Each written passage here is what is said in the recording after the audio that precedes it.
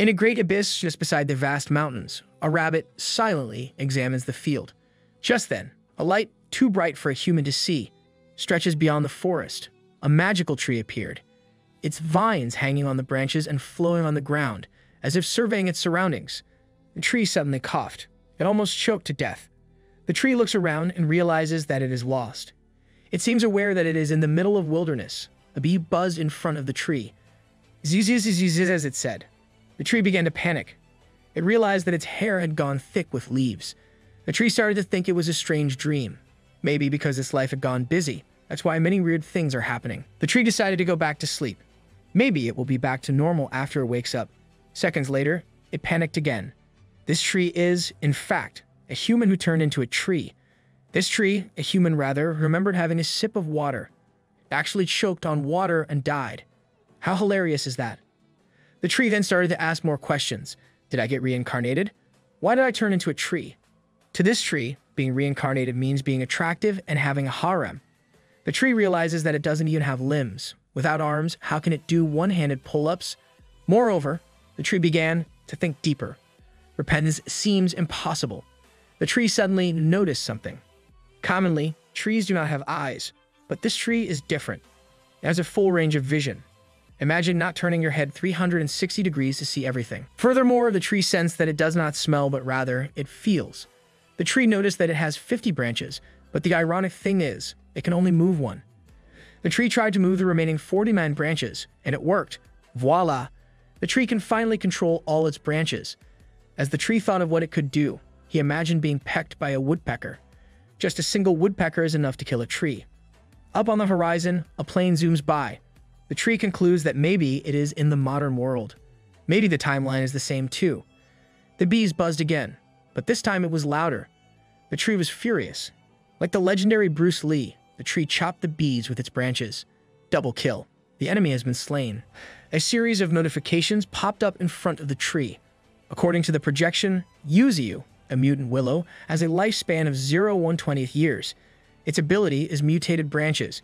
Passive abilities include receiving sunlight and killing other creatures. Yuzu recently gained 0.2 evolution points for killing the bees and receiving sunlight. Consequently, branches can be strengthened using the evolution points. Yuzu ruminates. He decided to use the evolution points to strengthen a few of his branches. He laughed. It felt like he had lifted weights in the gym. Yuzu spotted a beehive nearby. The buzzing is loud again. This time, there's nothing to worry about. With a swift cut, Yuzu slapped the shit out of the beehive. Half a month later, Yuzu had finally gained strength in all his branches. He thought of striking a huge slab of rock in front of him. Whirlwind tornado charge.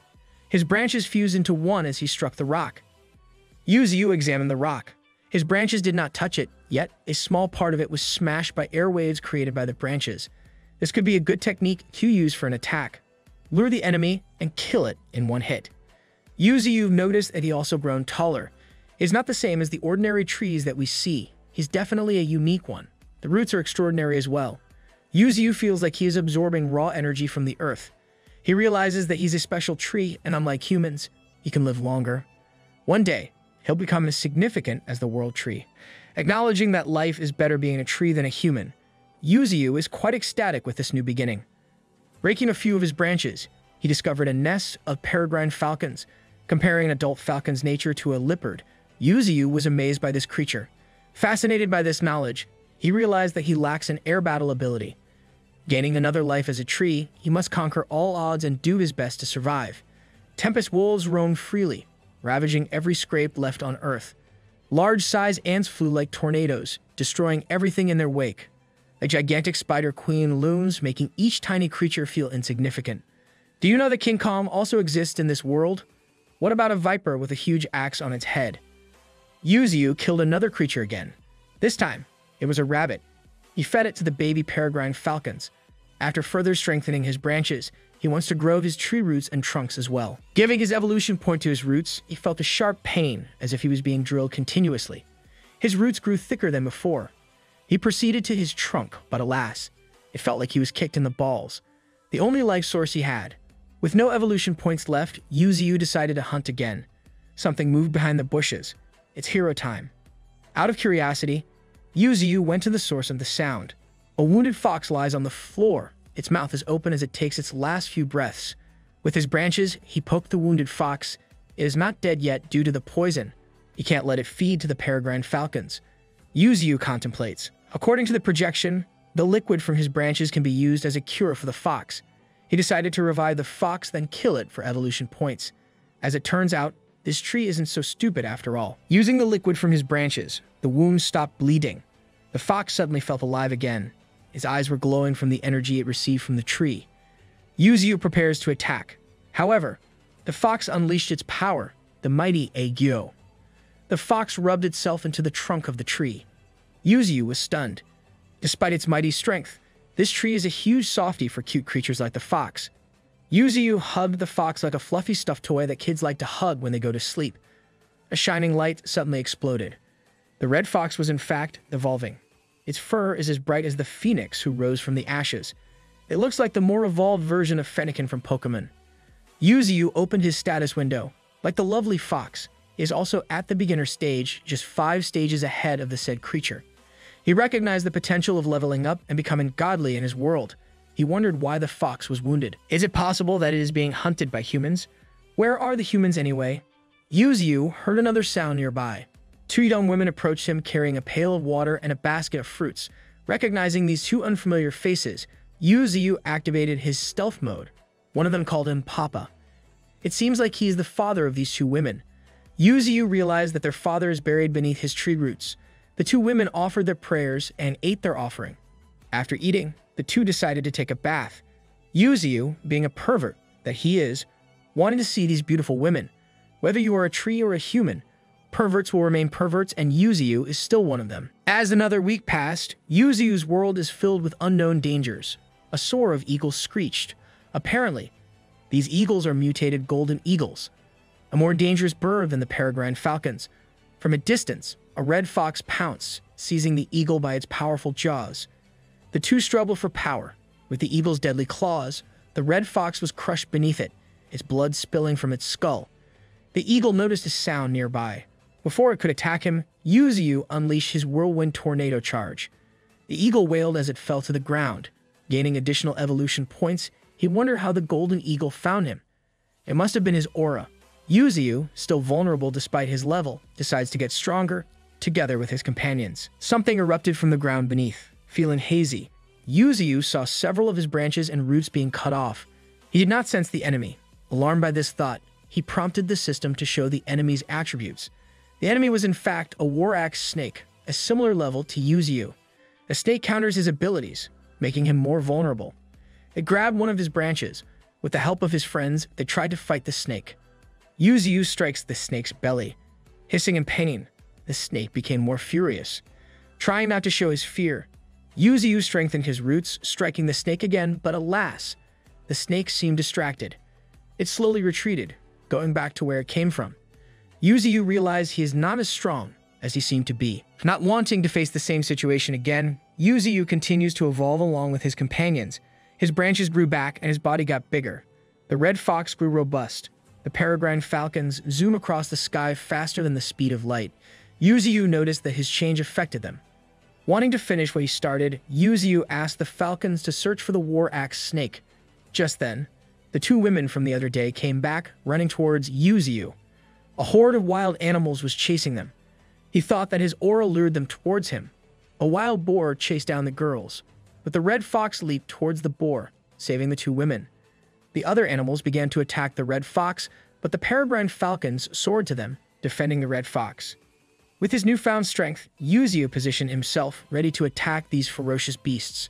Prepare to be evolution points, you bastards. Striking them with his enhanced branches, Yuzu killed several mutated creatures. Instead of killing the brawny ones, he decided to keep them. After being chased by the wild beasts, the 2 women were exhausted. Yuzu thought of any worst-case scenario.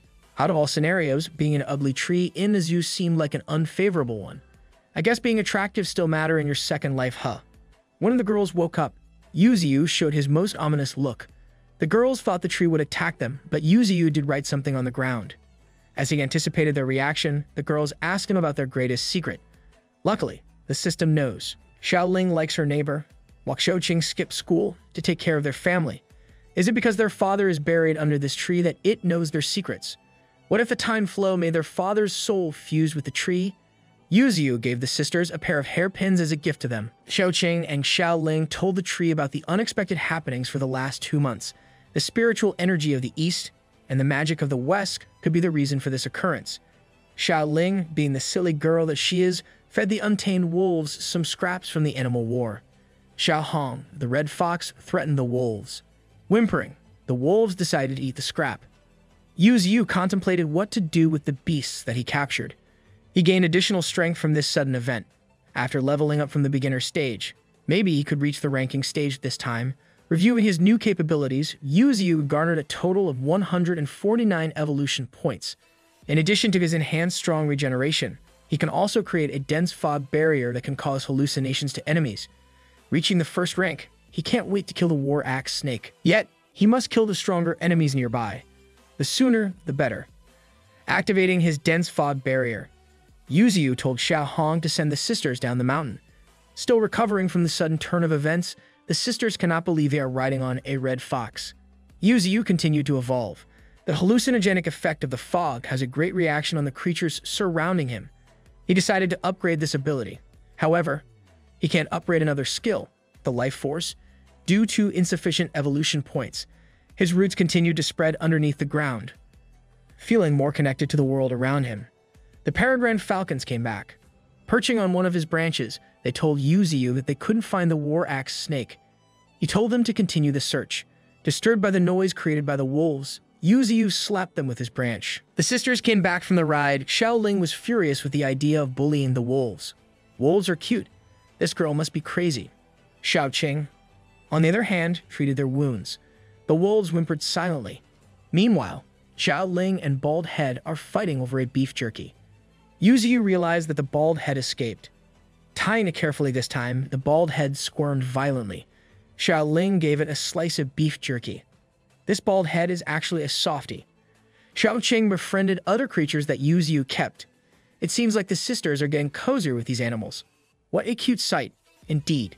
Despite this positive event, another danger lurks behind the curtains. Back in the village, the sun shines brightly. Xiaoling and Xiaoqing hurriedly headed towards the mountains.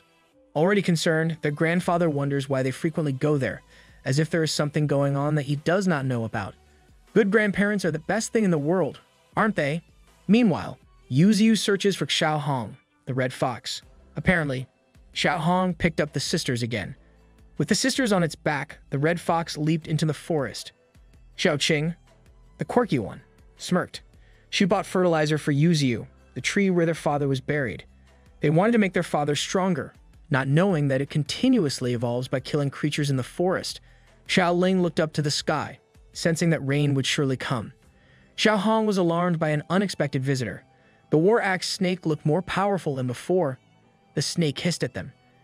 An impending doom is coming for the sisters. At Yuzu's territory, the tree fights a swarm of mutated bees. He continues to gather more evolution points. Despite the expensive cost of leveling up, nothing gets in between him and the thought of getting stronger. His branches grew more frightening, collecting more creatures at once. It looks like the Mind Flayer in Stranger Things. With his improved senses, he formed a protection circle around him.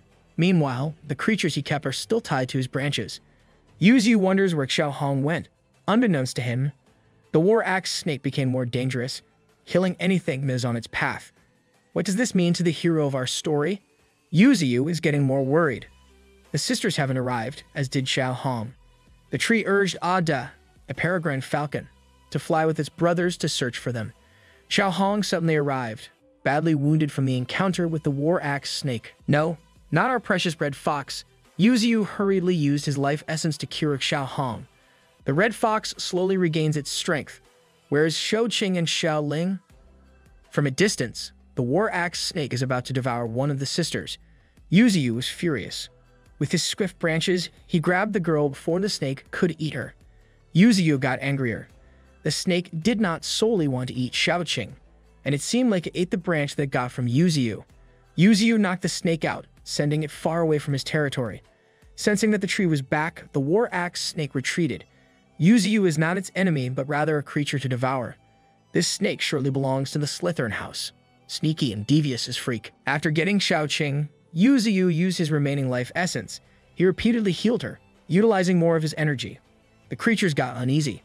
The system told Yu Ziyu that there is no sign of vitality from Xiao Qing. No, Xiao Qing, please don't die. Xiao Qing lies still, its lifeless body unmoved. At the village, Xiao Ling does not move either. Their grandfather grew anxious as the village doctor delivered a terrible news. Even if Xiao Ling survives, she might become a disabled person. Please fight Xiao Ling, we need your pure soul. The village head came back from the search. They found nothing of Xiao Qing. Ada, who was sitting on a tree, looks at the window. Yu Ziyu also knew of Xiao Ling's condition. This unfortunate event fueled Yu Ziyu's anger. Together with his companions, he rallied with them, getting ready to fight the War Axe Snake once and for all.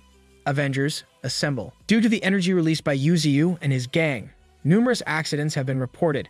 17 planes crashed near the archipelago. More than 20 ships sunk within half a month. Mutated crows flew everywhere.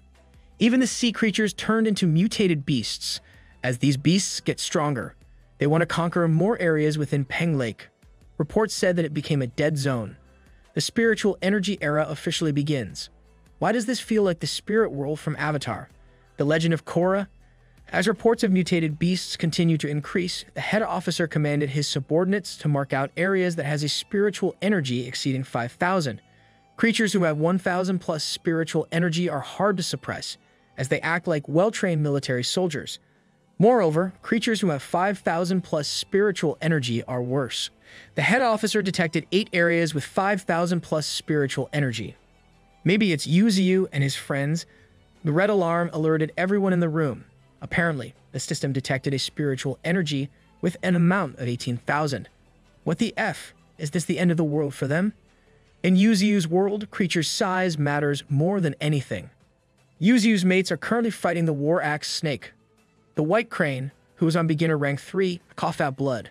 The Black Cow, who was on beginner rank 2, cries in pain. Bald Head, being as crazy as Xiao Qing, attacked the War Axe Snake as well. Despite their quantity and upgrade, Yu Ziyu's companions have no match against the War Axe Snake, who is currently on beginner rank 9. Together, they simultaneously attack the snake in hopes of achieving victory. The War Axe Snake hissed as blood spilled from its eyes. Yu Ziyu's companions were not yet finished. Another creature enters the scene, full of bloodlust and fury. Xiao Hong bares its teeth. Cue and some battle music, please. This is not the first time that the War Axe Snake and the Red Fox encountered each other. No wonder the Red Fox really wants to kill this ferocious beast. The Red Fox was merely prey when the snake first saw it. The second time was when Yu Ziyu fought with it. The last time was incredibly painful for Xiao Hong. This bastard almost killed the sisters, and he was only at rank 7 that time. Poor creature. Turning pain into power, the Red Fox roared, its tail bursting with flames. The War Axe Snake noticed its raw power. It roared back, but the Red Fox relentlessly stands still. The two creatures clashed, sending each other to death. With its deadly axe tail, poisonous fangs, and tough scale, the War Axe can quickly gain an upper hand in any battle. The Red Fox was not threatened by this. Xiao Hong launched, burying his claws on the snake's skin. Let's go, Xiao Hong, avenge the sisters. The snake quickly retaliates. Up in the sky, the peregrine falcons dove into the snake. Here comes the bullet dive. The snake wailed, surprised by the attack. A crack opens on the top of his belly. Wounded by the battle, Xiao Hong catches his breath. The peregrine falcons are not yet done with this bastard. As they fly like jets in the sky, the peregrine falcons let out a loud scream. The snake was caught off guard by this. Even Xiao Hong felt the intimidation brought by the falcons. It seems like the falcons are ready to die just to kill this bastard. Flying faster than the speed of light means death, but the falcons are not afraid of it. They are the definition of strength in numbers. The falcons did not forget Yu Ziyu's kindness. He adopted them, despite the cost of caring for a nest full of young birds. Deep in their hearts, Yu Ziyu is like a parent to them. What happened to the sisters deeply affected Yu Ziyu. Ada and the falcons will not forget that day. If Yu Ziyu wants to kill the snake and avenge the sisters, the falcons will help Yu Ziyu without any hesitation, even if it means dying in the end. The peregrine falcons soared once again. Using their bullet dive, the snake screamed in agony. They strike the snake everywhere, on its body and its tail. The enemy shrieked again. As bullet dive attack requires lots of their energy, the falcons slowly descended in the air. The battle left Yu Ziyu's companions severely wounded. Xiao Hong waits for its turn as it gazes at its companions. Regardless of the wounds acquired from the battle, the war axe snake stood once again. Not wanting to accept defeat, it hissed at Xiao Hong. As it attacks the red fox, a strong branch interferes. Our guy Yuziu is here. Let's freaking go. Yuziu sends the snake back, catching off its guard once again. He let out a hallucinogenic fog within the area. At last, Yuziu encountered the snake again. The snake stood up again, its killing instincts still alive. Yuziu recalled his past encounters with this bastard. He must not let it escape. The snake just realized that he was tricked by Yuziu. He lured it into his circle so he could come and finish it at once. Yuziu wrapped the snake with all his branches and roots. Bringing the snake closer, he tightened his grip, making sure that the snake wouldn't escape again. The snake howled, coughing out blood everywhere. At last, the war axe snake is dead. Yuziu gained 90 evolution points for killing it. Wounded from the battle, Yuziu's companions helped each other. Dissatisfied with the aftermath, Yuziu struck the snake once again, like a child punching a rag doll. He urged the snake to get up, as if it was still alive. Yuziu punched the snake again and again, beating it into pulp. Burdened with pain and sorrow, Yuziu screamed. He tries to find meaning to his actions. For him, killing the snake who killed the sisters is justifiable, in a world where the strong kills the weak. Yuziu continued to rationalize what he did, yet all he felt was anger and sadness. Sensing Yuziu's energy, his companions cried with him too. Are you guys crying? Because I am. Fog descended into the valley. At the village, a woman is lying on the ground. Xiao Qing's grandfather weeps, hugging his granddaughter. Before heading back to the forest, Xiao Hong gave a one last glance to Xiao Qing. Xiao Hong is so precious, too precious for this world. In the forest, Yuziu expressed his gratitude to his companions. Because of them, he finally killed the war axe snake. As a parting gift, he gave them his life essence. Yuziu's companions glowed.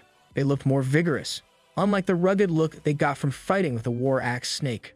The wild cow looked like a minotaur. The tempest wolves grew larger, having the wind's power as their additional talent. Yuziu was overjoyed. His companions evolved, and he wants to see them getting stronger. Out of all of his companions, only Bald Head and the monkey leveled up by 1 rank. They look cute though. Lol. The tempest wolves bowed.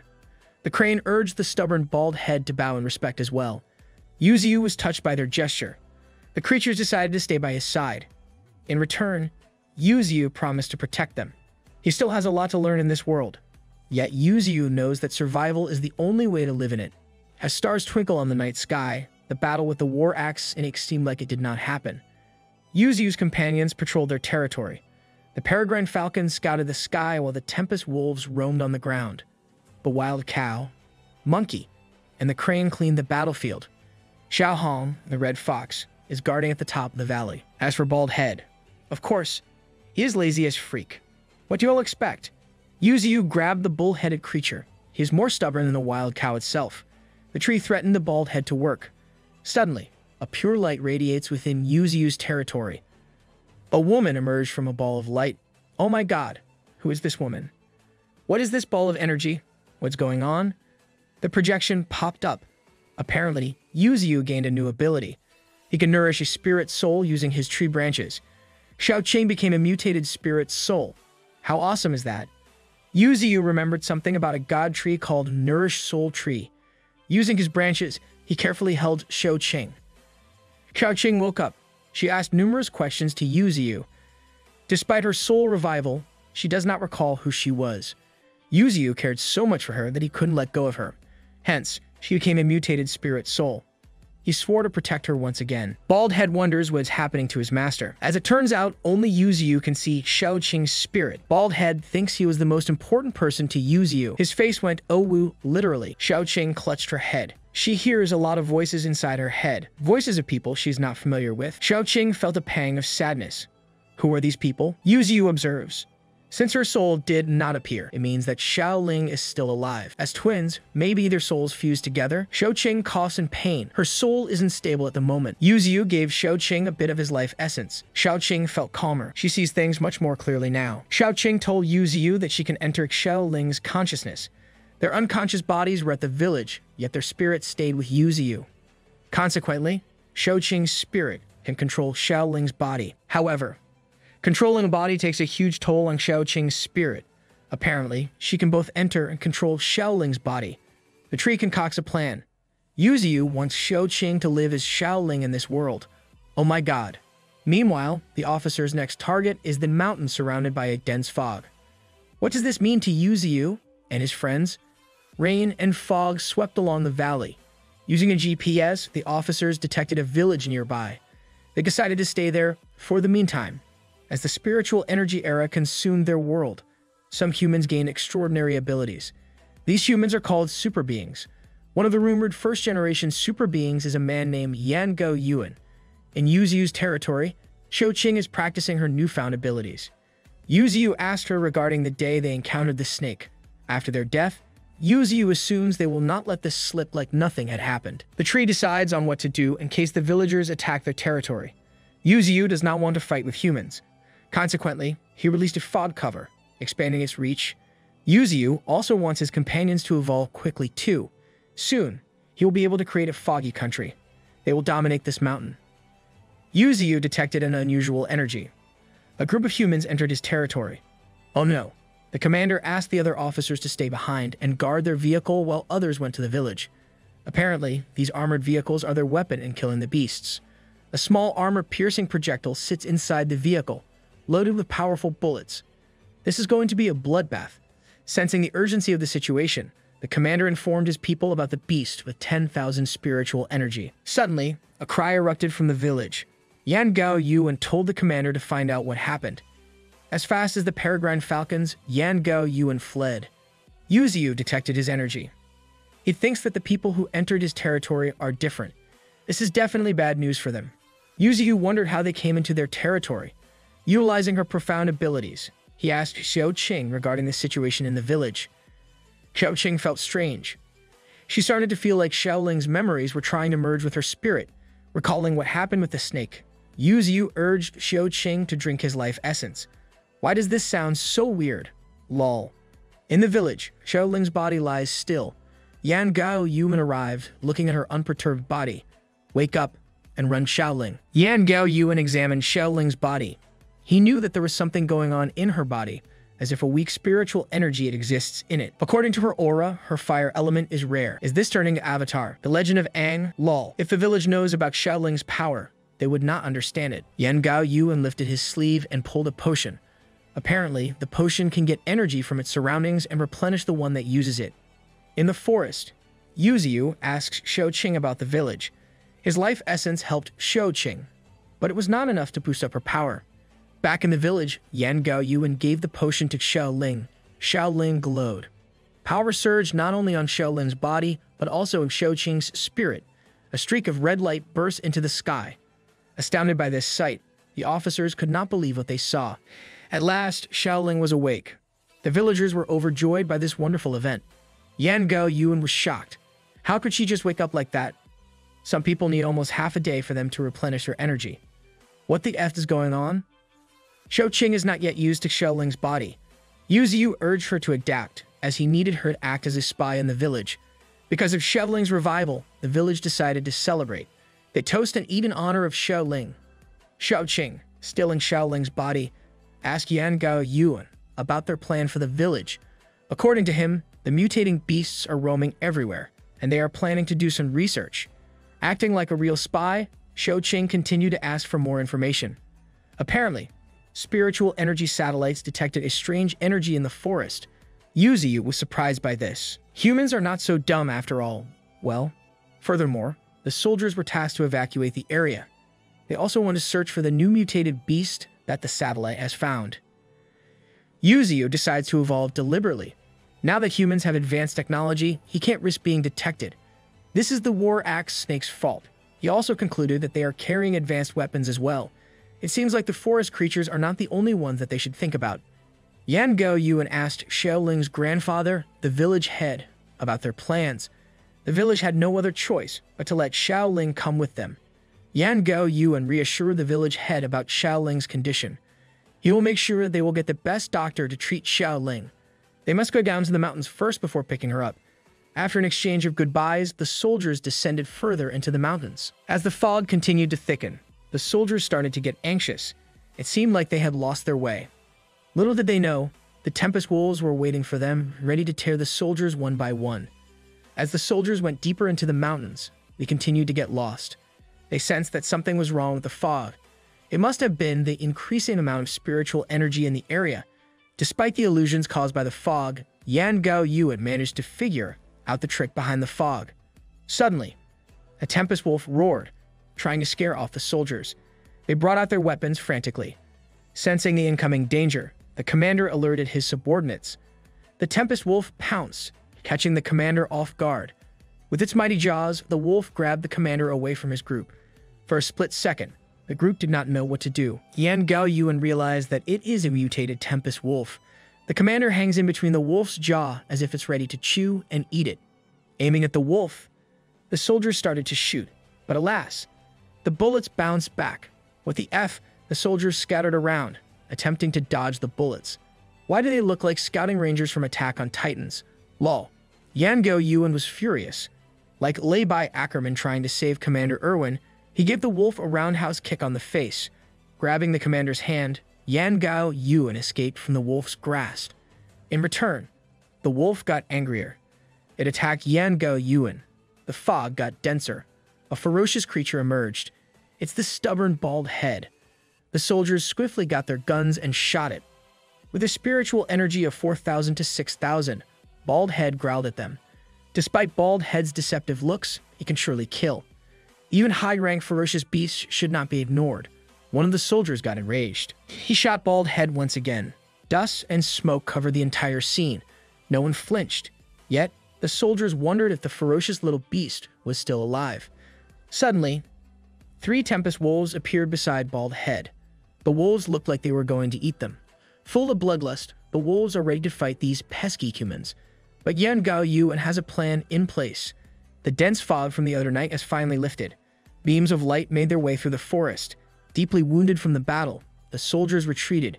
Yan Gao Yuan felt frustrated because of Bald Head. Good job, Bald Head. We thought you're useless. The soldiers thought they could kill it, despite its small size. 6 of the brothers had died, all because of Yu Ziyu's companions. Yu Ziyu sighed in relief. With the help of his companions, they finally drove the soldiers away from the forest. Even if he wants to kill them, Yu Ziyu can't risk attracting more humans in his territory. The tree vows to get stronger again, making sure he won't face the humans for another time. Speaking of Xiaoqing, Yu Ziyu asked about her well-being. Living in Xiaoling's body for the meantime, she reported her encounter with the soldiers. Apparently, Xiaoling got on a vehicle with a different team. The tree asked Xiaoqing to act as a puppeteer of Xiaoling's body. Poor Xiaoqing. Yu Ziyu did not expect Xiaoling to gain an elemental talent. For him, this is a chance for them to gain information from humans. One of the soldiers checked out Xiaoling. Poor Xiaoling. Men are really perverts. The soldiers chattered as Xiaoling fell asleep. Little did she know that the 2 soldiers were checking her out. As it turns out, Xiaoqing can control Xiaoling for a limited amount of time. Yu Ziyu decided to provide more life essence to Xiaoqing. Yu Ziyu, you manipulative bastard, lol. After fighting in the battle, Bald Head and the Tempest Wolves had finally arrived. The honey badger was severely wounded. Yu Ziyu reconsiders whether to give his life essence to his companions. As he thinks of a better idea, the tree managed to make a pond full of life essence. His territory looked like an oasis in the middle of the desert. Yu Ziyu's companions were amazed. The wolves, together with Bald Head, bathed in the soothing pond. The Spirit River, the source of the pond's water, has incredible amounts of spiritual energy. Yu Ziyu's roots absorb its water, making him more robust. If he could make a pond out of it, maybe it could nourish his friends as well. This will be a huge help for them. Furthermore, Xiaoling arrived at the Super Being Research Center. The leader has been waiting for them. Yan Gao Yuan wonders if she will be compared to others who are stronger than her. At the Super Being Research Center, the leader looks stern. He assumed that Yan Gao Yuan fought firmly with the soldiers at the mountain. Being the dutiful super being that he is, Yan Gao Yuan affirmed the leader. The old man asked about the fog. Who knows if it can affect the human's mental spirit? For them, the condition of the mountain is still unexplainable. The leader ordered a yellow warning in the area. If it gets worse, certain repercussions need to be made. As for Xiaoling, Yan Gao Yuan assumes she might be the strongest among them. The areas were divided into 4 classifications. The green area, where the humans live. The yellow area, where one must be cautious. The red area needs human intervention. And lastly, the restricted area, which is the most dangerous of all. Bermuda Triangle, a restricted area, became worse when the Spirit Era happened. Yuzu's territory is considered a yellow area, and a lot of areas in the world reached this level too. Yuzu's friends are becoming stronger every day. Xiao Hong received a standing ovation for his spectacular show of strength. The bald head showed its talent too. After the encounter with the humans, Yuzu assumed he finally achieved some peace. Meanwhile, the Tempest Wolves came back from their hunt. Killing the creatures they had captured, the tree gained some evolution points. Yuzu is getting more cunning as it seems. Mutualism at its finest. The wolves ate their catch. Disgusted by the sight, Yuzu turned to the red fox. Xiao Hong is so composed, very graceful and elegant. On the other hand, the monkey eats Yuzu's leaves. Like the graceful Xiao Hong, the crane silently glides on the pond. Gaining 172 evolution points, Yuzu contemplates what to do with it. As he ranks up, upgrading becomes more expensive. His branches can cause ultimate paralysis and stun attack. Curious by his new abilities, he used it on Bald Head. What the F is wrong with this tree? Lol. Yuzu was amazed. However, Bald Head was not affected by his powers. Lol. According to Xiao Qing, Bald Head is born with anti-poison properties, making it invulnerable to poison. Yuzu was surprised that Xiao Qing came back. She reported what happened to the research center. Having two souls fused in one body, the twins are definitely stronger. With the aid of Yuzu's life essence, she will become a powerful creature. The greedy tree gave another dose of his life essence to Xiao Qing. Back in the Super Being Research Center, Xiao Ling starts her training. Let's go, Queen. At the Super Being Research Center, Yan Gao Yuan gave Xiao Ling a brief background about the facility. The aim of the research center is to gather all super beings all over the world. Moreover, it also facilitates researching spiritual energy. Because of this, Yan Gao Yuan thinks it should be called as Academy instead of a research center. As they both entered the recruitment ground, one of the super beings noticed Xiao Ling's energy. Standing on the top floor, the director informed them what they were about to do. Super beings must adapt with the changing nature of the world. With their abilities, they will begin a new era.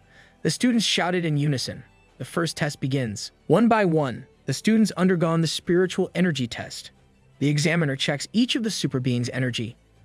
Others have low to medium amount of spiritual energy. This batch of super beings are worse than the previous ones. A slender woman named Yan Lang Ling finally took the test, garnering 2,000 energy. She passed the test. The examiner was stunned by the numbers.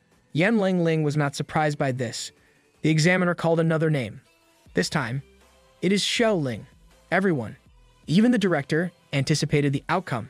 As Xiao Ling put her hands on the screen, a huge beam of energy erupted. The number continues to rise as if it could reach 10,000 points. With her limitless energy, she broke the energy test. Yan Lang Ling nervously laughed. She never thought that a country girl like Xiao Ling was stronger than her. The examiner told everyone to go to their designated arenas. For super beings who have a high energy standard, they must try to touch Yan Gao Yuan within 1 hour using any method. Back in the forest, Yuzu is chilling by the pond, as if everything is alright. Bald Head silently poops, ruining Yuzu's mood. The two bickered again. These two are like a married couple. Lol. Barely scraped from the fight, Yan Gao Yuan stood in the center of the arena. Around him, the super beings were exhausted from the battle. Yan Gao Yuan laughed. If no student can touch him, then all of them will be disqualified. Just you wait for our queen Xiao Ling. As 50 minutes had passed by, only Yan Lang Ling and Xiao Ling remained in the arena. The rest of the super beings were incredibly exhausted. Yan Gao Yuan challenged them once again. Taunting the remaining students, Xiao Ling got anxious. She can't get disqualified. Surging with raw power, Xiao Ling prepares to fight. Yan Lang Ling got terrified.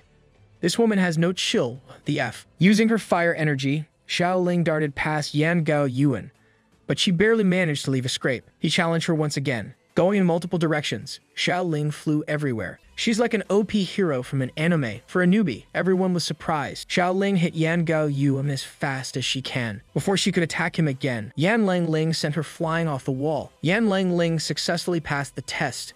Sneaky woman. Yan Gao Yuan swiftly approached Xiao Ling. Despite her bleeding head, Xiao Ling ignores it. She suddenly remembered what Yuzu said to her. Yan Gao Yuan wanted Xiao Ling to go to the clinic, but Xiao Ling told him to freak off. Yan Lang Ling teased Xiao Ling. She did not expect Xiao Ling to lose against her. Xiao Ling repeated what Yuzu said to her. Filled with anger, she put Yan Lang Ling on the ground. Gasping for air, she urged Xiao Ling to let go of her. Xiao Ling is so scary. She really wants to kill Yan Lang Ling. Before she could release a final blow, Yan Gao Yuan stopped her. He told Xiao Ling that she passed the test as well. Yan Lang Ling, still on the ground, catches her breath. Seeing her raw energy, the research center decided to make Xiao Ling stronger. Back in the forest, Xiao Qing told Yu Ziyu what happened at the research center. The villagers were urged to move to the city since the mountain is not safe anymore. Winter finally arrived. Yu Ziyu continues to get stronger day by day. Another creature looms. This time would be different. In the northwest region, the soldiers succeeded in excavating spirit stones from the earth. Despite the victorious mission, a lot of lives were lost because of it. As the soldiers retreated, a giant creature broke out from the ground. Armored with silver, the centipede roared. As usual, Yu Ziyu strengthened his branches. He cannot wait to reach rank 2. Reaching rank 2 means being invulnerable to nuclear weapons. Interesting.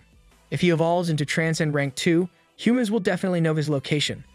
For the first time, Yu Ziyu was afraid of humans. Back in the research center, the super beings are struggling to deal with the Spirit Stone mission. Its energy lured huge amounts of mutated beasts. At the beginning, the soldiers only encountered 4,000 spiritual energy from mutated rats and birds. Eventually, a Transcend rank 2 centipede slithered, spreading terror in the northwest region. The research center sent a team of super beings to deal with the crisis. Xiao Qing delivered this news to Yu Ziyu. According to the research center, the Spirit Stone is a special ore with an immense amount of energy. It can be used to speed up power and be on the same level as Yu Ziyu. Yu Ziyu was pissed. He also needs to think about what to do with the silver centipede. It killed almost half of the super beings. This centipede is no joke. Yu Ziyu deduced that the centipede could be hiding its energy. Consequently, this is the first inland disaster rank mutated beast. Yu Ziyu asked Xiao Ling if he could fight it. Xiao Qing gave a vague answer. In terms of power, the silver centipede is more powerful than the tree. Yu Ziyu urged Xiao Qing to go back to Xiao Ling's body. Xiao Ling went to see the instructor. She asked him if she could go to the northwest region. The instructor disagrees. He wonders why Xiao Ling wants to go there and risk getting killed. At Yu Ziyu's territory, the peregrine falcons captured an ant queen. Together with its colony, Yu Ziyu prepares himself to kill these creatures and turn them into evolution points. Garnering almost 800 points, he strengthened his tree roots again. This tree has no chill too. Pain increases every time he levels up. On the other side of the forest, Baldhead lies on a ground full of snow. What the F does this mean for Baldhead's fate? Deep in the frosted areas of the forest, Baldhead catches his prey. As he brought his fish away from the pond, he spotted a group of creatures nearby. Baldhead sneered at them. However, he still shared his fish with them. Baldhead is so wholesome. That's my boy, lol. In return, they give an offering to him. Waving his hand, Baldhead said his goodbyes to these creatures. Baldhead surely is having a good time. Suddenly, Baldhead flung from his seat. A tide of snow almost ate him, twice as big as he is. The creature looked at Baldhead. The green turtle stood still, as if he wanted to squash Baldhead with its giant feet. Baldhead looked like he was going to cry. His newly found friends were crushed beneath the turtle's feet. He let out a loud scream. Sensing what was going on, the Tempest wolves ran into the source of the sound.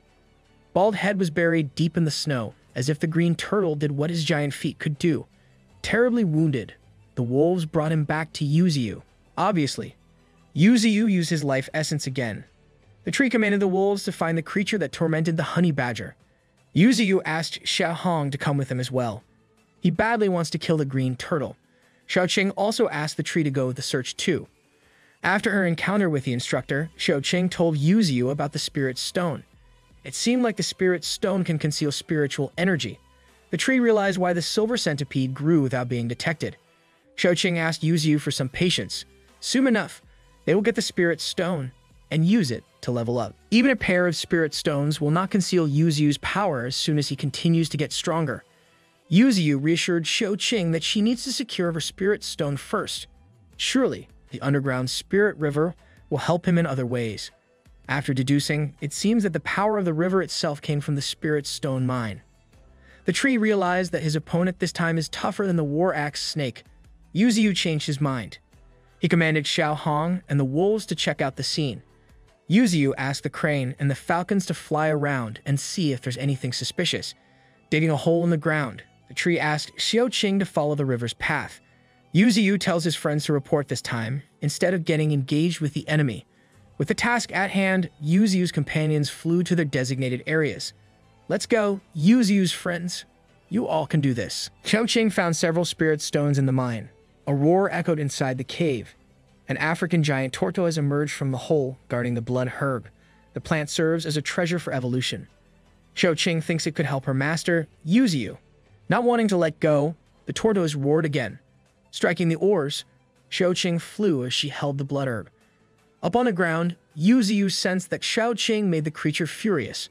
The tree searched for Bald Head. It seemed like the honey badger was gone. It probably wants to poop again. Lol. Xiaoqing activated her mental spirit energy. The tortoise countered her attack. The earth shakes as the tortoise darts towards Xiaoqing with all its energy. Xiaoqing hurriedly led it to Yuziyu. Creating another barrier, the tortoise made sure not to let the blood herb escape. A tiny creature passes by Xiaoqing. It's the Bald Head. Like a shooting star, the honey badger lunged itself into the tortoise.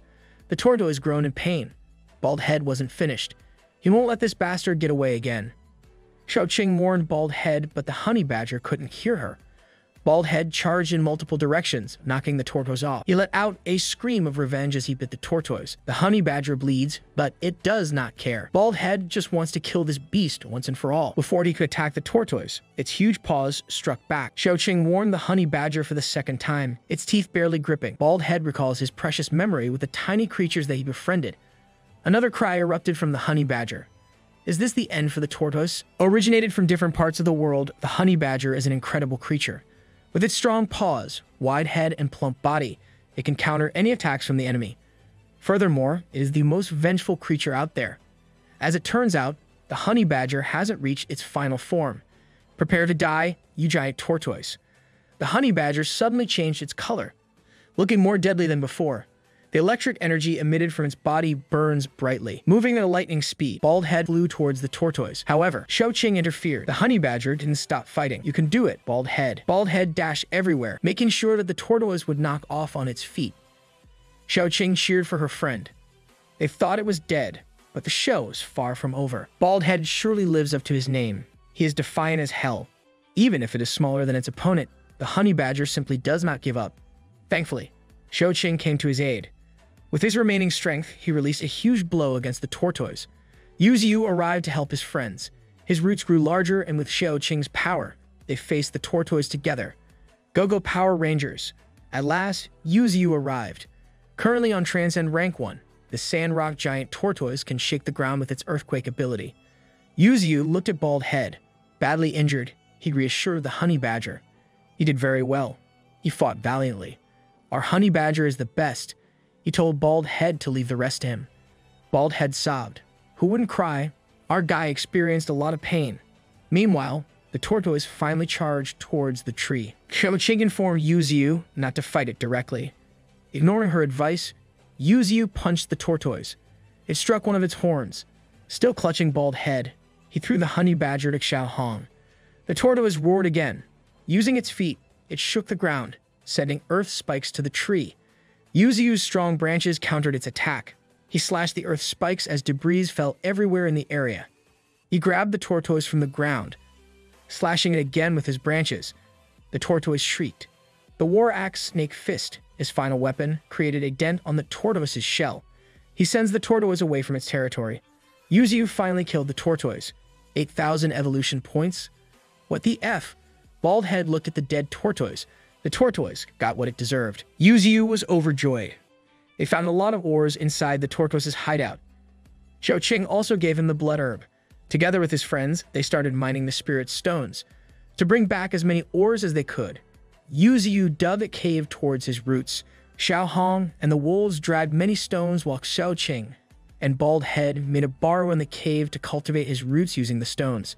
They gathered lots of ores, even bigger than the one that the centipede has. Excited to gain more evolution points, the tree evolved again. The spiritual era brought huge changes to the environment. Normal birds migrated to the south, while mutated birds can endure harsh winters longer than normal ones. As the bird flew across the sky, Yuziyu struck each one of them, as well as the creatures on the ground.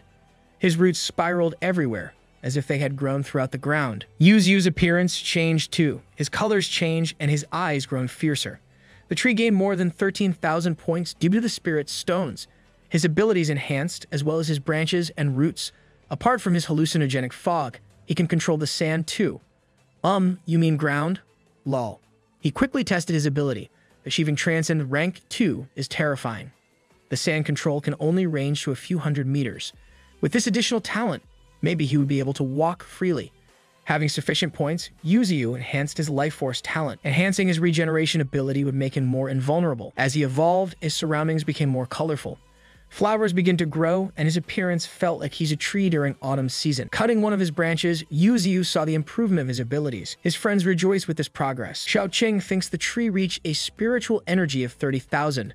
Those ores are something. The falcons came back from their patrol. However, only 2 of them reported to Yuzu. Apparently, they discovered something suspicious on the ground. Yuzu asked one of the falcons to fetch his brothers. Suddenly, the wild cow asked Yuzu for a sandflower. It quickly grabbed it by its mouth. The wild cow transformed. It finally reached beginner level 9. Furthermore, the wild cow can speak too. He plans to enhance Xiaohong as well. Hungry for more power, Yuzu expanded his cave. All his companions continued to transport more spirit stones. As for Xiaoqing, she returned to Xiaoling's body again. Her fire energy and mental spirit fuse, making her more awesome. Slay Queen. The instructor asked for Xiaoling. He showed her a mutant who has genes of both human and wolf. What does this mean to the human race and for Yuzu? Sitting on Yuzu's branches, Bald Head recalls his memory with the tiny creatures. As he sat with his loneliness, Yuzu slapped him with his branches. Bald Head is being lazy again. Back in the research lab, the instructor talks about the mutant. It seemed like the cells extracted from the humans could not resist the wolf's cell. As a result, thousands of experiments failed. Moreover, another batch of humans will be tested for the experiment. The instructor stated that sacrifice is necessary for the sake of humanity. To achieve it, they need to capture Yuzu. As Yuzu gets stronger, humans are getting smarter too. At the Bayou Canyon, Qianqing, a super being, is leading a group of people towards the mountain. Another 2 super beings, Qianfeng and Qiantong, were tasked to collect a spiritual herb and kill a few mutated creatures. Qianqing alerted them. A rank 1 mutated wildcat pounced, but Qiantong easily killed it with its hands. Qianqing detected another beast again. She asked the group to retreat this time. Before they could run, a white tiger launched at them, killing one of humans. Qiantong attacks, but he was easily defeated by the tiger. Oblivious to the fact that bullets won't kill the tiger, the spectacle guy fired his gun. Wow, the stupidity. The tiger killed the spectacle guy with the 1 bite. Qianfeng asked Qianqing to quickly retreat and go back to the army. Before she could run, Qianfeng's head was squished beneath the tiger's paw. Not again. These mutated beasts have no chill. As the tiger opens its mouth to Qianqing, a branch grabbed it. Yuzu arrived to save Qianqing. The white tiger screamed. As she closed her eyes, Qianqing fainted. Back in the forest, the white tiger faces the whole band. Bald Head got pissed when he knew that his 1 level lower than the tiger. Using his life essence, Yuzu wanted to befriend the tiger. Ultimately, the white tiger meowed and licked Yuzu's face. He wondered what would happen if he used it to the super beings that he saved. Qianqing woke up. In front of her, Yuzu and his companions smiled at her. She urged the 2 super beings to wake up. No way she would survive with these mutated beasts. Qianqing thinks she's going to die. Using his essence again, she grabbed Qianqing. Qianqing screamed. Why, this looks like she is being sexually harassed? Qianqing thinks this tree has a country and Yuzu is the leader. Yuzu asked Qianqing about her ability. She told him about her intuition. Yuzu laughed. He thinks that Qianqing's ability is a joke. What an asshole. Yuzu commanded Qianqing to train his pets. Obviously, Qianqing protested. Yuzu activated the life essence. With a simple command, Qianqing will become his slave. This tree is becoming evil. He asked any pervert thing he could ask to a woman. Wow. Not only did he become stronger, but he also became worse too. Yuzu thought he could fully control Qianqing. The tree gave his life essence to the other super beings. He wanted them to train his companions. Yuzu also plans to build a home for them. He is directly guarding the underground cave containing the ores, and the humans are housed near the life essence pond inside one of his many interlacing branches. The tree country is coming along nicely. Now that his chores are done, it's time to get back into business. Not only can he move freely on land, but he also has the potential to become an existence known as the God of Willows. When he started this life, he would not have dared to think of these grand thoughts, but now they have become realistic. His spirits are at an all-time high. He has become an avid believer that anything is possible due to his extraordinary circumstances. He has become a mutant willow with a 500-year lifespan. His passive inherent skills are improving at a decent rate, and he has 13,432 evolution points to spend as he sees fit. When he broke through the second level, he had harvested over 5,000 evolution points, while killing the Earthstone turtle gave him another 8,000. He has observed that entry-level 1 monsters provide 10 evolution points, and entry-level 2 provides 20 subsequently. For creatures of extraordinary rank, on the other hand, the evolution points gained are calculated according to their spiritual power. A beast with 80,000 spiritual power can net him around 8,000 evolution points. He was also notified that he had gained the power to manipulate the earth element. An earthbending tree combo goes crazy. He can upgrade this ability further by absorbing a large amount of earthstones or hunting more earth turtles. Consuming 1,000 evolution points, he decisively reinforced his earth element ability.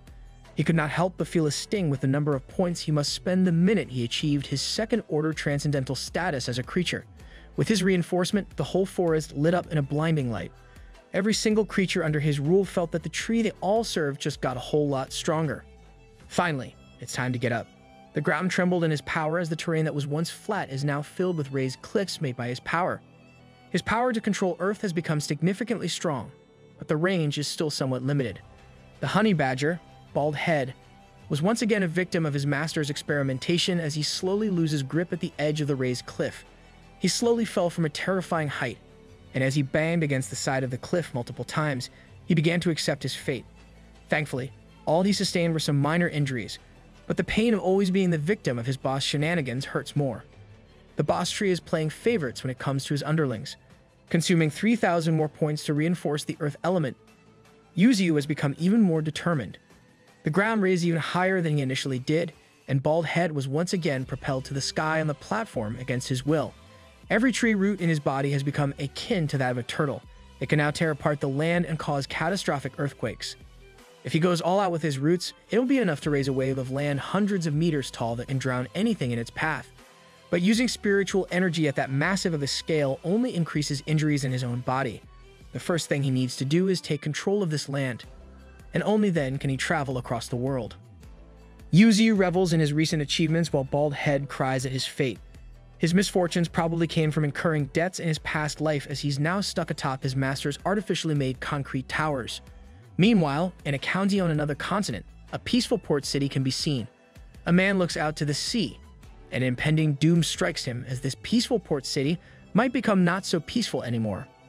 Ocean waves tall enough to devour the city rampage and reach land before the people can even react. Their charge is so powerful that it reaches the city and almost devours the high-rise buildings. This tsunami is tearing away the homes of a lot of people, but the wave itself is the least of their concerns. Along with the tsunami, a monstrous sea creature jumps on the residential buildings looking for humans to prey on. Zooming out of the rampaging wave, it seems like the monstrous deep has emerged onto Earth as they look for nourishment in the form of the entire human population. This is genuinely the worst-case scenario for us if it becomes real. The masses are wildly unprepared for this development as they become an all-you-can-eat buffet for the monstrous creatures. Amid the high-rise buildings flooded by the ocean, a massive figure starts to emerge.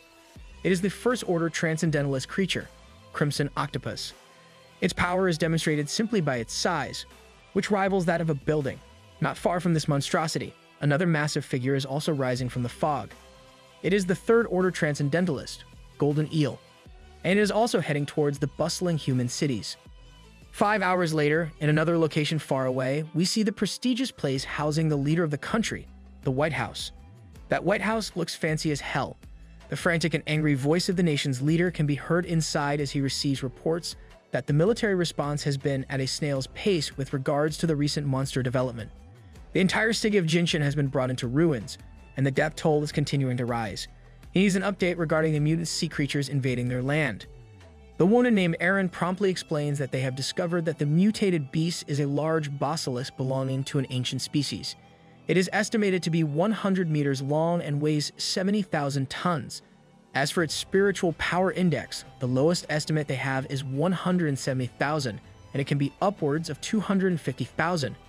Everyone in the room knows that this piece of information is a game changer for the nation and for humanity itself. It turns out that they have already tried launching 3 nuclear bombs to slay the beast, but only one has landed. As of this moment, it has retreated to the bottom of the sea, so pinpointing its location has proved to be impossible. The leader becomes furious that only a single nuke hit, and they still haven't confirmed if it was eliminated or not. These deep-sea creatures are fiercely targeting humanity. From now on, it's only going to get worse. Nukes just became useless so fast. How can humanity bounce back from this? Back in the tree empire of Yuziu, his superhuman with the shadow ability named Qian Feng is brandishing a steel handle with determination.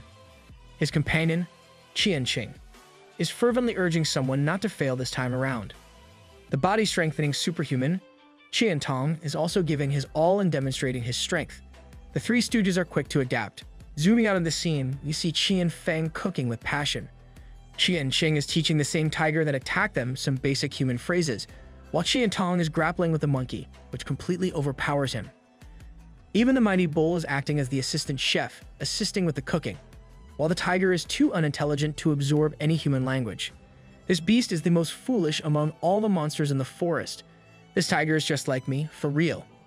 Though devastated by their tasks, the battered muscle freak offers soup to the stressed-out teacher.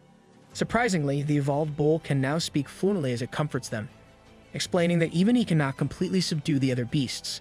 It's been 3 days since they arrived here and had their lives essentially handed over to the tree. Now, they work according to his wishes. They never would have thought that 300 kilometers away from the city, this type of mythical creature would exist. If the military knew about this, they would surely use everything in their power to eliminate him. Anyway, if they want to leave, they must teach the beasts the ways of humans. They have no choice in this matter.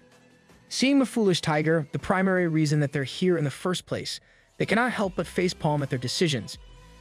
Yuziu stands tall and stalwart as the monarch of the forest, and Qiaoqing asks him why he made the superhumans stay. He explains that he did it because he's aware that human knowledge is crucial for all of them, including in battles. With that in mind, she also has something to report to her master regarding developments on the human side. She informs him that the humans have finally utilized a nuclear bomb. Out of the 3 that were fired, 1 hit its target while the other 2 bounced off due to the golden eel's roar. By using sound pressure, it changed the trajectory of the targeted nukes, and even after being hit by 1 nuclear bomb, it managed to escape back into the sea. The monsters have finally witnessed humanity's terrifying side. This makes him think that unlike the sea monster, which has the sea as its escape route, he has nowhere to go. He must evolve fast to the point of nuke invulnerability. When asked if the sea beast would die, he simply reasons that the nuclear bomb's power isn't the scariest part. It's the radiation. Now that they're in the evolution era, if the sea beast can evolve and gain resistance to radiation, it would spell disaster for humanity. Let's just wave the white flag at the point. They need to search for stronger companions from now on and quickly establish the underground empire. Meanwhile, in the depths of the ocean, the golden eel writhes in pain as the radiation and wounds from the nuclear weapon's impact slowly test it. Back in the valley, Yuziu's branches and roots spread far and wide across the plains. He picks up every single unevolved beast that he deems worthy of a new life and brings them directly in front of him. Bro is casually picking new members for the evolution tryouts. He lowers them into a shallow hole surrounded by the evolved beasts. The 3 humans watch with confusion as it appears they're witnessing some sort of ritual. The new beasts try to intimidate their way out of the hole, but they are met with the imposing figure of a massive fire fox. There's no need to scare them any further as Yuziu begins infusing these beasts with life essence. The humans watch with envy as they witness precious life essence being given to a bunch of wild beasts. The boar evolves into a beginner rank 6 mutated wild boar with a defensive life force talent, pleasing the tree. Though it's not stronger than the fox and the tiger, it still belongs to the second tier along with bald head, monkey, and the peregrine falcon faction. They could be the 4 powerhouses. Now it's the alligator's turn. After receiving the life essence, it undergoes a significant transformation, turning blood red in color, growing horns, and sprouting spiky crystals all over its body. Everyone is shocked as it evolves into the ancient emperor alligator. Qiaoqing recalls having seen this type of beast in her instructor's book before. Some beasts can revert to their ancestral forms and transform into their most ruthless and ferocious state given the right circumstances. As the alligator poses threateningly, a familiar figure of the fox enters the picture. It seems like a clash of the titans is about to commence, as these two remarkable creatures are about to determine the rankings right there and then. Place your bets, folks. The two beasts faced off against each other with the pure aim of determining who is stronger between them. Every other evolved beast watched in anticipation and seriousness for the battle about to begin. Meanwhile, Baldhead sat atop a tree branch, munching on some nuts as if he were about to watch a blockbuster movie. This badger is living the high life. The mutated red fox is a powerful beginner rank 9 creature that can bend fire to its will. It is a fearsome beast by every metric. Even the superhumans watching from afar were hyped for this monstrous battle. The alligator initiated the first move as it let out a roar that tore through the air and the ground. Every single platform and footing the fox chose to stand on was quickly and savagely slashed by the air current. The fox managed to close the distance and dodge every shocking air blade the alligator unleashed. It's getting hard to keep up with the speed of the match taking place. The fox landed, but the alligator had its fangs ready to pounce, and that's precisely what it did. The caught fox noticed that the alligator is about to go for another move as it lifted its massive legs up. If you've seen any nature documentaries before, this is the legendary alligator death roll. Once the reptile catches its prey in its jaws, it will do everything in its power to tear it apart. Straight out of Animal Planet, the alligator dove down the ground and a massive cloud of smoke obscured everyone's view. The battlefield cleared up, revealing that the fox had managed to break free from the alligator's clutches, leaving its jaws wide open. This development caused an uproar among everyone in the audience. The fox gathered a massive amount of energy and turned it into a blazing inferno, ready to be released at any second. The massive blaze was unleashed at the open mouth of the alligator. That heat is the final level of ghost pepper challenges.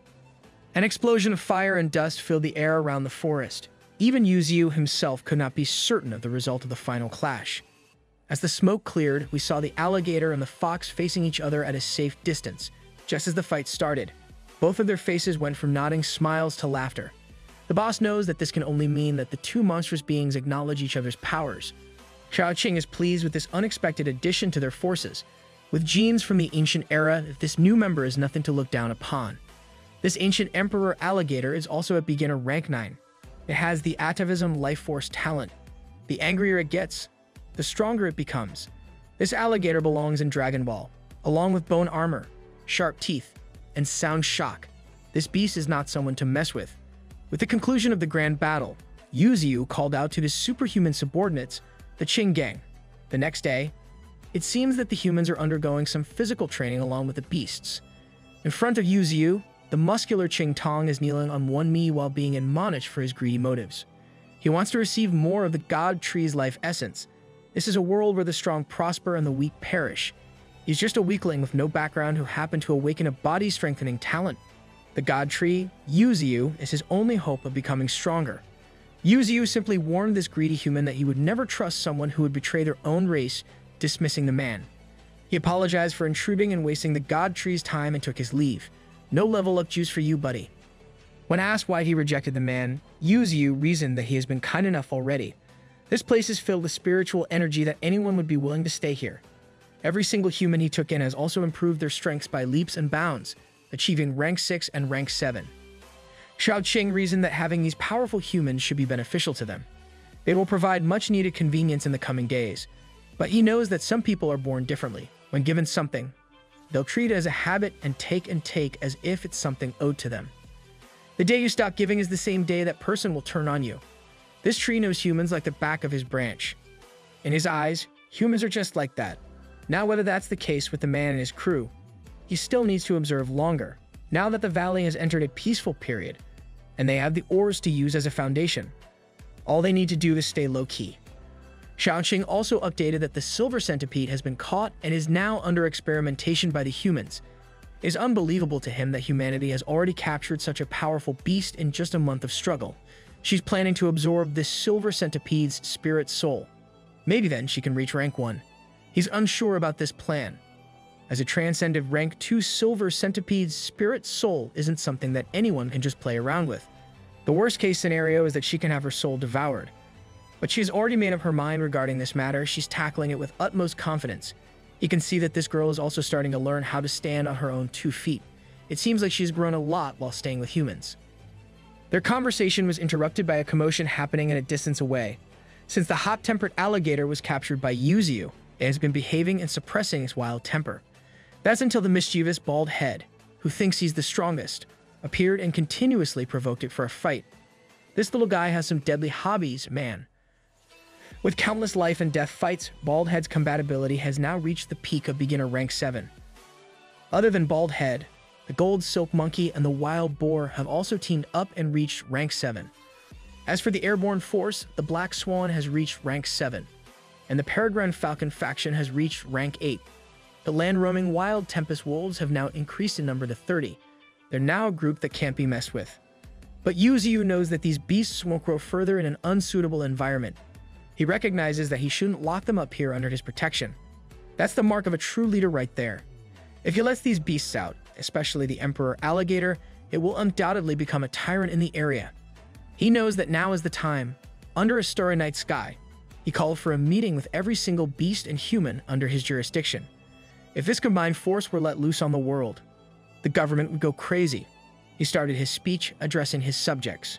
Now that many of them are nearing the peak of the beginner rank, he can't keep protecting everyone by himself. Everyone needs to go out and train themselves, but not everyone can leave. Only those who have reached beginner rank 9 can. The 3 that are qualified for this are the Red Fox, the Demon Cow, and the Emperor Alligator. The rank 9 White Tiger protested this announcement, but Yuzu reasoned that this cat is just too stupid to be let out into the world, so he's staying behind to avoid causing any trouble. The tiger was so stupid that he thought his master was praising him. Just keep this guy as an overgrown house cat. From now on, the Red Fox will be known as Nine Tails, the boss, and his second in command.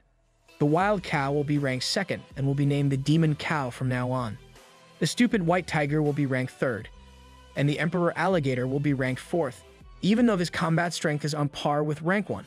That's because he's a late addition to the team. From now on, they will be under Yuzu as the Great 9 Demon Beasts, and with that, they must begin their own paths. I'm hoping that Bald Head gets into the Great 9 Demon Beasts team. Other than human cities, they can claim any other places they fancy with their own strength.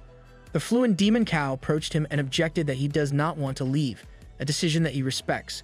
This caused a stir in the alligator's mind. Yuzu respects this decision, but he reminded everyone that no matter how strong they become, they can't fight alone. These words lit a fire in every beast's heart. Nine Tails and the Emperor Alligator rush out of the valley at their top speeds, eager to strengthen themselves for their master. Far away from the valley, in a state-of-the-art research facility, the captured silver centipede lies dormant as it's contained by humanity's best binding technology. Xiao Qing stood in front of this beast, admiring this experiment. The body was cut, and all that's left is the head, but it's still alive and well. A transcendent rank 2's life force is truly out of this world. She got right down to business as this creature can understand the human language. She urged the beast that rather than struggling to live in this facility with just a breath and as a shell of its former glory, it should join her and become her power. With that, they can live in the same body together. This insane proposal piqued the interest of the transcended centipede. Xiao Qing's determination could not be any stronger at this moment. Centipede plus fire combo low-key goes hard. Does not it? Nine Tails overlooks the sandy terrain of a desert atop a cliff. The Emperor Alligator dove deep into the heart of a massive river, and White Tiger still cannot be taught the basics of the human language. The kitty is doing his best. The Great 9 Demon Beasts are starting their journeys with their own unique ways. Meanwhile, Bald Head is just chilling on top of the harvested spirit's stone ores and eating nuts, while the hardworking Tempest Wolves work tirelessly in hauling the heavy ores. However, this relaxation is short-lived as he cannot escape the all-seeing eyes or branch of his master. The branch got close to Bald Head, and he immediately tried to escape, but was met with a forceful tug. The hardworking wolves watched him get spanked like a kid after lazing around. This boy just wants to chill and fight to the death when he's in the mood. Absolute Giga Chad. Up on the ground, Yuzu is practicing his newfound skill, the Willow Wind Blade. He released the blades, but they failed to go through the mountainous terrain. The power is still too weak, and it isn't stronger than his branches. It's okay in close combat, but it uses too much energy. With that in mind, he used 2,000 evolution points to upgrade the skill to level 2. His remaining evolution points have gradually depleted to just 6,432. Either it's money or evolution points, everything flies so fast these days. With the upgrade to the skill, he tried again. The improvement was evident as multiple willow wind blades with sharper and brighter energy rampaged all over the place. The blades cut through the massive mountainous terrain like butter. With this upgrade, the skill just became more interesting. Its power, quantity, and range all got a huge boost. But it still uses up too much energy. Unleashing this attack requires him to extract spiritual power and visualize it to materialize. It's a whole different method than just using his branches to attack. He opened his system, and it looks like everything in his arsenal has been upgraded to level 2. That is, except his main trunk. His tree trunk is his main source, so he needs to prioritize this now. When he checked how many points it would cost, he was greeted by the whopping figure of 10,000 evolution points. On the other hand, upgrading the dense fog to another level would only cost him 6,000. He opted to immediately raise his power level through the dense fog. He's already starting to have a headache as to where he would get the evolution points to upgrade his roots and branches even further if this price hike continues. Brother is in a failing economy, he's just like us for real. But on the bright side, the higher the requirements are, the stronger it would make him. He's going to become unstoppable. A white dragon roared from a distance, and the humans caught the sound of it. As they were wondering where that fierce sound came from, a fog dragon flew by them like it was nothing. They automatically thought that their Lord God Tree is up to something with this dragon once again. With his fog control at level 3, he can now change his form into anything he wants. He plotted that once Shou-Ching gets back here, he will use this new ability to scare her. Come to think of it, that girl hasn't been around for quite a while now. Her life at the human side must be terribly busy. Just as he was thinking about her, the place where her soul resides glowed in a blinding light, even piercing through the ground. Her soul is undergoing a transformation as a phantom of a centipede crawled around her. It seems like she's finally breaking through. She absorbed the centipede into her system at the Super Being Research Institute, and now she's finally started her ascension. At the Super Being Research Institute, her physical body known as Xiaoling is undergoing the same transformation while in deep sleep. The professor knows that this is a clear sign of evolution, as they had seen this sight before. He quickly ordered the other researchers and students to bring fire spirit rocks, and they must make sure that they're the best ones. That's a W professor right there. On one end, her soul is being nurtured by pure life essence, and on the other, her body was being aided by the highest quality fire spirit rocks. These two powerful materials coalesce inside her soul and body. She broke through and her soul woke up in the most perfect state possible. With the phantom of the transcended centipede around her, she just succeeded in her transformation. The researchers quickly took her body to rest as they reveled in the fact that Yan Gao Yuan has really brought them someone special this time around. In just half a year, she has broken through to transcended rank 1. This lady that snores like no tomorrow has the brightest future ahead of her. She's the greatest double agent of all time. Back in the valley, the recently awakened soul of Shou-Ching demonstrated her newfound strength by destroying the mountainous region with just a flick of a hand. Yuziu quickly urged her to stop, as she might annihilate the whole place if she continues. Not only did she break through, but she has also materialized and turned the silver centipede into her weapon. There truly are a lot of mysteries in the world. More importantly, her soul has become even more materialized and solid. She has absolutely subjugated the transcended beast to become her cute little familiar that's willing to protect her no matter what. I might go ahead and hunt some centipedes to tame in my area after this. Yuziu refused to get upstaged by his precious Shou-Ching, so he also wants to show her something new. From a distance, the fog twisted and turned and slowly solidified into an organic shape. It took the form of a gigantic demon cow and dragon. She admired this new skill of his. It's a materialization of fog, but it also has destructive power. This power should be possible due to the pressure formed by the moisture in the fog. It truly is devastating, but at their level, it's only as strong as a medium mutated beast's power. The only edge this fog beast has is that it has no fear at all and is immune to physical attacks. Not only that, but he can also wrap his branch around the fog beast, and people would assume that it's a real monster due to its sheer power.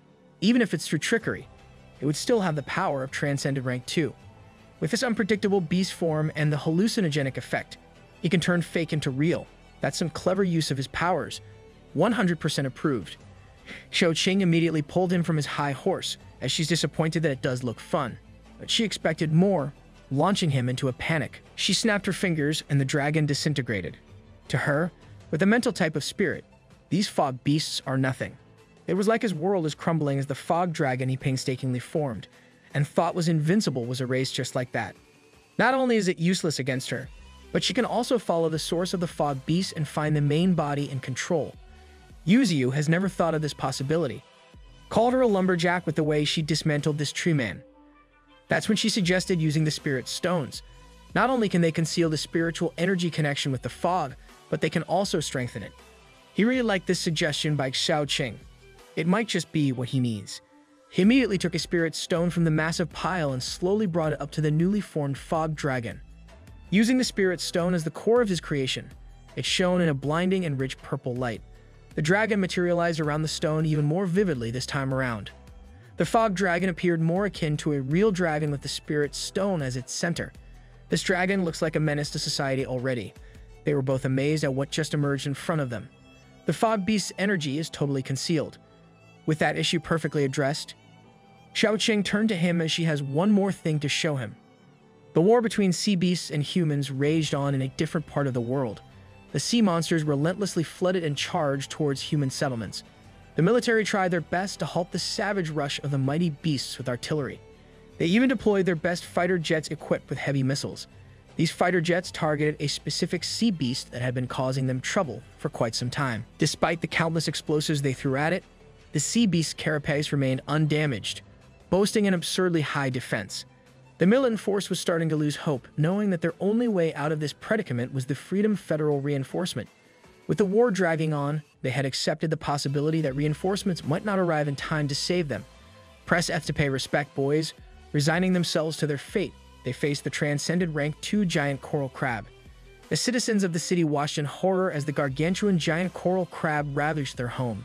This place had been their sanctuary, where they had built their lives and livelihoods. But now, it was being burned to the ground. Meanwhile, in the valley, Xiaoqing reminded Yuzu to send out the peregrine falcon to a specific location she had mentioned earlier, as she had something to give him. Xiaoqing stood in a mountainous area as the peregrine falcon locked onto her. The falcon, named Ada, initially thought that the two sisters had perished at the hands of the snake a few months ago, so seeing her in the flesh was quite a shock. Ada couldn't contain his excitement and joy at being reunited with a kind woman he knew. She tried her best to calm the noisy bird down to avoid attracting attention. However, the emotional falcon couldn't contain himself. Finally, she handed the package to the falcon to deliver to their master. Does anybody know where I can get a falcon for a pet? Within moments, Yuzu had the package in his grasp. He immediately turned on the switch on the side, unable to contain his curiosity. Inside the package was a golden ant with weak signs of life.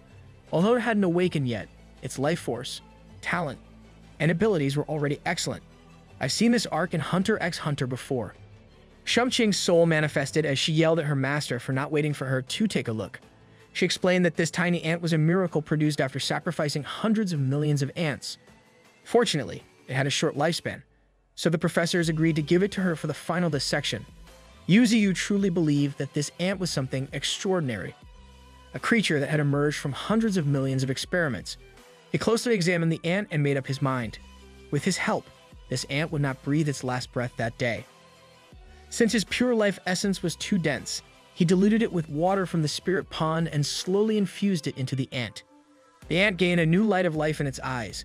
Its vitality instantly increased, and it began to stabilize. They celebrated as the ant glowed with a vigorous light. Perched on a branch, the ant began to undergo evolution. The smoke slowly cleared, revealing its new form. It now stood upright with a body befitting a creature that was 1 in 100 million. It had become a mutated gold ant with a strength 100 times greater than its predecessors. Imagine how painful this ant's bite is. The mutated ant and Yuzu exchanged meaningful glances. He swiftly struck out with his branch, but the ant had quickly vanished. He followed up with multiple branch strikes, but the beast gracefully dodged them, leaving afterimages in its wake. This beast was truly fast. When he managed to make contact with his branch, the ant raised its arm and effectively blocked it, although it was pushed back by the sheer force of the strike. It quickly regained its footing on the ground. Even though the ant was only as big as a palm, Xiaoqing praised its speed and strength for keeping up with her master's branch.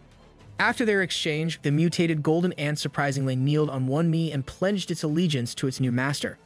It vowed to follow Yuzu until death. Another ride or die general secured. He was surprised that right from the beginning, this new follower was already using telepathy with him. It was only rank 5 at the moment, yet it was using a technique that even the rank 9 white tiger couldn't employ. Sensing that his name was somehow involved, the white tiger came hopping in excitedly. The mutated golden ant immediately established its dominance by trash-talking the tiger, who couldn't even use telepathy.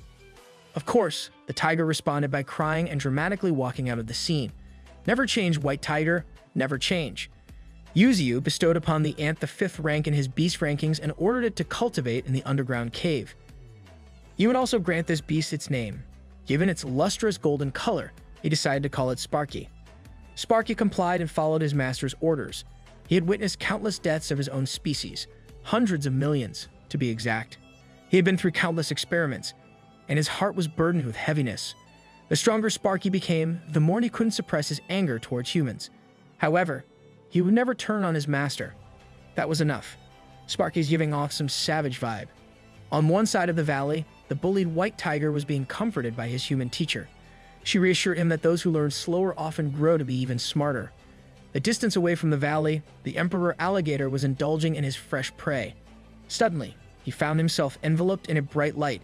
He was already evolving. He knew that if he evolved in an open place like this, the humans would surely discover him. Just as he had thought, the human headquarters received a red alert regarding his evolution process. They quickly determined his location and spiritual energy level of 24,000. The woman in charge became serious upon hearing the reports. She decisively ordered the coordinates to be sent to the Air Force. It seemed that the Emperor Alligator was facing a serious problem. He has this in the bag, he can surely tank an Air Force drive-by. Meanwhile, Yuzu was still toying with the capabilities of his fog beasts, intruding on the lives of his superhuman subordinates. The Air Force quickly responded to the call and surrounded the area where the evolution of the Emperor Alligator is taking place. He quickly realized that he was being surrounded by the heavy hitters of humankind. The headquarters finally got a good look at what they were facing. A massive reptilian beast that embodies primal force. He swiftly hurled boulders at the airborne cameras, disabling and destroying their surveillance system. He quickly neutralized every single camera from every possible angle, sending the headquarters into a panic as they had no clue what was happening on the battlefield. Take the CCTVs out first, smart move. Capturing this mutant beast, which is much larger than the silver centipede, with just fighter jets is simply impossible. The woman in charge of the operation abandoned the possibility of capture and focused on the mission of annihilation. She ordered the deployment of long-range missiles. They could not afford to let this beast escape their encirclement alive. Shouqing's spirit quickly informed Yuzu of what was happening to the Emperor Alligator. The clueless boss was now bombarded with reports that dozens of combat aircraft had already been deployed, and the extraordinary troops were being dispatched as well. He knew that his subordinates could not be that careless, but it was inevitable as he had been discovered during his evolution. Who knew getting stronger would be this inconvenient? The Federation was paying special attention to this case as they had ascertained that the alligator was an ancestral mutant monster. They didn't even make such a big deal about the silver centipede. It seemed like there was something he didn't know about beasts with ancestral genes. Shouqing had to go now as she was being dispatched along with the rest of the extraordinary troops. He worried that his alligator had never seen Shouqing's physical body as Xiaoling. They might get entangled somehow. He could not afford to let things get worse. He ordered the peregrine falcons, the first of his beasts and the overlord of the skies, to help the Emperor Alligator. At their speed, the humans would not be able to touch them at all. All they needed to do was hold down the planes and snip them off if necessary. With those orders, the peregrine falcon faction simultaneously flew at blinding speeds towards the center of the incident. Bird Gang, rise up. The Air Force continued their relentless barrage of destruction towards the beast. In one of the aircraft, the extraordinary troops, including Shouqing, were planning their approach to fighting the ancient beast to the death. She was deeply concerned about how this mission would unfold. At the psychic monitoring station headquarters, people were starting to protest, suggesting they should just drive the monster to the red restricted area and let the extraordinary troops do the heavy lifting as they provide support at the end. The leader snapped back that it was impossible.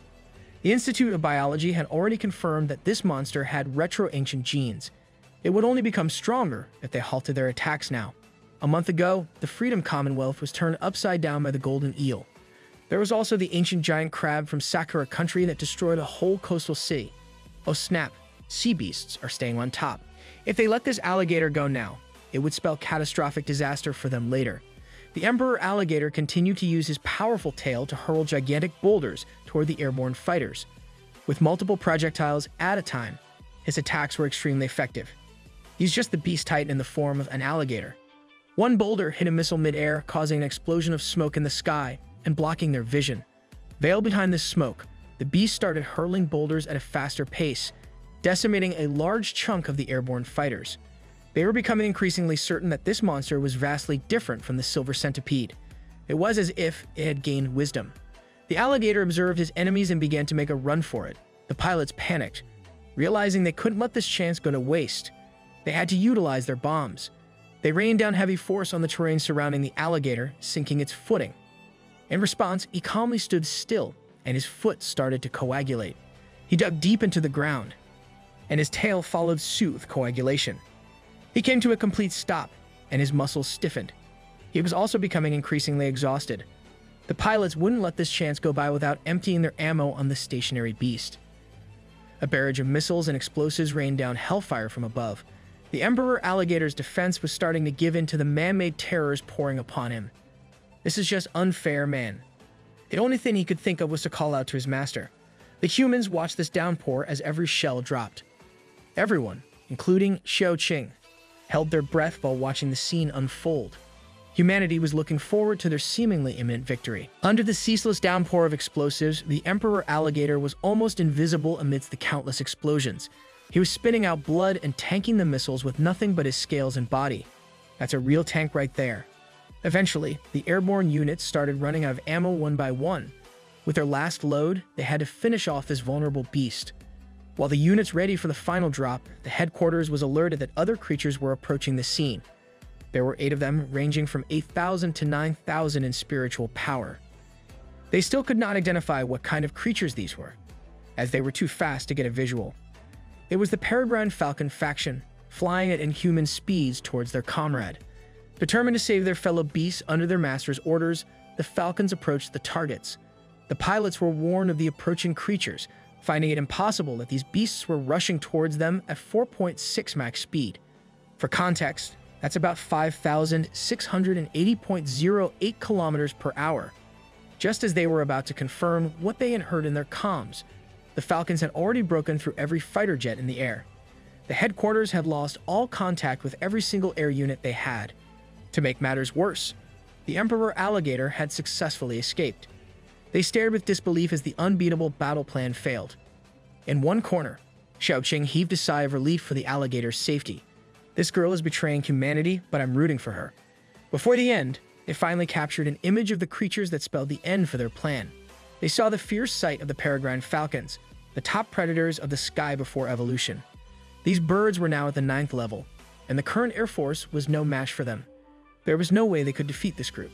As the sun set, the Emperor Alligator and the peregrine falcon faction leisurely strolled towards their master.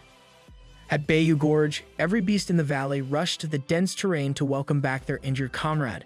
At first sight, the injuries of the Emperor Alligator looked worse than they could have imagined. The gargantuan beast stood before them, riddled with deep wounds, swimming in his own blood. Even the usually carefree Bald Head went to the side of his friend to make sure he was alright. Bald Head really does have a kind heart despite everything else. Yuziu promptly calmed everyone down, assuring them that everything was going to be alright. He informed them that their comrade had been caught when he was evolving and almost died under gunfire. Every beast looked concerned, while Sparky seethed with hatred, once again witnessing the cruelty of humans with his own eyes. Make him stronger faster so we can get the Chimera and Ark again. The Emperor Alligator approached his master tree when suddenly something caught both of their attention. Yuziu swiftly dispatched his branch past his subordinate. A mechanical gadget of some sort was squatted and destroyed. The alligator panicked as he had an idea of what that was. Yuziu knew all too well that this was a sub-miniature scouting plane. It seemed like something breached his fog defense as the alligator was fleeing home. It's time for war. Looking at the beast's wounds, it was hard to believe that he could still stand straight with dignity. The humans use armor-piercing projectiles, so the master warned him not to fight with his body as heavily next time. It seemed like human ammunition had advanced to the point where it could cause extraordinary damage to a First-Order Transcendent. He started to worry about his other precious subordinate, the Red Fox, Nine Tails. The armor-piercing was not that big of a threat to the reptilian monster, but the missile that stiffened his muscles and incapacitated him was a different story. Solidified muscles were a natural counter for beasts like the Emperor Alligator. Amidst all this debriefing, the alligator opened his jaws and presented his master with a gift. It It was a snake egg that he wanted to give his master. Its mother awakened the element of ice, and if he was not mistaken, this egg was also following the same path. He's starting to complete every type of monsters. He's about to catch them all at this rate. He also pulled out an ice spirit grass from his mouth, as if it were an unlimited storage box. Yuziu thought that he really had an intertwined fate with snakes. He could already feel the strong icy-cold spiritual power emanating from this egg. He was certain that it could surpass the powerful snake that he had eliminated a while back. Back at the headquarters, they were observing the footage they got from the outskirts of the fog in the valley. They theorized that maybe elements had also started to evolve into life. They also caught a glimpse of a tree that had some peculiar movements. They needed to check again if there was life in this area. The mountain that the alligator escaped had to be investigated by the Air Force immediately. It had the possibility of being a habitat for mutant beasts. She ordered to list the mountain as a red forbidden area as they sent troops for investigation. No matter what happened, they were determined to hunt down the Emperor Alligator. They were going to do everything in their power to never let this beast off this mountain, as if the surrounding heavy fog was not enough for a red flag for them. At the foot of the foggy mountain, the military forces have already set up their temporary base camp. Various armed personnel patrol the perimeter, looking for signs of evolved beasts. A few meters from this base camp, Sparky observes the settlement. His hatred for humanity is almost tangible. Bro was just a menace to humanity right from when he was a small ant. Back in the valley, Yuziu orders the heavily injured Emperor Alligator to go to the center of the mountains and claim the land as his own. He should also create a lake, and when the time comes, he will be bestowed with life essence to create a spiritual lake of his own. The Emperor Alligator swiftly complies as the other beasts become worried about their comrade moving so fast after being injured. He reassures them that he'll be alright and that they will be able to play together next time when he gets better. This sentiment lifts the spirits of the beasts. These guys are just too precious. Why the hell are humans trying to mess up the chill vibes in the mountain? Now the humans know that the alligator is hiding in the mountains. Xiao Qing wonders what their next move is. Yuziu plans that for now, they should stay put as only the Emperor Alligator has been exposed. They need to observe the situation more. They can always use the fog beast to hide the truth. He emphasizes that in this mountain, no human can harm any of them. She continues that the humans have been increasing their forces at the foot of the mountain. It looks like they are planning to break through any moment now. He has already noticed this development and he has carefully thought about what they should do in response. The armed forces gather and try to scout inside the foggy forest. It seems like one of the soldiers has lost control of himself as the others notice him venturing deeper and deeper into the woods. They try to call out to him to come back, but it's as if he's not hearing anything. As the soldier slowly vanishes, they try to get out of the fog to contact the camp. Before they can even gain distance, a limb made of fog has already caught up to them and crushed one soldier into a pulp. Insert the bonk sound effect here. The rest of the scouting force cannot believe what they are seeing in front of them. Even at the base camp, the fog has suddenly turned into something out of a nightmare. It takes the shape of a long and winding fog dragon. The military confirms that this is the fog beast they read about in the reports and promptly tries to empty their ammo against it. To no surprise, the bullets do not work at all. They ascertain that the fog contains water, so it regenerates quickly, and their bullets are useless. With that in mind, a soldier comes out wielding a flamethrower. But before this guy can even aim at the fog beast, it is already struck by a powerful force coming from the side. It is the superhuman Qing Tong. He has been beckoned by their Lord God Tree to prove his loyalty if he really wants to join his faction. Qing Tong might be a human race betrayer, but I respect the guts. The soldiers caught on that there are enemies coming from behind, and they are surprised that it is not a beast but a human. They compose themselves as they are certain that this is an enemy. On the other side of the forest, Sparky emerges, mocking the humans for exuding a stench of rotten flesh wherever they go. He readies himself to dive into the massacre that is about to happen. Go do your thing, Sparky. The military tries their best to shoot wherever they see the enemies that infiltrated the base camp.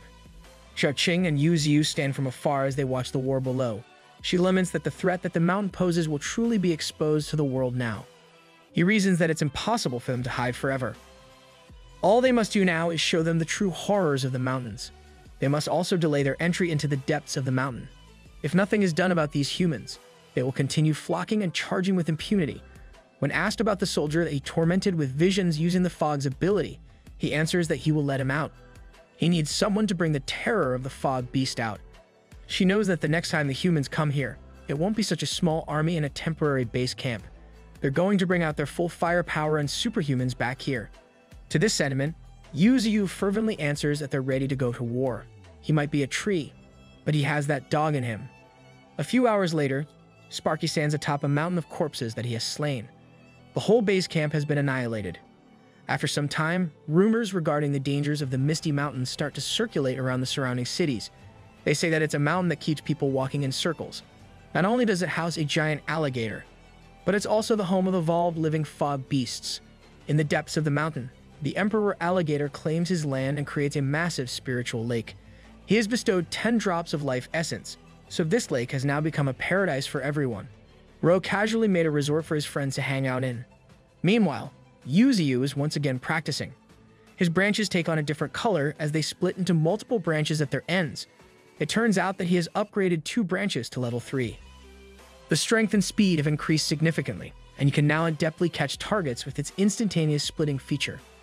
Upgrading a single branch cost a whopping 1,000 evolution points, so upgrading everything's out of his reach. His main route even costs 100,000 evolution points to upgrade. He's having doubts about how long it will take him to evolve further.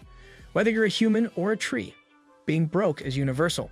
Spending his remaining points, he upgrades 8 more branches. His current power is estimated to be around 490,000, a staggering figure above the 2nd level. He direly needs to speed up his evolution. He was able to take it easy and slow in the past, but with everything happening, he cannot afford to do that now. He telepathically calls out to his Emperor Alligator subordinate to inquire about something. He needs to know everything about the river that the alligator stayed at. He explains that the Great River is treacherous and unpredictable. Even with the strength he had before, he did not dare to stay a second longer.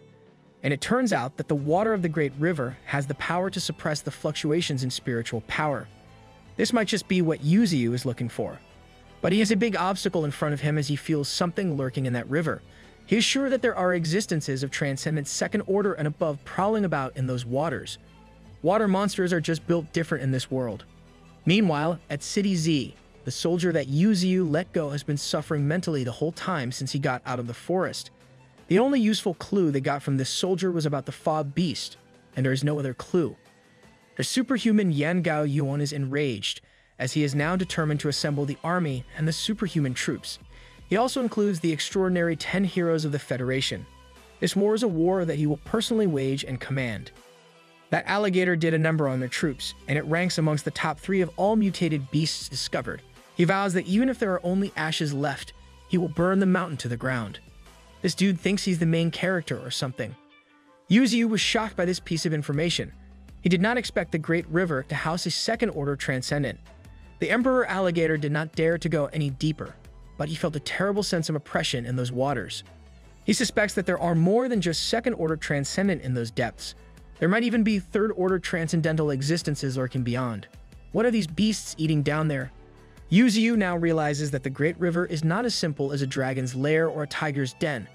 With this line of questioning, the Emperor Alligator is beginning to catch on to the God Tree's plans. And it was exactly what he was thinking. Yuzu wants to bring that Great River into his territory. The advantages of letting it flow directly into the sea will become his means of fighting against human beings in the future. He's planning to take over the world. Let's go. When he secures this channel, they will truly be able to rise. The Emperor Alligator was overwhelmed by his master's ambition and determination. He wants to contribute to this goal, so he suggested an initial plan. If they want the Great River, they must conquer the surrounding mountain range first. Yuzu could send Bald Head, Armored Boar, Demon Cow, and Sparky to conquer the range. Now that's a stacked lineup that I would love to see. Since he's already a 1st level transcendent, the humans will be alerted if he makes a move as they would sense his spiritual strength. Furthermore, it will be better to use that mountain range as a place for the beasts to train while they can protect them from the edge. Yuzu did not expect this subordinate of his to be so thorough with the planning. With that, he assigned the beast to take charge in this hunt. He trusts that this clever alligator already knows what he wants. It responded perfectly without even being asked. The prey will be left to be dealt with by the God Tree himself. Additionally, if they run into someone with good abilities, they can bring them back. He's making Yuzu's life so easy. He's like the perfect subordinate. Before they leave, Yuzu handed him some life essence as insurance. He does not want anything bad to happen to his precious beasts. With their plan established, the Emperor Alligator got up from his spiritual lake as it was now time to hunt. After settling the battle arrangements for the mountain range, it was now time for the construction of the city. He asked Qing Tong, who's in charge of the construction of his underground city, and he was caught off guard by the appearance of the god tree downstairs. He gave a rundown of the building efforts. They have successfully made 3 floors, which once opened will connect the entire underground tunnel. Thanks to the massive number and hard work of the Tempest Wolves, everything has been going smoothly. I wasn't aware that wolves are the ideal construction staff. In addition, the mutated mice that they have tamed have been instrumental in expanding the tunnels faster than ever before. They also followed the god tree's orders to bring in a water source. A tall bridge was then erected to lead to every single room. Right now, they are doing their best to increase the number of runes and training slots as much as possible. Moreover, they have used spirit stones as a source of light throughout the once dark underground city. Not only is it illuminating the underworld, but also nourishing flowers and plants that are really building the perfect city underground. All they need is internet and electricity, and they're all set. Yuzu did not expect the construction efforts to be going this smoothly and incredibly at all. Suddenly, Qingtong inquired if his friends can also help in the construction of the underground city. He quickly refused, as this is the place where they will live. The other humans still haven't pledged and proved their loyalty to him, so he can't trust them. Qingtong asked what he would do if they were unwilling to show loyalty. He timidly asked if he would kill them. He fell silent and thought for a moment. He answered that even if he wants to kill them, his little guys will not agree. The beasts have simply grown accustomed to the presence of the humans above ground. Even though they're at war with the human race, it's still up to them to decide whether they wish to stay or leave. Deep in his heart, he hopes that Qingtong's companions will not sell information to humans if the situation ever arises, as these people have grown and gotten along with the beasts under his jurisdiction. A king with a heart. We love that. Qingtong looked meaningfully at his master. Suddenly, someone called out to Yuzu that the snake egg is about to hatch. Excited about this development, he quickly excused himself and climbed above ground. The snake egg glowed in dazzling light as cracks began to form on its surface. The light climbed up to the heavens as a cold energy surrounded it. Out of the shell came an elegant, pure white snake that resembled a tiny snow dragon. It was a mutant white snake with a remarkable talent to control cold air and freeze anything. Offensively and defensively, it can utilize cold air to its will. Yuzu and Xiaoqing celebrated the birth of the new member of their family tree. Not only did it look majestic, but its abilities were also remarkable too. While the two were happily celebrating, other things were happening on the other side of the mountain. The stomps of a beast's hooves could be heard from everywhere in the mountain range. The Expeditionary Beast Unit had arrived at their new mission point. The White Tiger, Demon Cow, Armored Boar, Gold Silk Monkey, and Bald Head all had pure determination and hunger in their eyes. Beast Avengers, assemble. They stared at the mountain that they must conquer ahead. Their mission was to eliminate all the forces around. They must capture them alive and bring them back to the one in charge of the hunt, the Emperor Alligator. Every single one of them charged with bloodthirst right out of the gate. Sparky presented to lead the scouting efforts by going first. Demon Cow approved, reminding him not to provoke any strong foes carelessly. With a stomp on the ground, the tiniest member of the unit charged forward fearlessly with his sharp blades drawn. That's a short king right there. He vanished from view, and an explosive impact could immediately be seen from a distance. The remaining members inspected their surroundings menacingly, but as always, Bald Head could not be patient even for a minute. He was already charging his electricity course throughout his body. Without hesitation, he socked a wild horse in the face. This badger is so chaotic, he's the best. Meanwhile, White Tiger just brought down another tiger. For what he lacks in academics, he makes up for with savage ferociousness. Sparky continued to wreak havoc wherever he passed. Predators that were multiple times bigger and heavier than him viciously fell without even a fight. Unbeknownst to the rampaging Expeditionary Beast Unit, a glowing eye had been watching them since they first entered the mountain range. It was the sneaky First Order Transcendent Chameleon, and there were not just one, but 2 of them. Potential new teammates, they would be perfect as scouts or assassins. Back in Yuzu's territory, cries of various beasts could be heard all over the mountain. He was starting to deliver the final blows to the beasts brought to him by the Expeditionary Beast Unit. Killing a hare, bat, and lizard granted him 30 evolution points each.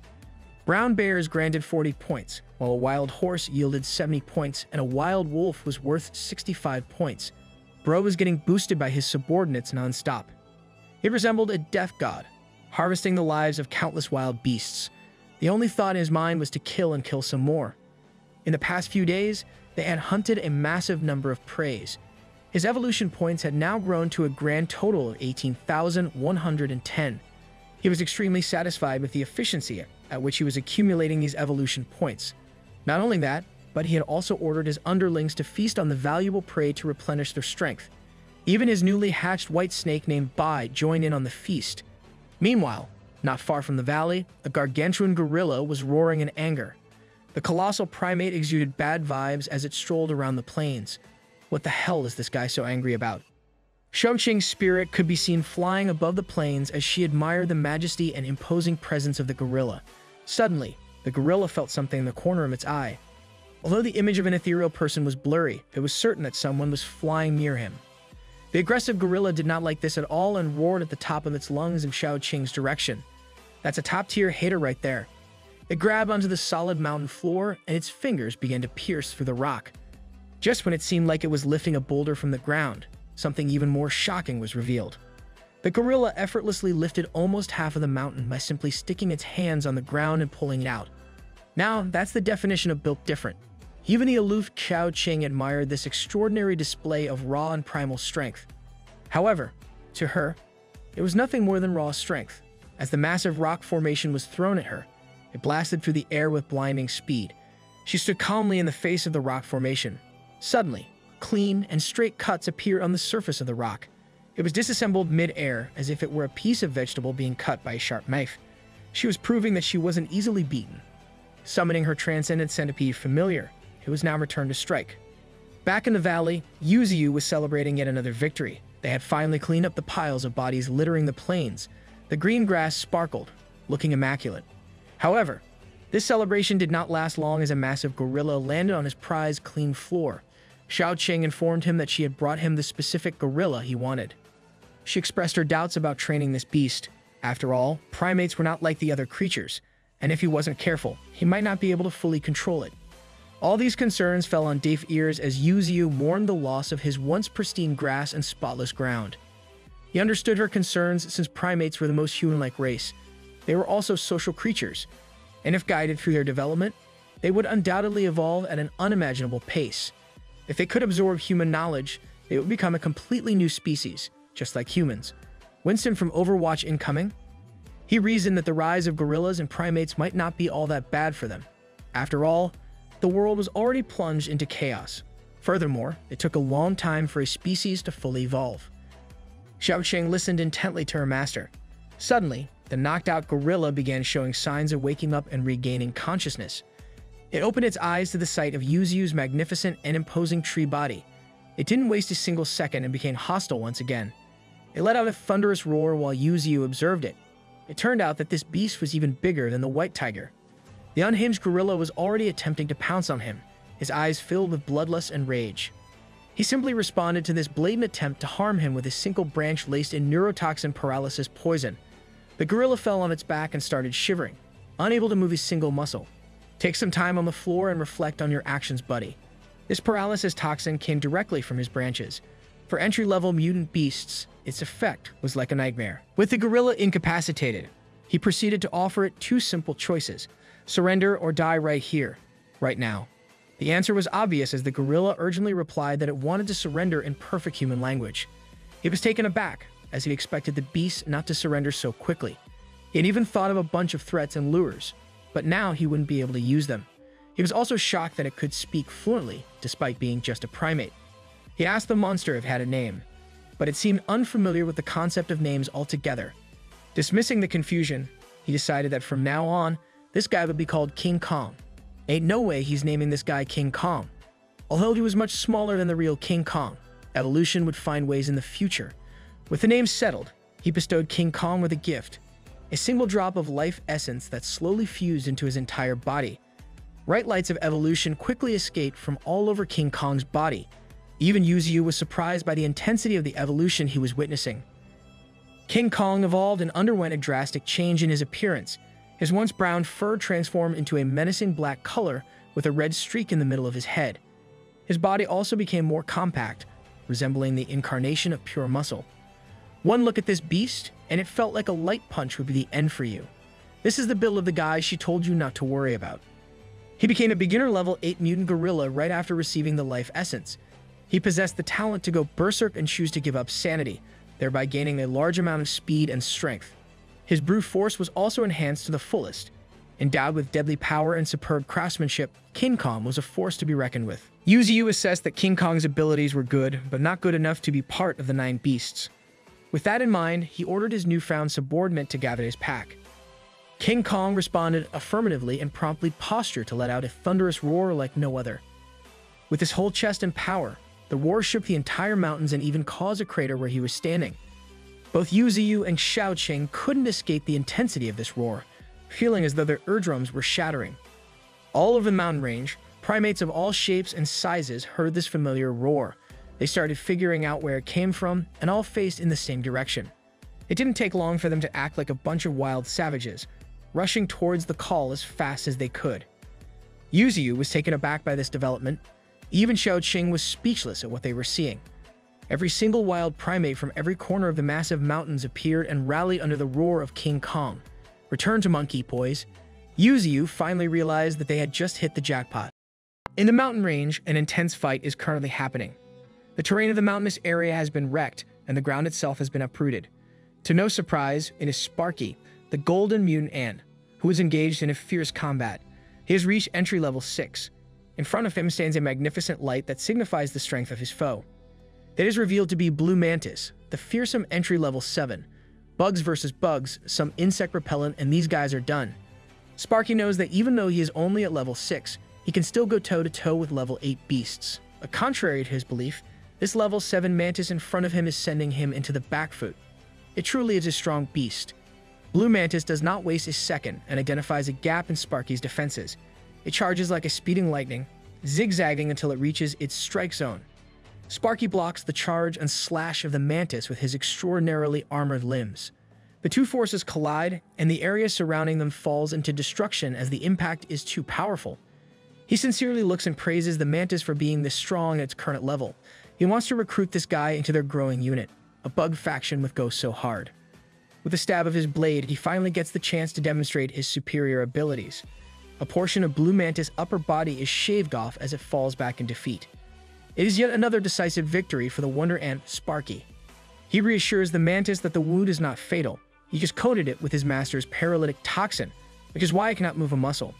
Suddenly, Demon Cow comes running down towards them with sincere concern for his brother, Sparky's well-being. He assures his second brother that everything is fine. That doesn't stop the caring Demon Cow from backing him up like a worried big brother against the paralyzed Blue Mantis. Sparky assesses that this mantis has the ability and affinity to control the wind element, giving it unparalleled speed at its level. Demon Cow remarks that it is already dawn, and the sun is coming up. It's almost time to wrap up today's hunt. The Expeditionary Beast unit takes the long trek back home from the mountain ranges. The Tempest Wolf, Demon Cow, Sparky, Armored Boar, Gold Silk Monkey, Bald Head, and White Tiger stand side by side as they slowly become the overlords of the area. The Emperor Alligator diligently waits in the fog. When Sparky asks why their fourth brother is looking at them with such intensity, Demon Cow simply answers that it's for their safety. If they were to encounter a strong enemy, he will be able to rush out of the Misty Mountains and back them up at the first opportunity. With that cleared up, they suddenly notice that the stupid White Tiger has gone missing. It turns out that it already ran away, carrying the unconscious Blue Mantis. It's probably rushing to claim credit from their god tree. Meanwhile, Yu Ziyu has been incredibly busy with his diligent day-to-day training. His roots, branches, and everything else have been working tirelessly to be at their best. He can be seen effortlessly lifting rock formations the size of a small hill. It has been a whole day, and he is already exhausted. He has finally used up all 450,000 of his spirit energy. There are still 27 branches that he has yet to upgrade. He reckons that a few more hunts would suffice for the whole boost. The White Tiger can be seen running joyfully towards him as it eagerly calls out to him with lively howls. The first day of the hunt is finally over for the beasts, and now he must deal with this noisy cat of his. When asked why it's so excited, the White Tiger spits out the unconscious Blue Mantis. Yu Ziyu is flabbergasted at this spit-covered offering, but he is quickly amazed at the stats of the mantis in front of him. It is already at entry level 8. Not only that, but it also has the abilities Wind Power and Mimicry of the environment. It looks like this little guy would be a valuable addition to his team as an assassin type. He honestly praises the White Tiger for doing a good job of bringing back someone useful. Meanwhile, the real beast that did all the work is still en route home. Yuzu promptly takes the mantis to the spirit pool for a dip. This will help it recover from its injuries. The mantis comes into contact with the life essence in the pool and is completely healed and alert. The little guy quickly tries to take off and escape before it even realizes what's happening. Yuzu simply responds with his swift signature spanking. The mantis is once again brought down into the pool while unconscious. He's truly become just a strict parent for the beasts at this point. The demon cow and the rest of the gang have finally arrived home. The concerned beast expresses his worry for Nine Tails, who hasn't come back yet for such a long time. He wants to personally embark on a quest to find his first brother. Yuzu thinks it over, but Nine Tails has only been gone for half a month. With the fox's strength, he should be doing fine for now. He reassures the demon cow that there's nothing to worry about. But the demon cow continuously pleads with him to let him get out and look for the fox. He sternly rejects the demon cow's proposal, as simply being strong doesn't make him a great candidate for a search operation. It would be an arduous task to look for someone in a massive desert. Furthermore, if he were to encounter an opponent with the same level of strength as the fox, it would certainly spell disaster. Finally, Yuzu promises the cow that if he can break through to the next level, he will allow the search. The demon cow understands his master and promptly asks for permission to train in the stone spirit mine. Yuzu reflects that this cow has been by his side, absorbing the spiritual power he emits. After a long period of accumulation, it has finally reached entry level 9. Now that he is determined to cultivate at the stone spirit mine, where the soil matches his properties, this beast will surely reach the transcendence limit. He cannot wait to find out just what sort of crazy power it will achieve. 3 days of non-stop hunting have passed for the Expeditionary Beast unit, and in those 3 days, all of Yuzu's branches have finally been strengthened. Every single one of his 50 branches has changed into its level 3 appearance, making him more majestic to look at. After fully upgrading his branches, he learned something new. If he infuses his branches with constant spiritual power, they can split into even more branches. His branches look a little sus though. Now, he wants to try an experiment. He will infuse every bit of spiritual power into the branches to see what happens at full power. He proceeds to inject every bit of spiritual power he has, and the branches turns wild all over the place. The next thing you know, every single beast in the vicinity is already looking in Yuzu's direction. Every resident of the mountain could not believe just what they are seeing right in front of them. Humans and beasts alike looked up to the sky in awe of a beauty they had never seen before. One of the superhumans knew exactly what this phenomenon truly was. It was the gorgeous Aurora Borealis. Every branch of Yuzu intertwined and glowed in every hue of the light spectrum. Even the skies were affected by such a display of elegance and majesty. Bro was just casually executing the most beautiful technique in history. Every being witnessing the spectacle was mesmerized and stunned. Not only did it exude beauty, but its force was also undoubtedly felt. If these ethereal branches were to fall, this place would be flattened in a heartbeat. The brilliance of this new technique was truly unmatched. Meanwhile, Sparky mocked the humans, reminding them to savor the honor of witnessing his master's power in action. Show Sparky, this guy really has the biggest hater energy in the series. He continued, stating that if his master did not find these humans useful, he would have already killed them long ago. This naturally provoked the humans, but they restrained themselves. When asked if Sparky hated humans to this extent, he simply laughed in response as he walked away. Not only did he hate humans, but he also absolutely abhorred them. As the golden mutated ant left the scene, she was left mortified, as that answer sent chills down her spine. The transcendent light of Yuzu's branches slowly died down as they reverted to their level 3 appearance. The branches drooped down, and exhaustion was evident on his round face. The rate of spiritual consumption was terrifying. In just a few breaths of activating the ability, more than 400,000 spiritual energy was lost like a flood. He concluded that the level 3 ability was too heavy to use at his current second level of transcendence. Currently, this technique could only be used in a critical moment of life and death. Back in the underground city, we see every primate in the mountainous region working tirelessly to build the settlements. King Kong had been diligently overseeing the operation and efficiently taking charge of his pack. Instead of constructing a building to climb, this King Kong is building a whole underground city. Yuzu went down to check on the construction efforts. He praised the superhuman Ching Tong for doing such a great job. He had initially worried if they would be able to control such a massive number of wild primates. It seemed like they could be effectively controlled if they recognized that the leader was stronger than them. After this construction, Yuzu planned to train them in a different direction. He wanted to take them on the army route and turn this battalion into a military unit. While they were talking, a powerful earthquake suddenly struck. Yuzu stayed calm as he identified that this was not an earthquake. He had felt these tremors before when Cho-Ching was undergoing her breakthrough. It might just be the demon cow evolving. The demon cow was undergoing a transformation under the veil of the spirit stones, so the rampant spiritual power was being blocked, making it impossible to perceive. The last time Cho-Ching broke through, he only noticed the transformation due to the blinding evolution light. They pinpointed that the demon cow was powering up inside one hole. It was not just any hole, it was where the spirit earth stones were stored. The demon cow was so full of energy that it rushed out of the hole with vigorous intensity. Yuzu saw its momentum, and could already tell that this was something extraordinary. The cow roared at the top of its lungs and shook the entire underground city.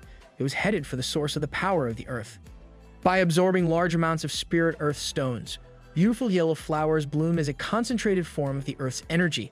They contained a vast amount of spirit stone essence that could take the cow to a whole other level. They couldn't wait to break through as a blinding light of pure concentrated energy broke through the ceiling of the massive underground city. The bull finally took a bite of the flower and started its transcendence. Eat that flower, man. You deserve it. It was so full of energy that the only way to release and safely ascend was upstairs in the open. It broke through the ground right in front of Yuzu. Even the god tree was forced to shield itself from the blast of force coming from the cow. Yuzu felt annoyed that seemingly every breakthrough of his subordinates ruined his place in one way or another. The debris and smoke cleared up, revealing something powerful. The newly evolved demon cow emerged from the dust with a new look. It grew another pair of horns, and its mane grew wildly. Its size had also significantly increased. Judging from its aura, it's already clear that it was on another level compared to the other great beasts. Yuzu also noticed that the air around the cow was twisting. To confirm his hunch, he opened his subordinate's interface. That's when it was revealed that this beast had just obtained the ability to control the gravity field. It had unexpectedly awakened something exceptional. Gravity is one of the most powerful forces in the world. This guy just became Admiral Fujitora from One Piece. Baldhead and Sparky swiftly rushed to their second brother's side and congratulated him for such an impressive breakthrough. The demon cow remarked that even though it had broken through, it still could not feel its powers. Yuzu knew an easy fix for this sentiment. It would just have to figure it out in a fight. Sparky and the newly recruited Blue Mantis stood side by side against the newly awakened demon cow. He gave the Mantis a deal. If they won against the best, he would let it go. But if they lost, then it must stay here obediently. Bro just took a horrible offer. Look how big your opponent is. Sparky started the match off by apologizing to his second brother, but he was going all out. The demon cow did not mind this as he taunted them to charge. The deadly insect duo seemed to be in tune with each other. A yellow and blue aura rushed into the air as they rushed to land the first blow of the match. Yuzu admired their speed, as even he was having a hard time keeping up with their movements. The Mantis executed Blue Meteor while Sparky activated his Golden Flash. The duo clearly had the advantage with regards to speed. They're kind of cooking though. Every beast resident of the mountain watched in bated breath as they witnessed their brothers going at it seriously. The duo finally decided to let out their respective finishing moves. As they got into their effective distance, both were already certain that victory was all but secured. Are you sure about that? Sparky and the Blue Mantis got as close as they could with their blinding yellow and blue auras respectively. Demon Cow promptly responded by activating a powerful aura of his own. The violet and violent force caught the insect duo by surprise as they started falling towards the floor in less than the blink of an eye. Their small bodies created massive craters around where Demon Cow was standing proudly. Yuzu concluded that pure speed was no longer a problem in front of this beast. He also advised Baldhead to not even think about sneaking inside the battlefield. A sneaky honey badger stopped in his devious tracks as he realized that he might just die if he faced Demon Cow. The always concerned beast quickly asked his golden fifth brother if he was fine. Sparky reassured him that he tanked the power just fine, but his internal organs were crushed, and a lot of his joints had been broken. Brother, your insides are in shambles. Go to the hospital for ants as soon as possible. Yuzu quickly utilized his Rain of Vitality ability to accelerate the healing of the duo, who could barely even stand on the floor. He observed them, and it seemed like they were fine on the surface, but their internals, on the other hand, had been decimated by the force of gravity. Luckily, he had the Rain of Vitality in his arsenal, or they could have been out of commission for days if not months. Who needs emergency rooms anyways? The recently beaten and instantly healed Blue Mantis realized what he had signed up for and once again tried to escape using his absurd speed. This escape attempt was once again met with a spanking from the boss. Demon Cow and Yuzu faced one another seriously after this glorious breakthrough. Now that the beast had reached the transcendental stage, he was going to have to polish his skills even further. Yuzu assured him that with consistent training, his abilities would be 10 times stronger than they were now in the future. Yuzu also honored their agreement earlier that he would let Demon Cow go find 9 tails after transcendence. He was letting the beast go on the condition that safety must be the paramount concern. Once Demon Cow found 9 tails, he must come straight back to the mountains. Demon Cow complied as he was now tasked with a crucial mission. He strode off with majestic steps as he embarked on a new journey. Best of luck, bro. Out on the outskirts of the mountains, the humans had once again established a military base with armed personnel. When will you guys learn from your mistakes? The soldiers patrolling was still shaken by the incidents of the past as they remained paranoid of the Emperor Alligator's presence. They deluded themselves of safety as they were 20 kilometers away from the previous incident. However, their confidence had been rising due to the presence of people from the Transcendental Force this time around. Now, all they were waiting for were the bulk of the troops and the artillery to arrive. Once they were locked and loaded, they planned to level the entire mountain. Meanwhile, in the Transcendental Research Institute, Xiao Qing and Xiao Ling's body was undergoing her intense combat training, with a fiery butterfly seen by her side. Her power was truly extraordinary as she caused nothing but destruction inside the training facility. After entering the Transcendental stage, her power had been much stronger than she initially thought. It was like she had a perfect fusion between physical and spiritual abilities. Her flames had undergone a fantastical change. Her thoughts were interrupted by a staff from the Research Institute. It sounded like she had some business to attend to with the mentors. She complied, and the personnel was left inside the training facility. The aftermath of the genius's training was certainly a sight to behold. The walls of the facility were caved in and twisted in such inhuman ways. How the hell can you do that with fire butterflies? This training room was made of a super alloy as well. Her power was just on another level. She arrived among the crowd of people and promptly greeted her instructor, who was very happy to see her. A muscular man with a thunder tattoo and a familiar woman looked at the woman they knew as Xiao Ling arrived at the meeting. From a single glance, they could already feel the wave of heat emitting from her body, a vigorous burst of spiritual energy putting pressure on everyone in the room. But there was one more thing that the muscular man found of utmost interest. She was extremely beautiful. She's out of your league, bro. He introduced himself as Li Hao, arrogantly assuming she had already heard of his name. This egotistic introduction fell flat as she had never seen or heard of this man in her entire life. The instructor could not help but laugh at such a satisfying interaction between his pupil and the overconfident man. The Research Institute personnel whispered in her ear that this man was one of the top performers of the Federation. It turns out that he had broken through the Transcendental Realm half a month earlier than her. Furthermore, this guy was the son of a wealthy businessman from the Li family. His father had spent billions on spiritual herbs just to boost him. Of course, he's a pay-to-win player. With that, he became the youngest Major General in the Federation for his outstanding service in suppressing the Coastal Beast invasion. With his attempt to impress failing, he just got down to business and invited Xiao Ling to join the 2nd Military District. But before that, he must test her to see if she would qualify. As she was thinking about what this guy was yapping about, he was already exuding his thunderous aura all over the place as he proclaimed that the test was simple. They just had to fight. Xiao Ling was quick to respond as she released her powerful fiery aura as well. Every Research Institute staff member was cheering and rooting for her to beat Li Hao.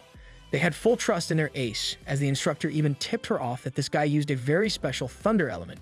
This guy already looks like a disappointment to every badass thunder user ever. Meanwhile, the familiar-looking girl, the one that Xiao Ling had almost killed at the entrance exam, was cheering for her downfall. Get her next, Xiao Ling. The savage electricity of Li Hao soared as she warned her that he was charging in. In response, she just conjured up a single fire butterfly. As soon as he saw this technique, he was already starting to look down on her. He attributed this kind of technique to her being just another woman, as if it was expected that she would turn the violent nature of flames into such a flashy and fancy form. With a serious look in her eye, she just warned him to be careful. He was already determined that this type of technique posed no danger to him whatsoever. He proudly proclaimed that his spiritual power was as high as 20,000. And with that, he would blow her up effortlessly. The fire butterfly flew gracefully as it slowly made contact with the overconfident Li Hao. His thunder was immediately extinguished as the fiery inferno raged on his body, and he fell into a panic. He's going to have an extreme phobia of butterflies after this. He managed to recover and fall back after being almost burned to death by a single butterfly. The always supportive instructor was celebrating the strength of his star pupil, getting carried away and cheering for her to kill the guy.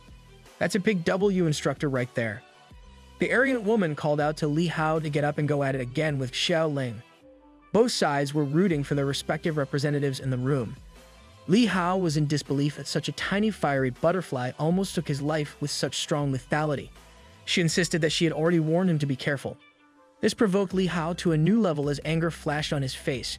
He activated his full power, displaying a truly terrifying might as he had had enough of getting humiliated repeatedly. He warned her that it would be out of control if she died from here on out. She reassured him that that kind of thing would not happen at all. The instructor and everyone else watching was stunned at what they were seeing in front of them. Xiao Ling had conjured up hundreds, if not thousands, of fire butterflies in the blink of an eye. It was now too late for Li Hao to admit defeat. Let's see if pay to win can tank this. She repeated that if he dies right here and now, she would not be to blame. It looks like Li Hao prefers going at it with her as he readies a thunderous punch with full power and rage. Thousands of fire butterflies against a man with a tiny spark of electricity in his punch. The sight was too lopsided to even call it a clash. Just go home at that point, bro. A massive explosion burst formed in the middle of flame and thunder. Everyone in the audience struggled to stay on their feet in such an intense fiery impact. The smoke from the explosion cleared, and Li Hao emerged, full of injuries while kneeling on one knee. With strained coughs, he struggled to even maintain consciousness. Xiao Ling stood in front of him, unscathed as he admitted defeat and fell to the ground of the research institute. The staff rejoiced at the victory of their one and only ace. The people who came with Li Hao, on the other hand, found it hard to comprehend what had just happened to their major general. In one of the men's buttons, a tiny camera could be seen live streaming the entire fight to another place. Is this dude streaming on Twitch or something? In an impressive room, a man wearing a suit had watched the entirety of the fight. He seemed surprised but pleased that Li Hao had lost quite badly. Another man with scars in both of his eyes added that Xiao Ling's abilities are simply too terrifying. For him personally, Li Hao would have been a tough opponent, and yet the young girl in the live feed easily defeated him. She's just literally built different, that's all. They decided to compile every piece of data and information they had on Xiao Ling. They were going to keep everything about her top secret from the outside world. The man lamented that after the deployment of the Second Army, most of the new recruits in the Second Division had been even weaker than Li Hao. They were hardly finding more powerful transcendent humans these days. But Xiao Ling, she stood out amongst everyone else. Back at Bayou Gorge, life had been progressing as it had for a few days now. In the eastern part of the Fayu Mountains, Yu's beasts were still on the prowl, hunting and helping him level up efficiently. The roar of the beasts could be heard from afar as they had established themselves as the kings of the mountain range. Meanwhile, Yu's spiritual energy accumulated within his body, and he began to strengthen it further. Currently, his spiritual power hovered around 450,000. He was currently waiting for all his body parts, including the leaves, branches, and roots, to be fully strengthened. Once he got that sorted out, he could then begin his breakthrough to the third stage of transcendence. I wonder how his appearance would change at that point. What he did not know and had not noticed at this time was that deep in a nearby cave, a red aura was exuding massive bursts of evil energy. Because the spirit stones had the power to cut off spiritual energy, none of the creatures in the gorge could sense it, including Yuzu himself. But there was one exception to this, the awakened human transcendent with the intuition ability, the designated human language teacher of the beasts, Qian Xin. For a while now, she had been feeling waves of unease pass over her repeatedly, but they were irregular, so it was hard to be sure. She conducted her own investigation and finally made a discovery. Right in front of her was an underground cave that had been expanded just a few days ago. She pinpointed that there were some strange waves of energy emanating from this very cave. Is this about to turn into a horror movie? She stared intently at the mouth of the unsettling cavern. Once again, she felt the unfamiliar energy washing over her. Right now, it was stronger than ever before. She found it hard to believe that their master had not even noticed this anomaly at all. As she was lost in thought and uneasiness, malevolent crimson-red vines started coming out of the cave, aiming at her. She was immediately caught by the vines that immediately wrapped around her. These vines are kind of sus. Have you guys seen something like this somewhere? Before she could even scream for help, the seemingly intelligent vines had already covered her mouth. In a last-ditch effort, she managed to call out to her master one last time telepathically. She was dragged into the dark abyss of the cave. And just like that, it was as if she had never been out there in the first place. Yuzu was busy concentrating by himself when he was woken up by a distress call. He immediately identified that it was Qian Chen calling out to him. Inside the cavern, she was trying her hardest to reach her God Tree Master, and Yuzu on the other side began to think that something dire was happening to Qian Chen. He checked her house, and he could not find her there. She was not around the plains either. He was getting increasingly worked up as he blamed himself for not noticing sooner. A living person, a resident of his territory, had just disappeared right under his nose. Time to invest in CCTVs, my guy. These days, the fog was so thick that he could not keep an eye on everyone consistently all the time. But that should not be enough reason to not have noticed her going missing. She also could not have just run out of the mountains. With that in mind, he activated mist sensing in the thick fog. His sensations echoed throughout the whole gorge. After a while, he finally found her. He immediately sent his powerful root towards where he sensed her and descended towards the ominous cave. In the deepest depths of the cave, he found her right in that faint red light that he could dimly see from a distance. As he got closer, he found it harder and harder to believe that Qian Chen had gotten here by herself. What greeted him in the deepest pits of the cave were the same crimson vines that had abducted Qian Chen.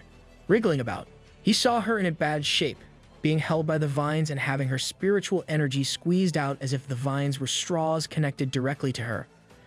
These vines were being controlled by a visibly malignant being, a mutant plant class. That's not a plant, that's the devil himself, bro. It could breed a forest of vines, it could corrupt enemies with a blood mist, its vine thorns were parasitic barbs, and it could parasitize a creature to gain control. This nasty-looking fellow was a real threat. Yuzu recalled that he had seen this plant before. This blood-colored plant was found in the Spirit Stone mine originally. It looked like it had mutated to its current state right under his nose. Now it had even kidnapped Qian Chen, indicating that it had already attained some level of intelligence. It used the blocking property of the Spirit Stones to hide itself, remaining undetectable to the outside world. The nasty plant began its attack as it brandished its vines towards Yuzu. He felt the evil and hostile aura of the plant immediately. It had no regard for him, even though they had just met. With that in mind, he could go kick some ass right here. Yuzu cut off the vines that had been absorbing and binding Qian Chen and her spiritual energy. It seemed like this guy was unaware of what he was really facing. His stalwart branches wrapped around the nasty creature, and he proceeded to tug and pull the vile plant. In just a second, he had uprooted the malevolent herb out of the ground. As it lost its life, he was notified that he had gained a new ability. He acquired the Seed of Vitality, giving him the capability to quickly grow multiple trees in the ground up to the density of a small forest. Bro can single-handedly repair the earth. He discarded the lifeless plant as he celebrated his new ability. He might be able to create an ancient forest with this skill. He had skilled so many beasts before, but he had never actually acquired any new skills through it. He wondered if he needed to hunt more mutated plants to get more abilities. After this ordeal, he promptly checked on Qian Chen. It seemed like he was too late, as Qian Chen had passed away just like that in the hands of the mutated plant. It truly was a pity. Rest in peace, Qian Chen. You were the most patient teacher in the gorge. Qian Chen's lifeless body lay on the cold, hard ground, riddled with wounds from head to toe. The mutated plant had likely attempted to use her as a host, parasitizing into her in its bid to leave the ground. That's a nasty way to go. She did not deserve that at all. Having lived under the same gorge for a considerable time, Yuzu felt obligated to give her a proper burial. However, just as he was about to lift her corpse, something extraordinary occurred. Qian Chen's eyes faintly opened as a powerful red aura enveloped her. She ascended to the top of the cave, covered in a crimson crystal, resembling a butterfly undergoing metamorphosis. Moments later, the crystallized shell began to crack, completely shattering to reveal a familiar hand emerging from the crimson gem. Qian Chen emerged, now clad in a plant-like skin with crimson vines entwined around her body. Poison ivy, mommy. Sign me up. She had transformed into something truly extraordinary. Yuzu blushed at her sudden transformation, her figure now fully on display. It seemed she had undergone symbiosis with the blood-red mutated plant. Qian Chen wore a complicated expression as she tried to process the events that had just unfolded. Suddenly, she was struck by a splitting headache. Yuzu panicked, as even for him, this was unfamiliar territory. Tears streamed down her face as she gradually realized the magnitude of what had happened to her. She turned to her master, the God Tree, questioning if she still retained her humanity after such a profound alteration. He answered her directly, stating that she was no longer human at this point and jokingly referred to her as being in a vegetative state. This dude is taking care of so many beasts like a father. Now he's starting to quip dad jokes. However, Chen was in no mood for jokes. She was facing an existential crisis like no other. Setting aside the jest, Yuziu offered her a choice to decide which side she wanted to belong to. He also asked her if she believed she could truly reintegrate into human society given her new appearance. He earnestly questioned whether people would truly accept her as a human. This question left her with much to ponder. Ultimately, her consciousness remained intact and unaffected by the transformation. She had even absorbed the power of the red plant's energy. With this understanding, Yuziu extended his branches to Qianxin, welcoming her to join them in her newly altered form. He assured her that this marvelous place would be her home in the future to come. After a brief moment of contemplation, Qianxin made her own decision and expressed her genuine desire to formally join the expanding circle of the God Tree. She truly is a breath of fresh air. She's a plant after all. Meanwhile, in the hunting grounds of the Expeditionary Beast Unit, the transcendent Rank 1 mutated chameleon, which had been observing them since day one, finally made its move. The white tiger confronted it head-on but was met with a forceful strike from the chameleon's tongue. The mutated creature proved too powerful for their current levels. Back in the foggy gorge, the white tiger and the rest of the group luckily managed to survive the clutches of the transcendent chameleon. Yuziu received reports that his beasts had encountered the creature, but it had fled from the battle. Sparky explained that Emperor Alligator had wanted to join the fight, but the white tiger declined his assistance. Despite occasional mental slowness, the white tiger still possessed the pride of a king and desired to defeat the formidable enemy on his own. Respect to that, my guy. Yuziu promptly infused the heavily injured white tiger with precious life essence. Sparky continued, noting that something had changed in the gorge. There seemed to be significantly more trees than when they had left earlier. Yuziu clarified that he had been testing his newest ability, the power to create trees.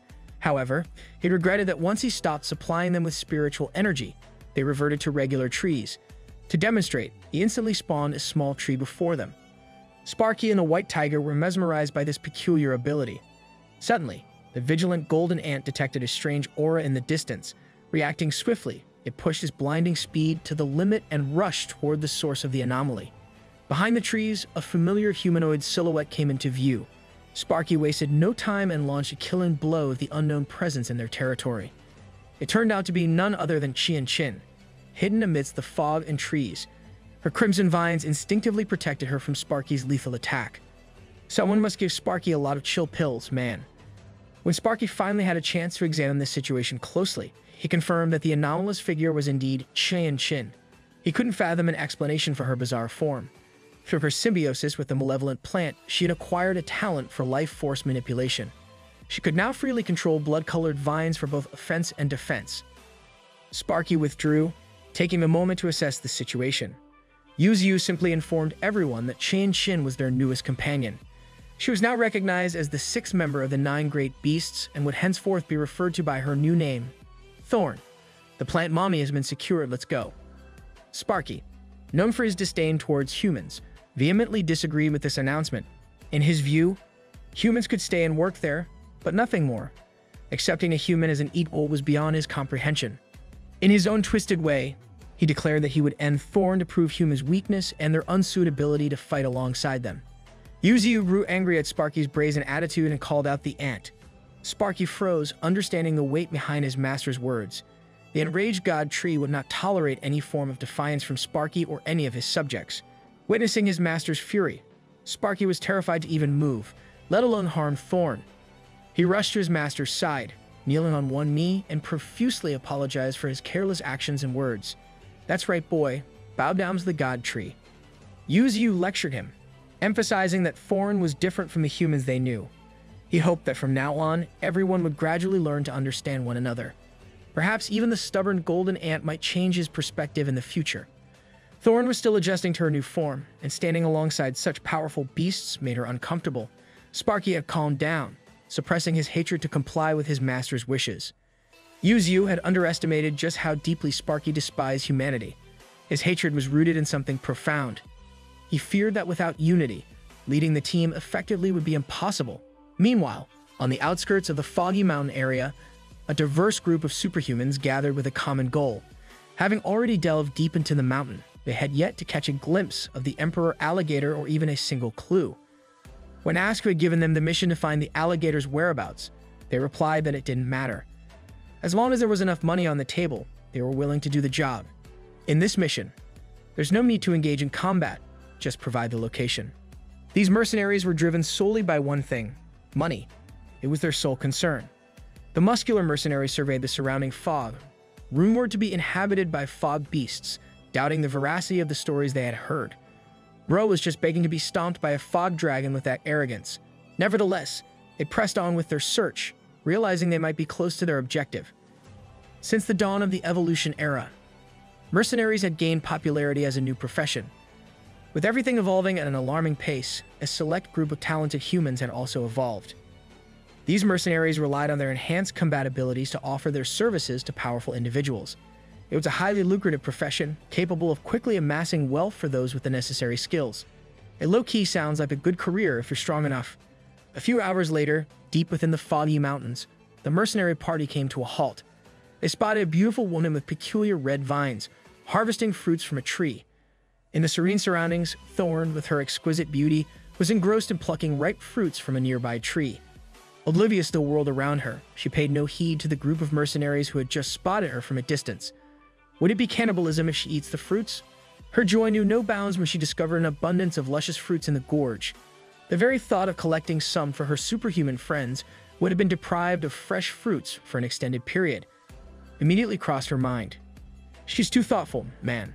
However, her peaceful endeavor was abruptly interrupted as the muscular silhouette of a mercenary swiftly approached, coming within inches of her. A single glance at him was enough to discern his nefarious intentions. The mercenary squad wallowed at their astonishing find, a rare encounter with a mutant like Thorn. It was only when she finally noticed the man standing beside her that panic gripped her, confronted with the presence of these unfamiliar and suspicious humans. Without warning, the burly man forcefully grabbed Thorn's delicate face, ruthlessly thrusting her against the tree trunk. Rendered unconscious by the sudden, brutal blow, Thorn became an even more significant prize in the eyes of the captor. This guy needs to go as soon as possible. To the shock of the others, the older mercenary reprimanded the man, but not out of concern for Thorn's well-being. Rather, he cautioned against disfiguring her face, as it would diminish her value on the black market. Apparently, there was a lucrative demand for rare mutant specimens such as her. This dude looks like Killu's grandfather. Go back to your own anime grandpa. The despicable blonde mercenary shamelessly proposed a twisted proposal to play with her maliciously, arguing that it would be permissible as long as they didn't inflict severe harm. The rest of the group eagerly joined in, seeking their share of sadistic amusement. However, the lone woman amidst the mercenaries interjected, attempting to steer them back to their primary mission, urging them to stay focused and not be distracted by other pursuits. Yet, as the woman caught a glimpse of Thorn's mesmerizing beauty, her demeanor took a dark turn. Her eyes gleamed with madness as she drew a knife, threatening to gouge out Thorn's eyes and leave her crippled for life. Regaining consciousness, Thorn pleaded desperately with the mercenaries to halt their sinister intentions. In an act of desperation, her protective red vines surged to life, effortlessly swatting away the assailants as if they were insignificant pests.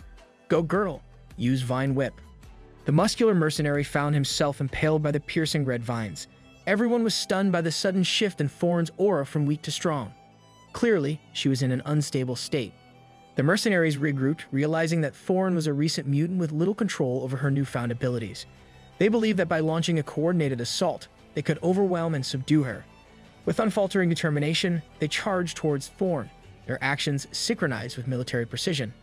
Overwhelmed by fear, Thorn found herself utterly defenseless against the onslaught, clueless about how to combat trained opponents single-handedly. Just as she braced herself for the mercenaries' relentless charge, a swift and incandescent golden streak sliced through the battlefield, targeting one of her assailants. It's our golden boy. In the blink of an eye, the mercenary group bore witness to one of their own losing his head at the hands of an unidentified assailant. The severed head lay separate from the body, while a familiar golden limb stood triumphantly atop the lifeless corpse.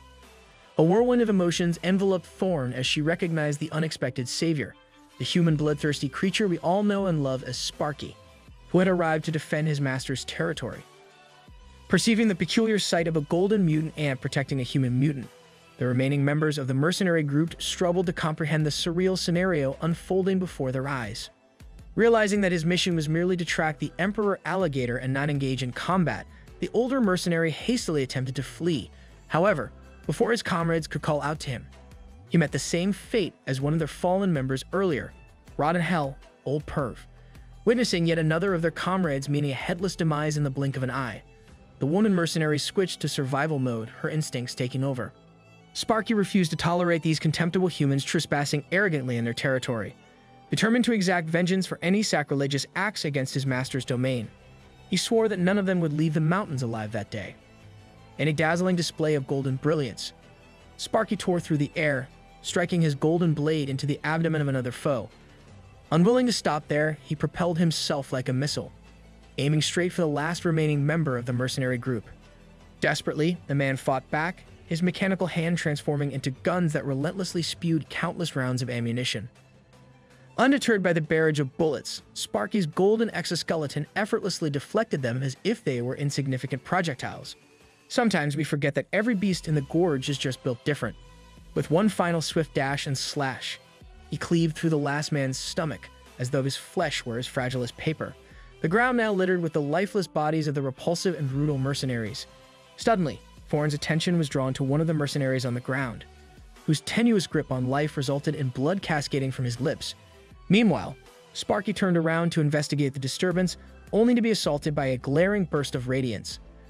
A grenade had been detonated point-blank range, engulfing the mutated golden ant in a devastating explosion. Struggling to escape the ensuing flames and smoke, Sparky emerged from the inferno in a weakened state. He fell for the classic trick. Injured and sprawled on the ground, he mirrored the fate of the mercenaries he had vanquished. His carelessness in ensuring the completion of his task might now cost him the use of his legs.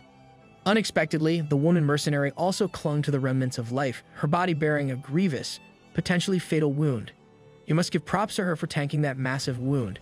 Clutching her knife with grim determination, her sole aim was to eliminate the injured beast subjected to the specialized grenade. With the last vestiges of her strength, she raised the blade, mustering every ounce of resolve to plunge it into the defenseless Sparky. The knife's tip hovered perilously close to ending the mutated golden ant's life.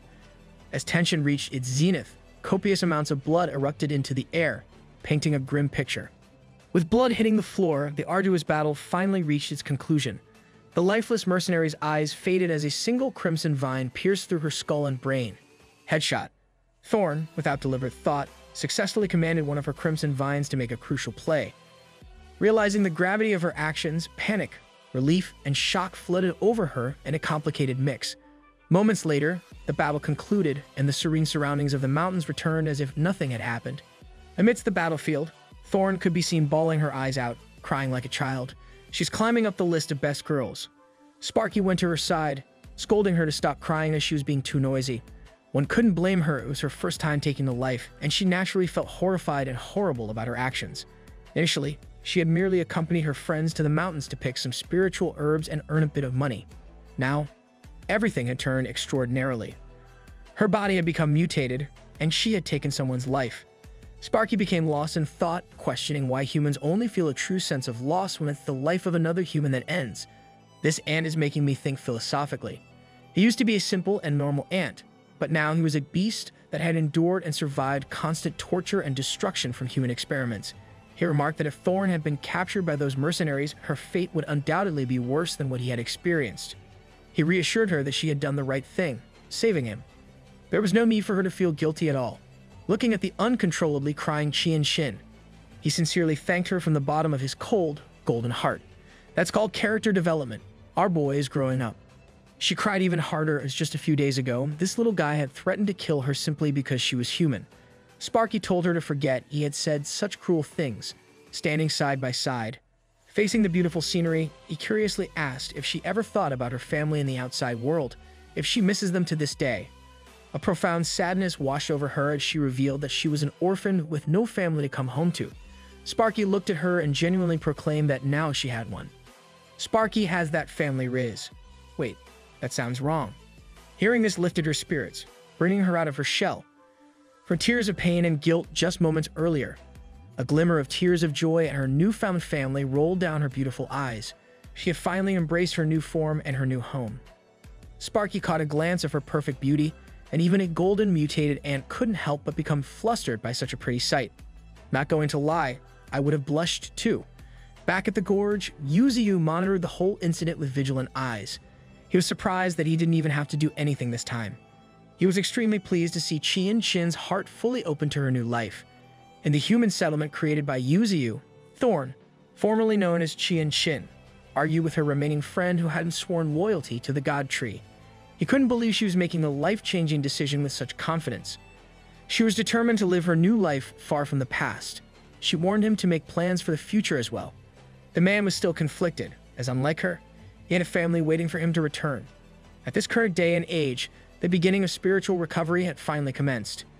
Inland cities were ravaged by beasts daily, and the death toll continued to rise. The most horrific disasters were experienced by coastal cities, as the world was hit by a frenzy of sea beasts. The death toll in the hotspots had even reached hundreds of thousands. I would hate to be a human in this world. During this time, humans dubbed this situation as the Dark Age. World leaders, military commanders, and other important decision-makers gathered around a round table to discuss crucial developments all over the world. The head of the China Federation initiated the discussion, raising the conclusion of the Spiritual Research Institute regarding the global sea beast frenzy. He demanded a further account of the current situation.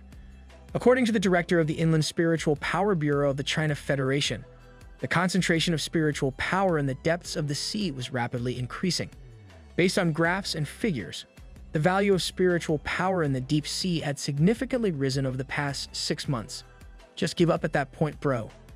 She explained that spiritual power could be compared to oxygen. In its pure form, oxygen is highly toxic, and the same goes for concentrated spiritual power. If a creature couldn't withstand the strong spiritual power, it would undoubtedly be poisoned to death. Consequently, countless deep-sea giants were forced to push up from the depths and take over shallow waters. Since shallow sea beasts couldn't face the fearsome monsters of the deep, they kept rushing towards coastal areas worldwide. As it stands today, the global sea beast frenzy cannot be avoided. General Zhou Jianjun of the China Federation anxiously inquired how much longer they would have to endure this frenzy. However, the answer simply terrified everyone in the room. The director of the Inland Spiritual Power Bureau was certain that this was merely the beginning. They had detected signs of spiritual energy rising not only in the deep seas but also deep inland. The so-called spiritual tide would come again, and the beasts of the continent would undergo a frightening second mutation. Coastal cities would be plagued by sea beasts, while inland cities would be attacked by savage beasts. That's a double checkmate. The inland presented a completely different problem from the coastal areas, as heavy and nuclear weapons couldn't be used to avoid catastrophic collateral damage. What awaited everyone in the world was a land-based fight, a war that would be even more terrifying than the one in the sea. Hearing the honest truth of their future sent shivers down the spines of every world leader present. In addition to this new information, the head of the China Federation had something to show everyone. Back at the gorge, on the other side of the world, Yuziu was intensely diving underground. His main rig had reached a depth of 10,000 meters. As he descended, a sense of unease and oppression filled him, as if the world they knew was facing an unprecedented catastrophe. Ro was digging towards hell. The spirit of Xiao Qing accompanied him in the downward excavation as they grew closer to their destination. They were so close that they could see the ground emitting a strong, unnatural light. The two dived into the bizarre light as it consumed them with brilliance. This was it. Under the depths of the earth, something vividly brilliant was happening. The Rook and the Spirit arrived at their destination. The world of light exuded an aura and power unlike anything else. This was the spiritual tide itself. The spiritual power in the air was so thick it became tangible. Yuziu called out to Xiaoqing, informing her that amidst all the current happenings, a new cycle of evolution had begun. It depicted a golden ant protecting a woman while speaking perfect human language. Moreover, the woman in the video seemed to be either a mutant plant or a mutant human. The head of the China Federation explained that this was a clip transmitted by a mercenary through a machine implanted in his eye.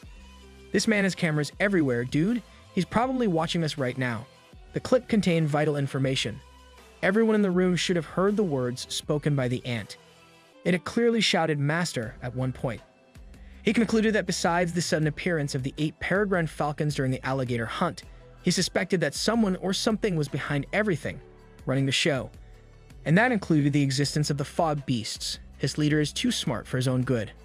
Yuziu is currently holding a curiously high-tech device in his hand, inspecting it, and concluding that it is indeed a spirituality shield. He hurriedly and angrily crushed it as this tiny device was responsible for interfering with his fog spread ability. He did not expect human technology to progress so fast to the point where they can develop devices that can interfere with spiritual energy. He worried that if they continue their momentum, he won't be able to sense life forms by using fog spread anymore. This development is proving to be quite troublesome. In front of him appeared Sparky, loyal and dependable. He tasked the golden mutant ant with calling a meeting for his inner circle.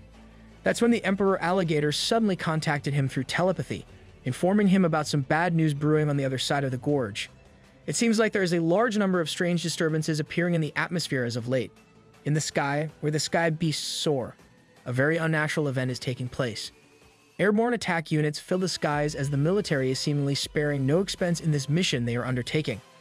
While attack helicopters and fighter jets scour the air, the land is being flattened by countless tanks and artillery vehicles. The loud and coordinated march of soldiers can be heard echoing throughout the whole area. With the number of aircraft, heavy-duty land war machines, and the sheer number of foot soldiers on the ground, it seems like the Federation is gearing up for a war of historical proportions.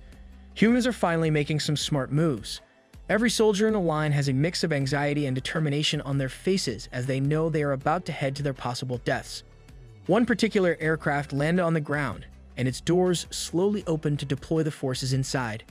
Just one step out of the aircraft, and you can already tell that these troops are not your run-of-the-mill soldiers. This was the Transcendent Force Genetic Modification Department. Handcuffed humans that have mutated with the properties of various beasts disembarked from the aircraft as they readied themselves for the war that is about to commence. Some of the mutants that stood out were a man that resembles a vampire in a cloak and a woman with cat ears and tails. The familiar-looking cat woman looks particularly unhinged right from the get-go. They got crazy cat girls in the army. The enlistment numbers are about to go up. On the other end of the site, another aircraft deployed the superhumans of the Federal Transcendental Force Academy. One look at these humans, and you can easily tell that each one of them is a war-torn veteran with a lot of field experience. Right at the edge of the woods, the beast silently watched the deployment of such an impressive human force. Even the Expeditionary Beast Unit watched carefully from the safety of the fog. No matter how fierce these beasts are, they can still feel the undeniable pressure that the humans have been exerting as they pour their resources towards the mountains. Bald Head is already ready for the smoke. The already hateful Sparky was not pleased with this intrusion that the humans are daring to do. White Tiger could not help but let out a fierce roar as he's battle-ready for the conflict to come. One of the superhumans took in the scenery of the gorge. He looked at the highest peak of the foggy mountains from afar. The place they are aiming to conquer is certainly something to behold. After receiving reports from his beasts, Yuzuyu was put into crisis mode as the humans are moving faster than he expected. He worries that something might have happened to Xiaoqing, as she would have reported this development to him as soon as possible under normal circumstances. He knows that with such a large army and ridiculous resources being used, this is not just about catching the Emperor Alligator. It seems that they have another, bigger purpose for this operation. 5 days ago, in the roundtable meeting, the head of the China Federation proposed to everyone the mission to find out just who is in true control of the Misty Mountains. This proposal is hard to digest for the already overwhelmed leaders. They rightfully fear the possibility of someone or something that can domesticate these powerful mutant beasts. The director of the Inland Spiritual Power Bureau of the China Federation is considering this as a very real possibility. They heard the ant in the video speaking human language perfectly. This is not something that a beast could learn by itself. General Zhou Jianjun also presented the possibility of this being a dangerous and powerful organization, and not just one person. They cannot rule out the possibility that the Emperor Alligator is also intelligent, and that they might have possibly undergone human genetic modification technology. There are currently 8 red zones in the interior areas of the Earth. Currently, Bayou Gorge is the most dangerous area in their estimates. To add to that, the second wave of spiritual tide is inevitably coming soon. They only have 10 days before that event. They absolutely must decimate the mountains before the beasts inside have the chance to evolve once again. The head of the China Federation was lost in thought as he ponders how they should proceed with the issue at hand. He ordered someone to come inside the meeting room seriously. A man with an impressive stature entered the room and captured the attention of everyone present, Yan Gao Yuan. He's about to tell them the details of the Bayou Gorge battle plan. In 5 days, they'll launch a full offensive on the beasts before they recover their spiritual power and a second evolution through the spiritual tide. Meanwhile, at the Transcendental Research Institute, Xiaoqing's mentor had diligently and successfully synthesized a mutant elixir. With this, he believes that his ace pupil, Xiaoling's fire control, will be even more powerful. He plans to send this product to her as soon as possible. That's when the familiar face of the bitter loser woman appeared behind him. She is full of resentment towards the instructor, as the whole research institute seems to favor Xiaoling compared to everyone else. She feels insignificant and believes that the instructor would possibly let everyone here die as long as Xiaoling is safe. Yan Gao Yuan laid out the full scope of the battle plan that he devised to the round table. He was immediately met with resistance, as his plan would require resorting to such extreme methods, and even if they win, they will gain nothing out of it. Another criticism is that they were using a gargantuan number of resources and troops, way more than they have ever used before. He reassured them with a simple fact: if they lose, there will be more serious consequences than they can imagine. He continued that every single beast in the canyon will be completely out of control after the spiritual tide. Realizing the gravity of the situation they're in, the leaders could not help but feel a shiver down their spines. Besides, they are treating this mission with utmost secrecy. All battle plans are kept secret from all ranks below Major. And finally, Yan Gao Yuan requested that one person must absolutely be included in this battle plan. If the beast that stirred up the fog is human, then they must pick out someone with the corresponding abilities to deal with any unforeseen circumstances. Everyone already knows who the person he has in mind. The vital part of this battle plan is the man with scars through each of his eyes, the enigmatic General Li. This guy is not surviving 1 versus 1 against the God Tree. After the crucial meeting, the surrounding cities of the entire Federation built protective walls. Whether they would be useful or not is still uncertain. The least they could do is resist the charge of some weak beasts. They're going full-on attack on Titan. In another place, in Z City, they travel to a huge people's hospital. Xiaoqing is hurriedly and angrily rushing. She forcefully opened the sliding door of the hospital room. What she saw inside was her mentor, who had been nothing but kind to her at the Transcendental Research Institute, lying on the hospital bed with fatal injuries. The other research staff already knew that it was a bad idea to let the hot-tempered ace see her mentor in this state. He's barely clinging on to life, becoming increasingly weak with every passing moment. She's experiencing a rage that cannot be suppressed. Back in the research facility, it turned out that the bitter woman had gone ahead and snatched the elixir synthesized for Xiaoling. She was immediately consumed by its power as she struggled to fight with all her might. The elixir was made from the inner crystal of Fire Leopard. Although she wasn't a fire elementalist, her body would inevitably mutate. The instructor hurriedly ordered her to spit it out for her own safety. In response, she struck the kind-hearted man with her claws, critically injuring him. She better get used to the heat. She's going to hell soon. The deranged woman named Yan Langling was then taken into custody by the genetic unit of the military after she fainted. However, she received a lighter sentence since she was under the influence of the elixir when she hurt the instructor. She is now imprisoned and will soon be deployed to the front lines. He started to wake up, calling out to Xiaoling. He took out the other half of the elixir, having managed to defend it for his favorite pupil. She urged him not to talk too much as it was clear he was still in pain. He reminded her that she was still young with a bright future ahead. She didn't have to blame anyone for causing him harm. He didn't want her to ruin that good future just for him.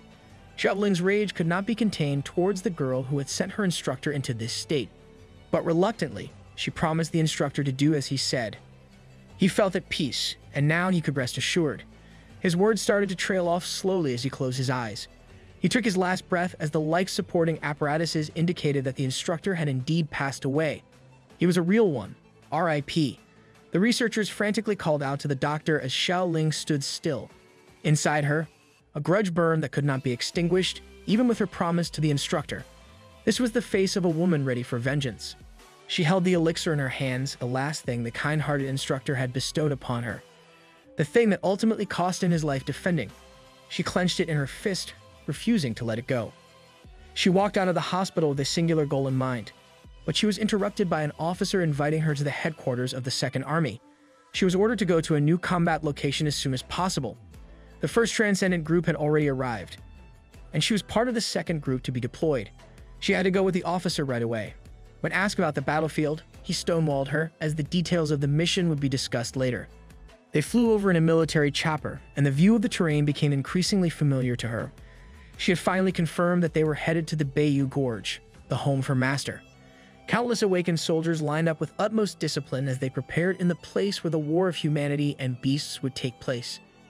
Yan Gao Yuan stood imposingly in front of the monstrous force he had arranged for this conflict. He promptly introduced himself as the supreme commander of the entire operation. Xiaoqing was caught off guard as she was suddenly thrust into a complicated spot. This operation marked the first time humans had launched an attack against the inland beasts. Their goal on paper was to deal with the fob beasts and the emperor alligator in the perilous Bayou Gorge. In addition to that, they had to eradicate the powerful beasts living within the treacherous mountainous areas. Looking at the impressive force of humanity, he proclaimed that their goal was to kill enemies they had never encountered before. He knew the enemy's strength was beyond their wildest dreams. He warned them that this would be a brutal battle. After all, the opponent they were facing was a mutant beast that could easily destroy fighter jets. This time, 30,000 personnel would be deployed for the operation, hoping to overwhelm the enemy with their massive numbers. However, with this tactic, the casualties on their side would be severe.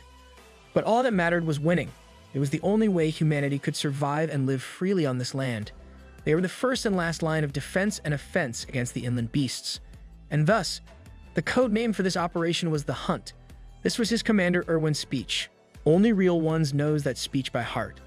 Every single soldier steeled their resolve as they readied themselves to charge into the jaws of the beasts. Xiaoqing knew that with this type of operation, something wasn't right, and the Federation must know something. She had to hurry back and report to her master. Suddenly, another officer approached her as she was being summoned by the infamous General Li alone. At the operations department, Xiaoqing stood before the general. He informed her that he had read her profile and knew that her hometown was at the foot of the Bayou Gorge. He also knew that she and her sister had been attacked by mutant beasts in the Misty Mountain, and that she survived but her sister wasn't as fortunate. With this knowledge, he believed she should be familiar with the road leading to the center of the Misty Mountain, and more importantly, she must desire revenge. She tried to reason that she couldn't remember much of what happened before the attack. She tried to get to the point and ask if that was all the general wanted. He extended a proposition to her. A few moments later, using her spirit, she managed to slip away and immediately reported to Yuziu. It turned out that General Li wanted to take her in as a disciple, and she said yes. Yuziu knew that with Xiaoling's talent and potential, ordinary people would want to take her in as a disciple. It was good for them to be able to join the inner circle of such a big shot. She informed him that the attack by humans would happen the next day. She was unsure whether they could win against this powerful assault.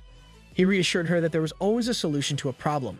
Everybody wanted to live, but some things just couldn't be obtained through wishes. If he could have stayed silent and neutral, he would have. But that was impossible now. With the human forces at bay, the gloves were off. He called the attention of every beast in the gorge. Every single beast, superhuman, and mutant in the gorge had a bloodthirsty and determined look in their eyes. Today, they were going to face a brutal battle. It wasn't just a battle, it was a war. If they lost this war, everyone would die. And even if they won this conflict, they would still lose some companions along the way.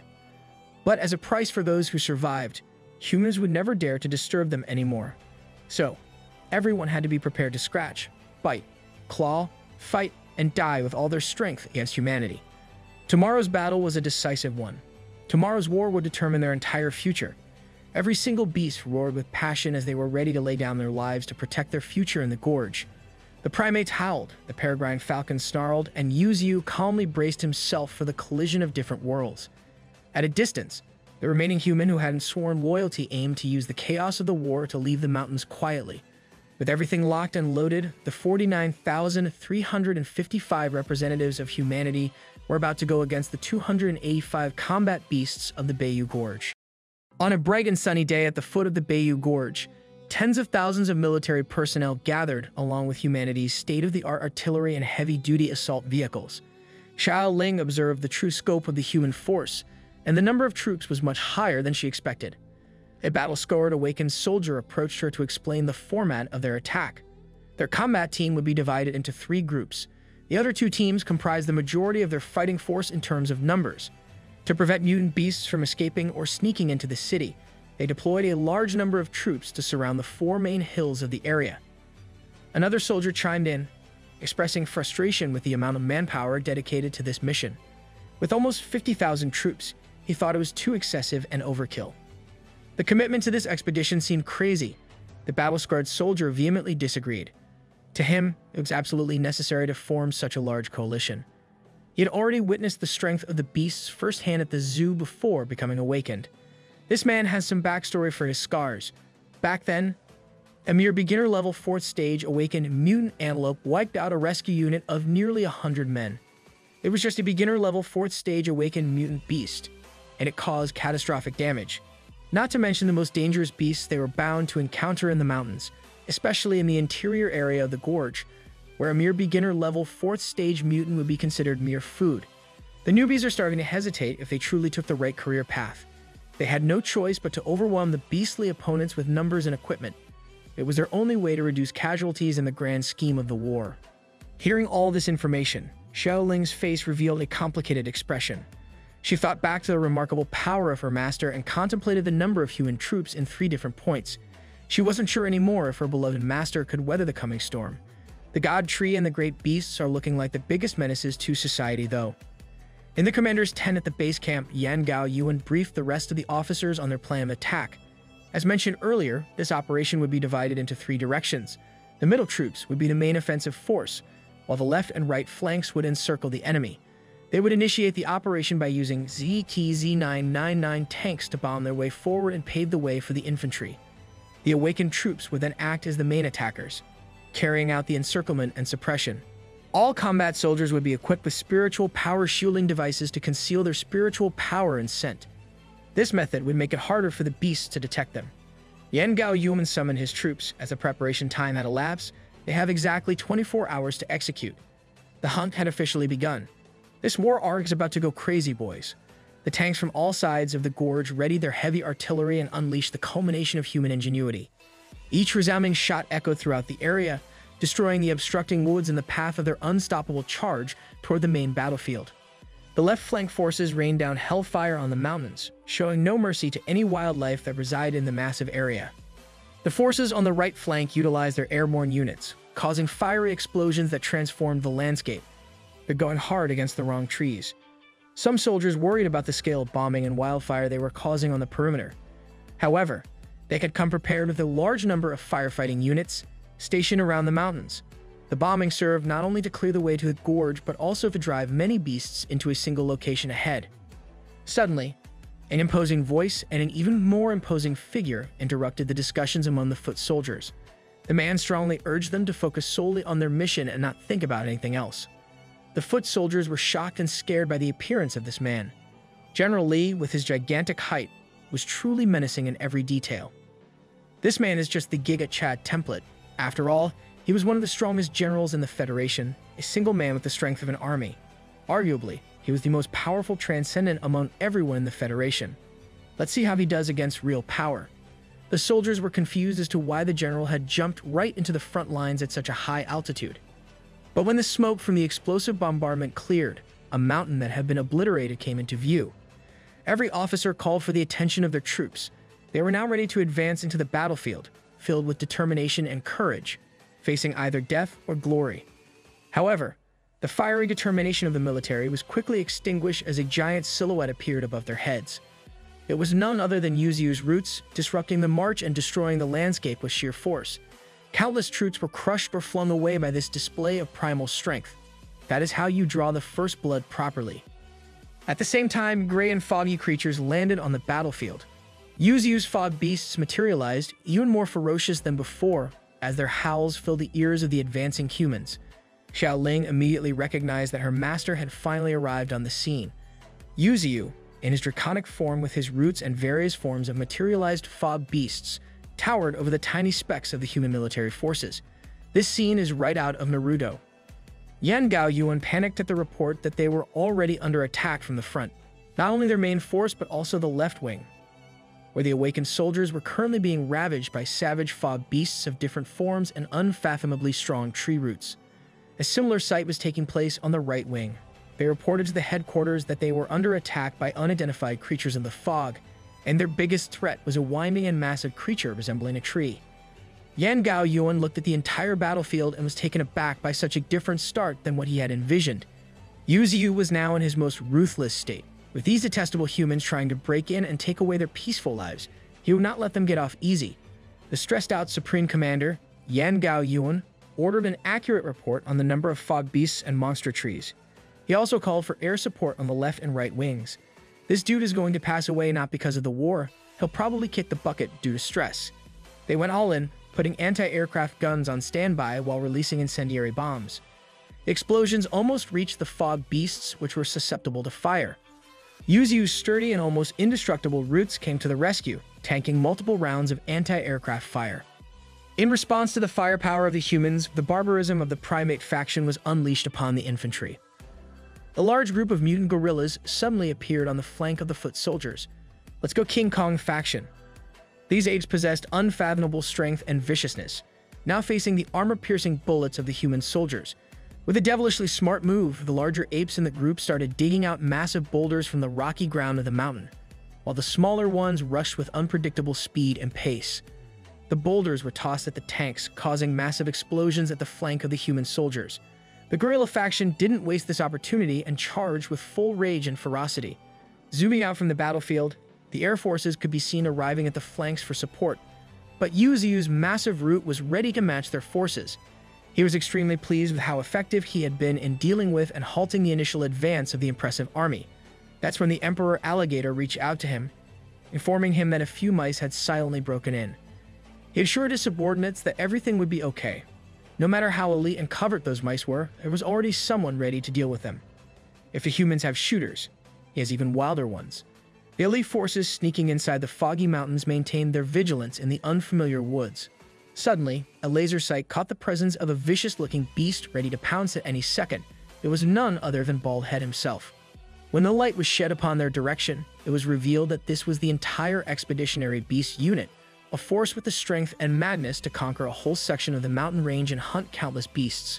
These guys are about to go nutty with their kill-death ratio.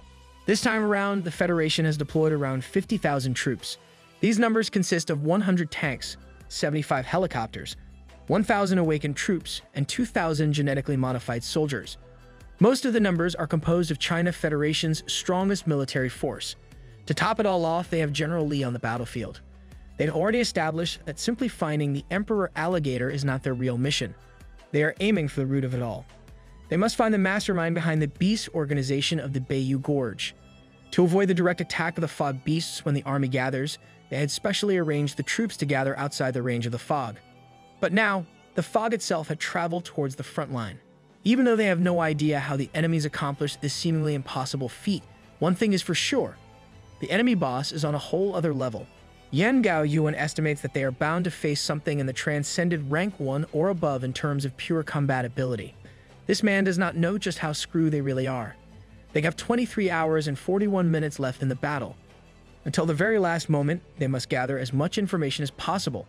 For clarity's sake, this is the sketch of Yuzu's forces scattered around the Bayou Gorge. On the left wing, the foot soldiers desperately emptied their ammunition on the opponents in front of them. It was none other than Thorn. She had finally gained total control of her crimson vines as she blazed through the human troops. With each smack of her vines, a soldier became out of commission for the rest of the war with heavy injuries. The humans could see her as nothing but a monster as they continued their hail of bullets without hesitation, despite her humanoid appearance. Coming from the flank, a ferocious jaws stretched open as a gigantic figure of the white tiger descended upon the fighting soldiers. Blood spurted out everywhere as the white tiger finally started going on a rampage for his bloody feast. Thorn and the white tiger, the teacher, and the dumb student teamed up. They had to remain careful with their moves, as they were massively outnumbered by the enemies ahead. The white crane hurriedly rushed to their side to warn them of something big incoming. It was a powerful missile bound to crash and explode on them. It swiftly made contact with the area they were standing in, and a loud detonation echoed throughout the mountains. The supergenetic modification team duo watched as the beasts in front of them were swallowed up by a massive blast.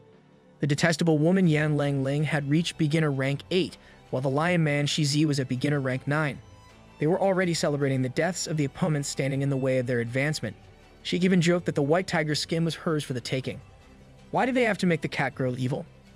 That's when she was taken aback by the sight in front of her. The rank 9 white tiger, rank 7 Thorn, and the duo of rank 6 Tempest Wolves stood their ground unscathed from the destructive force of the missile. The lion man, Shizi, became even more fired up as he admired the opponents in front of him. They had survived a cannon missile that was specially developed to deal with beasts. He did not expect them to still be alive, let alone uninjured after taking it head-on. I've told you guys 1,000 times, these beasts are just built different.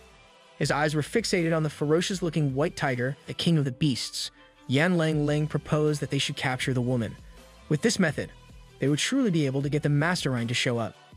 With an agreement that they would split the white tiger's skin and the woman, Shizi readied himself for a fight between two kings as he transformed into a monstrous lion. Meanwhile, in another part of the battlefield, A stick traveled in a forceful trajectory. It was the gold silk monkey brandishing his stick toward a soldier's crotch. "I can feel your pain, soldier man." The war armor boar, on the other hand, was drop-kicking the troops like he was in an exhibition wrestling match. Lastly, Baldhead was running all over the place with a speed so fast that he was dodging bullets mid-air. The foot soldiers were starting to panic as none of their shots were landing no matter how hard they tried, and the beast was slowly getting closer to them. Baldhead finished his rush with a booty smack toward the soldier's face. The disrespect is unreal. That's a stinky finisher. The three Beast Stooges had become a deadly trio when it comes to dispatching troops. After all, they had gained plenty of experience fighting beasts in the mountains. Just like a wholesome group of friends, they celebrated their victory with a cheerful high five. As they were leaving the area to patrol another place, the gold silk monkey noticed something fishy amongst the bushes out of the corner of his eye. Coming off from a decisive victory against the foot soldiers, he immediately and confidently jumped towards the bushes as he readied a stick strike, like he always did. While midair, he realized his mistake as the figure in the bushes came into view. It was a man who was part of the super being team. He had purple hair and massive scorpion tail growing from his back. That's a whole villain. The gold silk monkey was too late in identifying that he had just made a huge blunder with his overconfidence as a scorpion tail stab was already upon him. He tried his best to guard against the brunt of the tail's force as the man smiled confidently at him. The gold silk monkey flew back to his friends with minimal injury, but he was in a worse condition overall. He was stabbed by the scorpion's tail, and the venom was already circulating through his body, judging by the looks of the wound. The man claimed that this is the strongest venom of all the venomous scorpions out there. In just a minute, the gold silk monkey would die. Hearing this angered Baldhead, and he did not waste any time rushing at the limits of his speed. He swiftly locked onto the man from the flank. As he was rushing with unparalleled rage and aggressiveness, someone managed to keep up with him. It was a man with a thick yellow aura, running side by side with him, praising his exceptional speed. It's Overman that got old Flash on their team. The man promptly grabbed Baldhead midway through his rush and forcefully sent him crashing through the floor like it was light work. Another member of the Super Being team descended from above, wielding a massive spherical hammer. She was coming in with a bang, her heavy smash locked and loaded towards the already poisoned gold silk monkey. Fortunately, the war armor boar managed to take the heavy smash squarely to his head, protecting his weakened brother from being crushed on the ground. He gritted his teeth at the pain of taking such a heavy attack literally head-on. The Super Being Team trio stood at a distance as they easily gained the upper hand just like that. The lightning-fast older man is the beginner rank 8 Lei Su. The freakishly strong cute woman is the beginner rank 7 Yun Chui. And lastly, the venomous scorpion hybrid is the beginner rank 6 Du Shi. The beginner rank 8 Baldhead, beginner rank 7 war armor boar, and gold silk monkey were suddenly torn down from their high spirits and driven to a corner by such an effective series of ambushes. Seizing the opportunity as the two beasts were badly injured, the Super Being Team trio saw it fit to bring the battle to its conclusion. They rushed towards the beasts with everything they had. Without hesitation, Baldhead took the initiative to meet the rushing team midway. He had finally activated his thunderous ability. Baldhead will clutch this. He has that dog in him. He jumped right above the trio as the man mocked him for daring to meet them head-on, being just a little guy.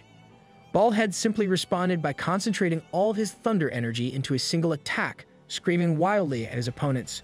The Super Being Team trio was enveloped in a high-voltage blast of electricity. They were stunned and slowly paralyzed by the fierce attack. You really gave them the Pikachu treatment. All of them had the same thought as they were being slowly fried. They could not believe that a honey badger could use lightning to this degree. Seizing the chance to finish the job while the Super Being Team trio was paralyzed, the war armor boar and gold silk monkey rushed for the opponents. With everything they had in the tank, forceful strikes landed on two of the men, while Baldhead dealt the final blow against the freakishly strong woman. Locusts are arthropods with green or yellowish-brown bodies, and there are more than 1,000 species in the world. Are we watching National Geographic right now? A single locust is not harmful to human beings. It can be killed by conventional means, but that's only true against one. When human beings face a plague of thousands of locusts, no matter how powerful humans are, under the swarm of those tiny insects, one will feel overwhelmingly hopeless. Back in the battlefield, the Super Being Team trio was knocked out cold by the combined desperation of War Armor Boar, Gold Silk Monkey, and Baldhead. Despite their victory, Gold Silk Monkey is still facing a fatal problem as he coughs heavily. He limped towards the scorpion tail that stung and poisoned him to his current weakened state. Extreme absorption is a unique innate ability of monkeys, giving them the ability to absorb all beneficial substances from other sources. However, once toxins invade their bodies, the same ability strongly rejects the toxic substances, as there is no way to naturally purify toxins circulating inside. Extreme absorption undoubtedly makes Gold Silk Monkey's condition even more painful. He's on his last legs as he struggles to even stand or breathe. To add to their misfortune, it seems like the human troop reinforcements have finally arrived at their location. The soldiers quickly identified that the beasts in front of them knocked down the awakened force ahead. Without question, they started raining down bullets towards the already injured beast party. They cannot let them escape now. Thankfully, normal bullets are useless against them as the balance of such weak ammunition only serves to annoy Bald Head. The soldiers quickly adapted as they tried to switch to the special bullets in their arsenals, having identified the trio as high-level beasts. Bald Head did not give them room to brace themselves as he was already charging up his electricity once again. Most of the troops were naturally rendered out of commission from such a strong shock, while the others were subjected to the blunt force of War Armor Boar's wild charge. Gold Silk Monkey remained still at the back as he was slowly dying from the scorpion venom. Suddenly, a commanding figure appeared right behind him. It was a transcendent human who had his attack locked and loaded against the defenseless injured monkey. He brought his hand down, aiming squarely at the Gold Silk Monkey. He was full of rage and contempt as the killing intent in his strike would surely claim a life when it landed. Gold Silk Monkey had nowhere to go. Suddenly, War Armor Boar came out of nowhere and at blinding speed. He positioned himself to shield his brother against a powerful killing strike. He gritted his teeth as he felt the attack piercing through his thick defenses. Gold Silk Monkey watched in horror as his best buddy, his brother, and his partner in crime jumped in front of a horrific killing blow to protect him. Tears started to well up in his sad and scared eyes. Bald Head saw this development while encircled by soldiers, and even he could not handle the sight of his beloved friend being pierced through. The man punched a hole clean through the War Armor Boar and clutched his heart right in his hand. With a forceful grip, he painfully took the life of a magnificent beast. Rest in peace, he was a real one until the end. The War Armor Boar lay lifeless in front of his killer and the Gold Silk Monkey. It slowly sunk in that his most precious friend just sacrificed himself in front of him. Emotions welled up all over his body just as the venom in his system. Bald Head got distracted by the plight of his brothers and was taken aback by a bright light coming out of nowhere. Another awakened soldier with a mutant hand capable of producing high-powered laser beams appeared on the battlefield and hit Bald Head with a critical strike. Along with the regular soldier reinforcements, the Super Being team slowly poured into the foggy gorge. All they wanted was destruction and death upon the beasts of the mountains. Gold Silk Monkey had lost all reason due to his grief. While the venom circulated around his system painfully, he still tried to charge at the incoming enemies with his simple wooden stick. What greeted him was a rain of special bullets coming from the reinforcement troops. Thankfully, the tenacious Bald Head managed to tank a laser beam to his body. He hurriedly grabbed his buddy to desperately make a run for it. They immediately established quite a bit of distance between themselves and the soldiers, but these troops were not going to let them escape easily at all. While they were desperately fleeing for their lives, Gold Silk Monkey could not stop crying as he could not accept losing his brother. Bald Head was doing his best to stay composed and keep on running despite a severe injury in his leg. That point-blank laser beam really did a number on him. With the pain of his injury and the pain of losing a friend, he was barely holding it together himself. Humans are done for at this point. Two small but brilliant lights with a golden and blue hue ravaged around the unsuspecting soldiers all over the place. It was none other than the insect faction, Sparky and Blue Mantis. If they kept running at this unbelievably fast pace, they would exhaust themselves quickly. But in Sparky's mind was one thing and one thing only. There are humans in the mountains, and he must kill every single one of them. I'm on board with Sparky's hater energy now. The two charged through the woods like deadly arrows. On the other side of the battlefield, White Tiger was not in the best condition either. He stood alongside Thorn, both bloodied and injured due to the intense battle against the human troops. In exchange for their injuries, they had already killed over 100 human soldiers while keeping up and injuring the super genetic modification duo. They had gone crazy with pure viciousness. Thorn, White Tiger, White Crane, and a single Tempest Wolf stood among hundreds of corpses. The Lion Man thought that this force would not last long anymore as there was only one wolf left, while everyone else's injuries were not light at all. He also noticed that White Tiger kept on protecting the mutant girl while they fought. They could use her as bait to finally deal with every single one of the beasts. Thorn could already tell that the White Tiger was running out of gas in his tank, and he wouldn't last long. The previous shells that landed on them caused a lot of damage. They panted and struggled to even stand straight. She knew that if it wasn't for White Tiger lasting this long despite running out of energy quite some time ago, they would have been caught already. Suddenly, even more awakened reinforcement forces arrived on the battlefield. They were being led by a familiar face from the super genetic modification team. This vampire-looking man berated the lion man Shizi for having such a hard time dealing with a tiger. He looked back at the vampire-looking man named Gullah, a mixture of fear and relief washing over him just from the presence of this guy. The already discouraged Thorn was sent into an even deeper despair as she saw the reinforcements arrive. She also sensed that the guy named Gullah had a huge spiritual amount in his body. Only her master, the God Tree himself, could deal with this mutant, the genetic transcendent Gullah. Feed this man garlic and he'll probably die. He ordered the troops to just keep on attacking as they had been doing. The beast squad would fall sooner or later. This time around, every single awakened soldier was charging in for the kill. There was no way that the White Tiger and the rest of the party could take another full-force charge from these reinforcements. But White Tiger was just too tenacious. He alone met their charge and promptly latched onto one unfortunate soul as he crushed him with a powerful jaw and unbelievably sharp teeth. The White Crane and their remaining Tempest Wolf did not give up either as they slay their fair share of awakened soldiers. Even the docile Thorn did not show any mercy to anyone that came within her strike zone. The crazy cat girl Yan Langling took advantage of the commotion of the battlefield and threw 2 flash bombs towards Thorn. She was enveloped in a blinding light, stunning her in place and halting her crimson vines. Throwing flashbangs in an open field with your teammates is crazy. Yan Langling's hand transformed into nefarious claws as she aimed to take down Thorn. She did not waste a second and brandished her claws. Heavy artillery missiles rained down hellfire from above, decimating the airborne units of the military. The primate faction was forced to endure and dodge the full brunt of the explosions pouring down upon them. The infantry on the ground observed with maximum anxiety as they tried to catch a glimpse of whether the monstrous beasts had been blown up or not. Contrary to the foot soldiers' wishes, the primates were safe and sound, as bloodthirsty as ever. They sought asylum at Yuzu's roots as soon as the missiles were released. The roots and the beasts remained unscathed despite the best efforts of humanity's technology. Realizing that the apes were unharmed, the soldiers promptly tried their best to hinder the beast charge by unleashing a hail of bullets upon them. Meanwhile, in the air, the Peregrine Falcon faction had finally arrived on the scene. They did what they did best, flying at incredible speeds and eliminating every single airborne unit of the human force. Yuzu sneered, knowing that missiles, explosives, or any of the human forces could never penetrate him, just as he was boasting about his resilience. A decisive step could be heard just a few meters from him. A fearsome silhouette, with extremely powerful proportions, slowly approached him. The figure was a human with 2 scars on his eyes, showing no hint of panic or worry. Yuzu celebrated that, finally, a human had reached his main body in this ongoing war. We're finally seeing another boss fight. Let's go. Of course, this so-called human was none other than General Li, the most powerful transcendent of the Federation. Back in the intense battlefield, Yan Langling forcefully thrust her sharp claws towards Thorn's body.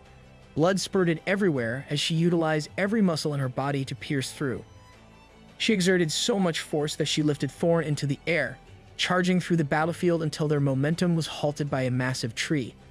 Thorn suffered a grievous wound at the side of her body, bearing the full brunt of Yan Langling's ferocious attack.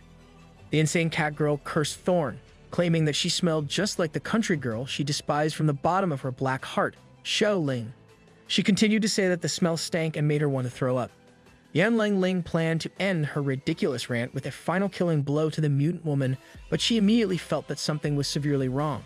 A massive claw strike came so fast that she did not even have time to process what was happening.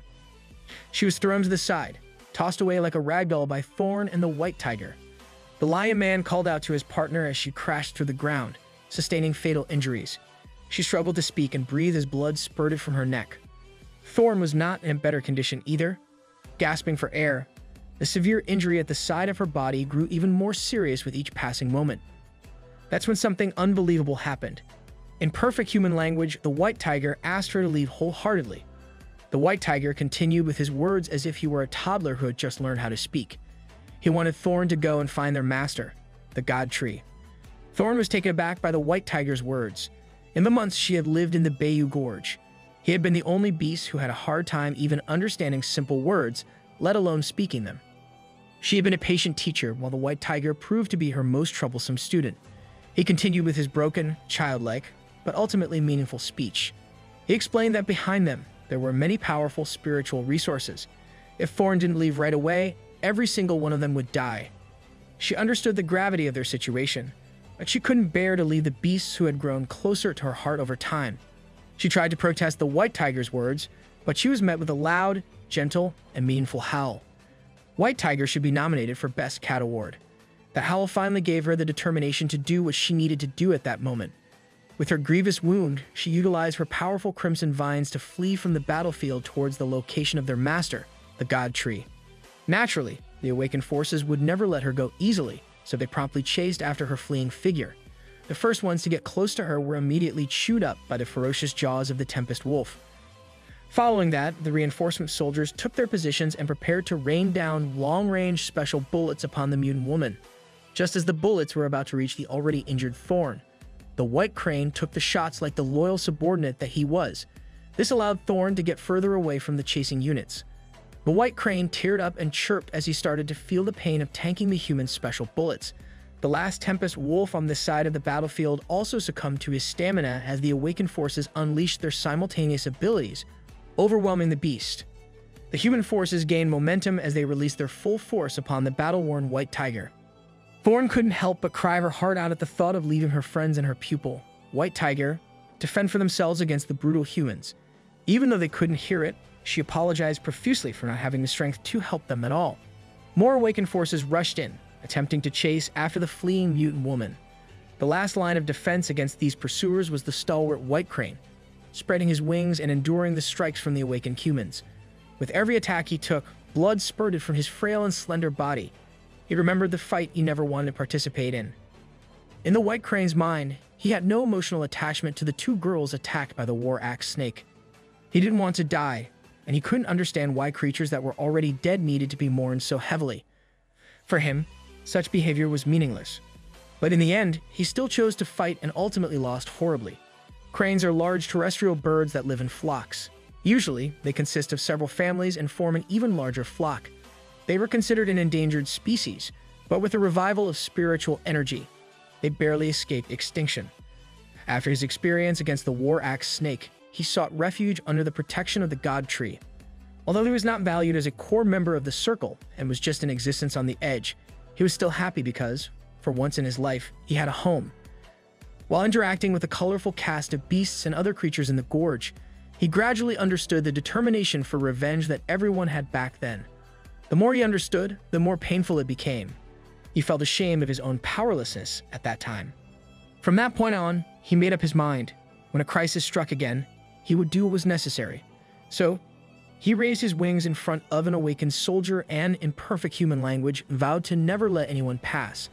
This side character bird is making me cry. Despite his existing fatal wounds, he exuded a dignified demeanor with his wings spread wide open. As the awakened soldiers rushed to get the White Crane out of the way, they were caught off guard by the lightning-fast pounce of the White Tiger. One of the soldiers was bitten in half, while the other was crushed by a claw. The White Tiger spat out the lifeless awakened shoulder and turned his attention to the hundreds of awakened soldiers in front of him. No matter which angles you looked at it, this was a losing battle. The genetic transcendent Gullo ordered everyone to charge at once, as the enemies were visibly on their last leg. The only thing replaying in the White Tiger's mind were the words his master had bestowed upon him. The God Tree had said that it was good he was pursuing greater power because, in terms of fighting skills, he would never lose. However, he must understand that the power of the flesh does not last forever. The body's power will dissipate over time, and when that time comes, he will feel afraid due to his lack of power. So, he must sharpen his mind. The courage to never retreat in the face of a powerful opponent, and the righteousness to shoulder responsibilities were the things he must learn, as he would undoubtedly need them later. And that's because, out of everyone in these mountains, the White Tiger is the king of the beasts. You all got to put some respect in his name. A few moments later, Sparky finally arrived at his destination. He rushed with all the speed he could muster, and the sight that greeted him was nothing short of unbelievable. It was as if he was seeing the god of death itself in the form of a monstrous beast. The White Tiger had properly claimed his title as the king of the beasts atop a mountain of hundreds of awakened human corpses.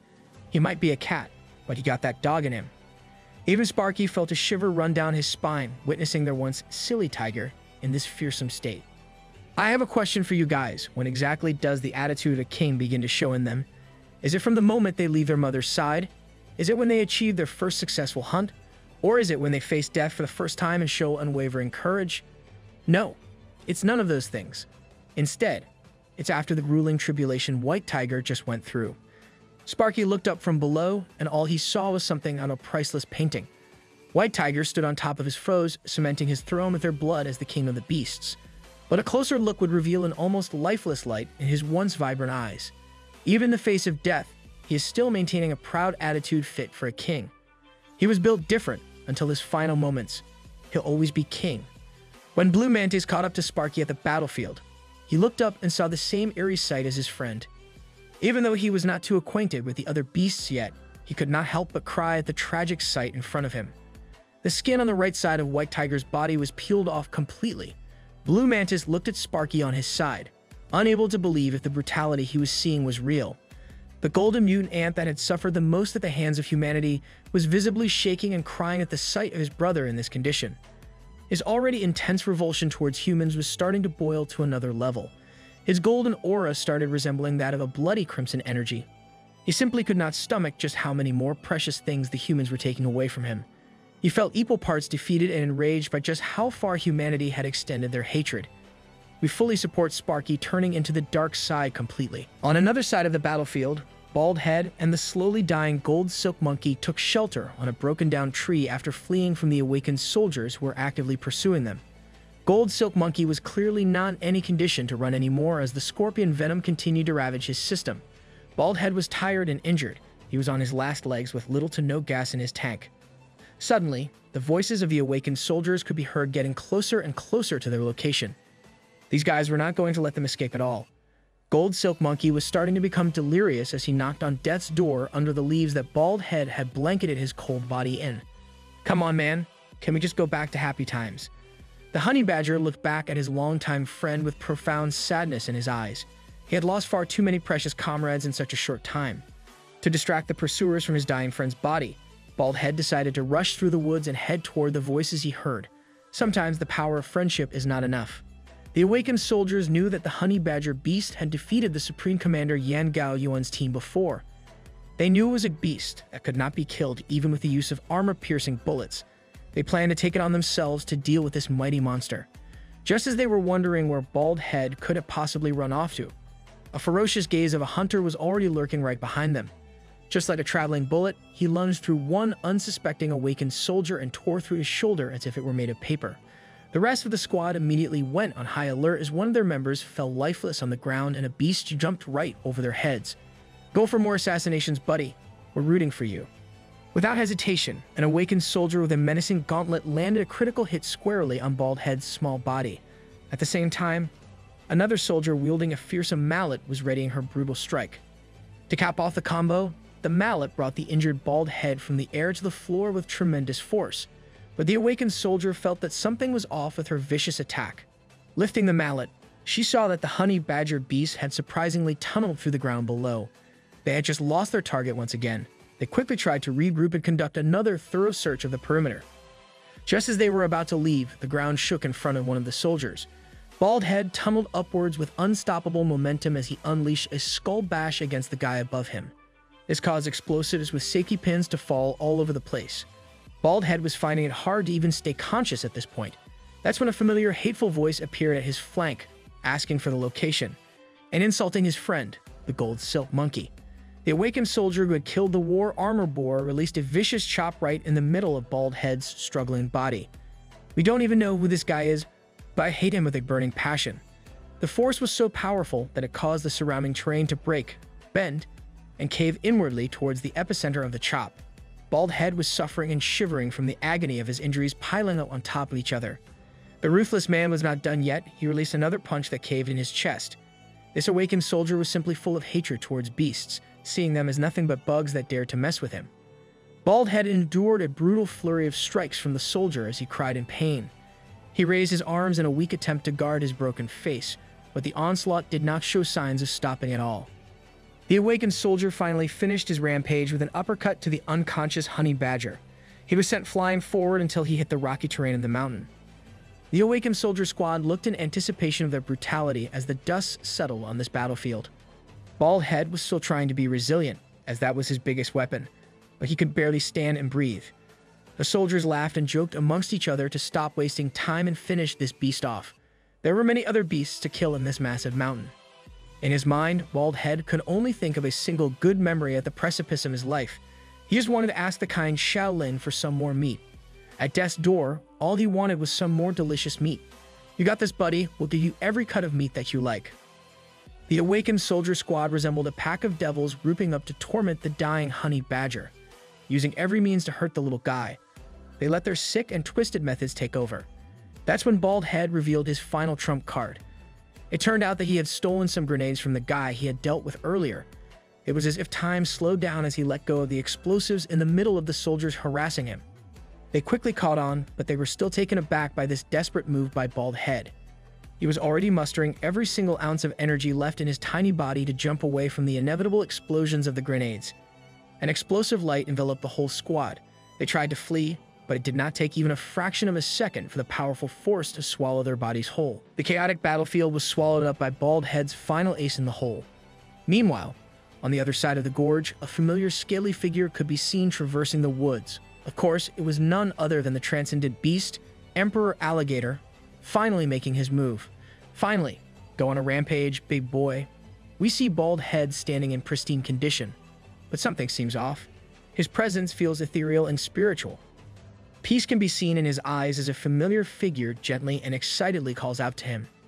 It is none other than the spirit of the deceased kind woman, Shoveling. With just one look, the honey badger can already tell where he is now. He cries due to the mixture of emotions brewing inside him. Excitedly, he jumps and hugs the kind woman. She was the last person in his mind before he passed away, the only person kind enough to give him food out of pure generosity back then. He clings to her tightly as tears cascade like pouring rain. She reassures him that it is okay now. He won't be hurt anymore. "Who's cutting onions out here?" She takes him by the hand as they head off into the bright and serene light together. Back in the battlefield, Bald Head's body is bloodied, battered, and bruised from all the beating he endured. His little frame can no longer take it as he lies lifeless on the cracked ground. Gold Silk Monkey manages to push himself despite the painful venom rampaging inside his body. He does not care about the corpses of the awakened soldiers around his friend. All he wants is to rush to his side. He finally breaks down at the sight of his stubborn buddy, meeting his end after diverting the soldiers' attention away from him. "Come on, man. This war is too much." That's when he hears a feeble voice coming from one of the awakened soldiers. The soldier is complaining about his injuries and asking if anyone is out in the battlefield to help him. He pleads for help while cursing out Bald Head. He vows to skin the honey badger alive. No, it does not matter to him if it's alive or dead. He'll never let it go. Hearing this converts the sorrow that the Gold Silk Monkey is feeling into unrestrained rage as he picks up his trusty stick to bash the man in the face. He transformed into a tiny demon incarnate as he knows that this is the man responsible for taking the lives of his precious brothers. Seeing this form, the injured man feels powerless and immediately shifts into pleading for his life. He vows to leave the forest right now, trying every shameless measure to get out of the situation he started. This only serves as more fuel to the fire raging inside the Gold Silk Monkey's heart. He cries in grief and fury as there is only one thing he wants to do. He unleashes countless strikes from his trusty stick, having no regard for the man's pleas or his own health and well-being. He just wants the man to taste a fraction of the pain he's feeling. Go off, little guy. Bloody footsteps can be seen leaving the battlefield. What is left on the site is a broken down stick that has turned crimson with blood, along with the disfigured and unrecognizable body of the awakened soldier who tormented the group of beast friends. He was not messing around at all. The Gold Silk Monkey has only one mission left in his mind as he carries Bald Head's body, limping forward with unwavering conviction. He's bleeding from his poisoned wound, and the venom has finally spread all over his body. That's when we see their destination, the lifeless body of his brother and best friend, the war armor boar. With a meaningful pat on the head, he looks at the sky of the Bayou Gorge one last time. A faint smile forms on his mouth as he reminisces about their time together. They bickered and fought about simple things, but the bond between the three of them is stronger than blood, species, or form. They're just three friends who went through everything together. Side by side, they nestle in peaceful slumber until their last breath fades into eternal rest. Rest in peace, boys. No more pain. In another part of the mountain, Thorn can be seen slowly limping in the woods. She has one goal in mind, to find the goddess tree for her safety despite her grievous wound. She cannot let the sacrifices of her friends go to waste. That's when a familiar fur slowly steps near her. She turns her head and excitedly calls out to the unique coat of white tiger that caught her eye. It turns out to be the detestable Yan Lang Ling wearing the fur from the recently deceased king of the beasts. She dons her mocking smile as she taunts Thorn with her friend's skin worn like a piece of clothing. That's just foul. From now on, I don't like cat girls anymore. Behind Yan Lang Ling is the entourage of fierce and awakened soldiers, along with the genetic transcendent Gullah. The despicable woman continues to push her by saying that the white tiger's fur is extremely warm. Thorn finally breaks down at the sight of her friend and student's skin flayed off and worn. Despite her injuries, she pours her energy into her crimson vines, promptly locking onto the hateful cat girl. Yan Lang Ling took her on easily this time around. She takes advantage of her faster speed to bypass the charge of the crimson vines. She continues to mock Thorn, believing that she is no match for her with her scarred and battered body. She gets close and grabs her where it would hurt, pulling her by the hair and applying pressure to her bleeding wound as she intends to make Thorn suffer before taking her life. That's when a bright golden flash appears at the corner of everyone's eyes. An explosion quickly follows, catching even Gullah by surprise. Yan Lang Ling is forced to retreat as she safely gets out of the explosion in the nick of time, sustaining just a few injuries. It is none other than the remaining superhumans in the Bayou Gorge and Thorn's friends, Lang Feng at entry level 7 and Qing Chuan at entry level 8. The human force is astonished at the sight in front of them. They did not expect other humans to be part of the beast organization in these mysterious mountains. Gullah remains calm as he lays down the plan for everyone. If they catch these humans alive, they can interrogate them about the organization's affairs. He also instructs the once again injured Yan Lang Ling to retreat, as there is no way she can handle these reinforcements in her current state.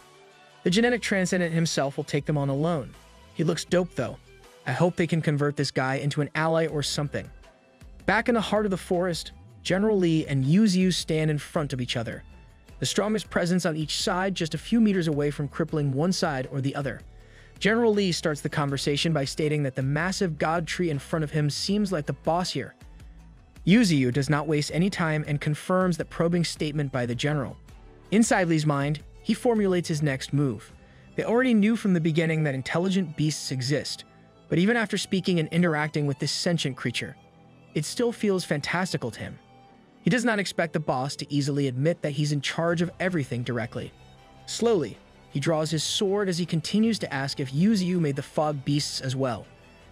It turns out that General Li is an extraordinary second-order transcendent. He has the innate ability of innate wisdom. He's also mastered sword chi alchemy, allowing him to increase his spiritual power and giving him the ability to go toe-to-toe with enemies stronger than him at the cost of his own lifespan. He is a man deserving to be called one of the strongest generals in the Federation. You got those crazy stats on paper. Let's see if he can hold candle to the goat. Yu Xiu casually confirms that he created everything around them and that humans should not have barged in here indiscriminately. The general claps back, stating that strange beasts shouldn't take away the places where humans live. If you don't get rid of them now, he fears that humanity won't be able to live in peace.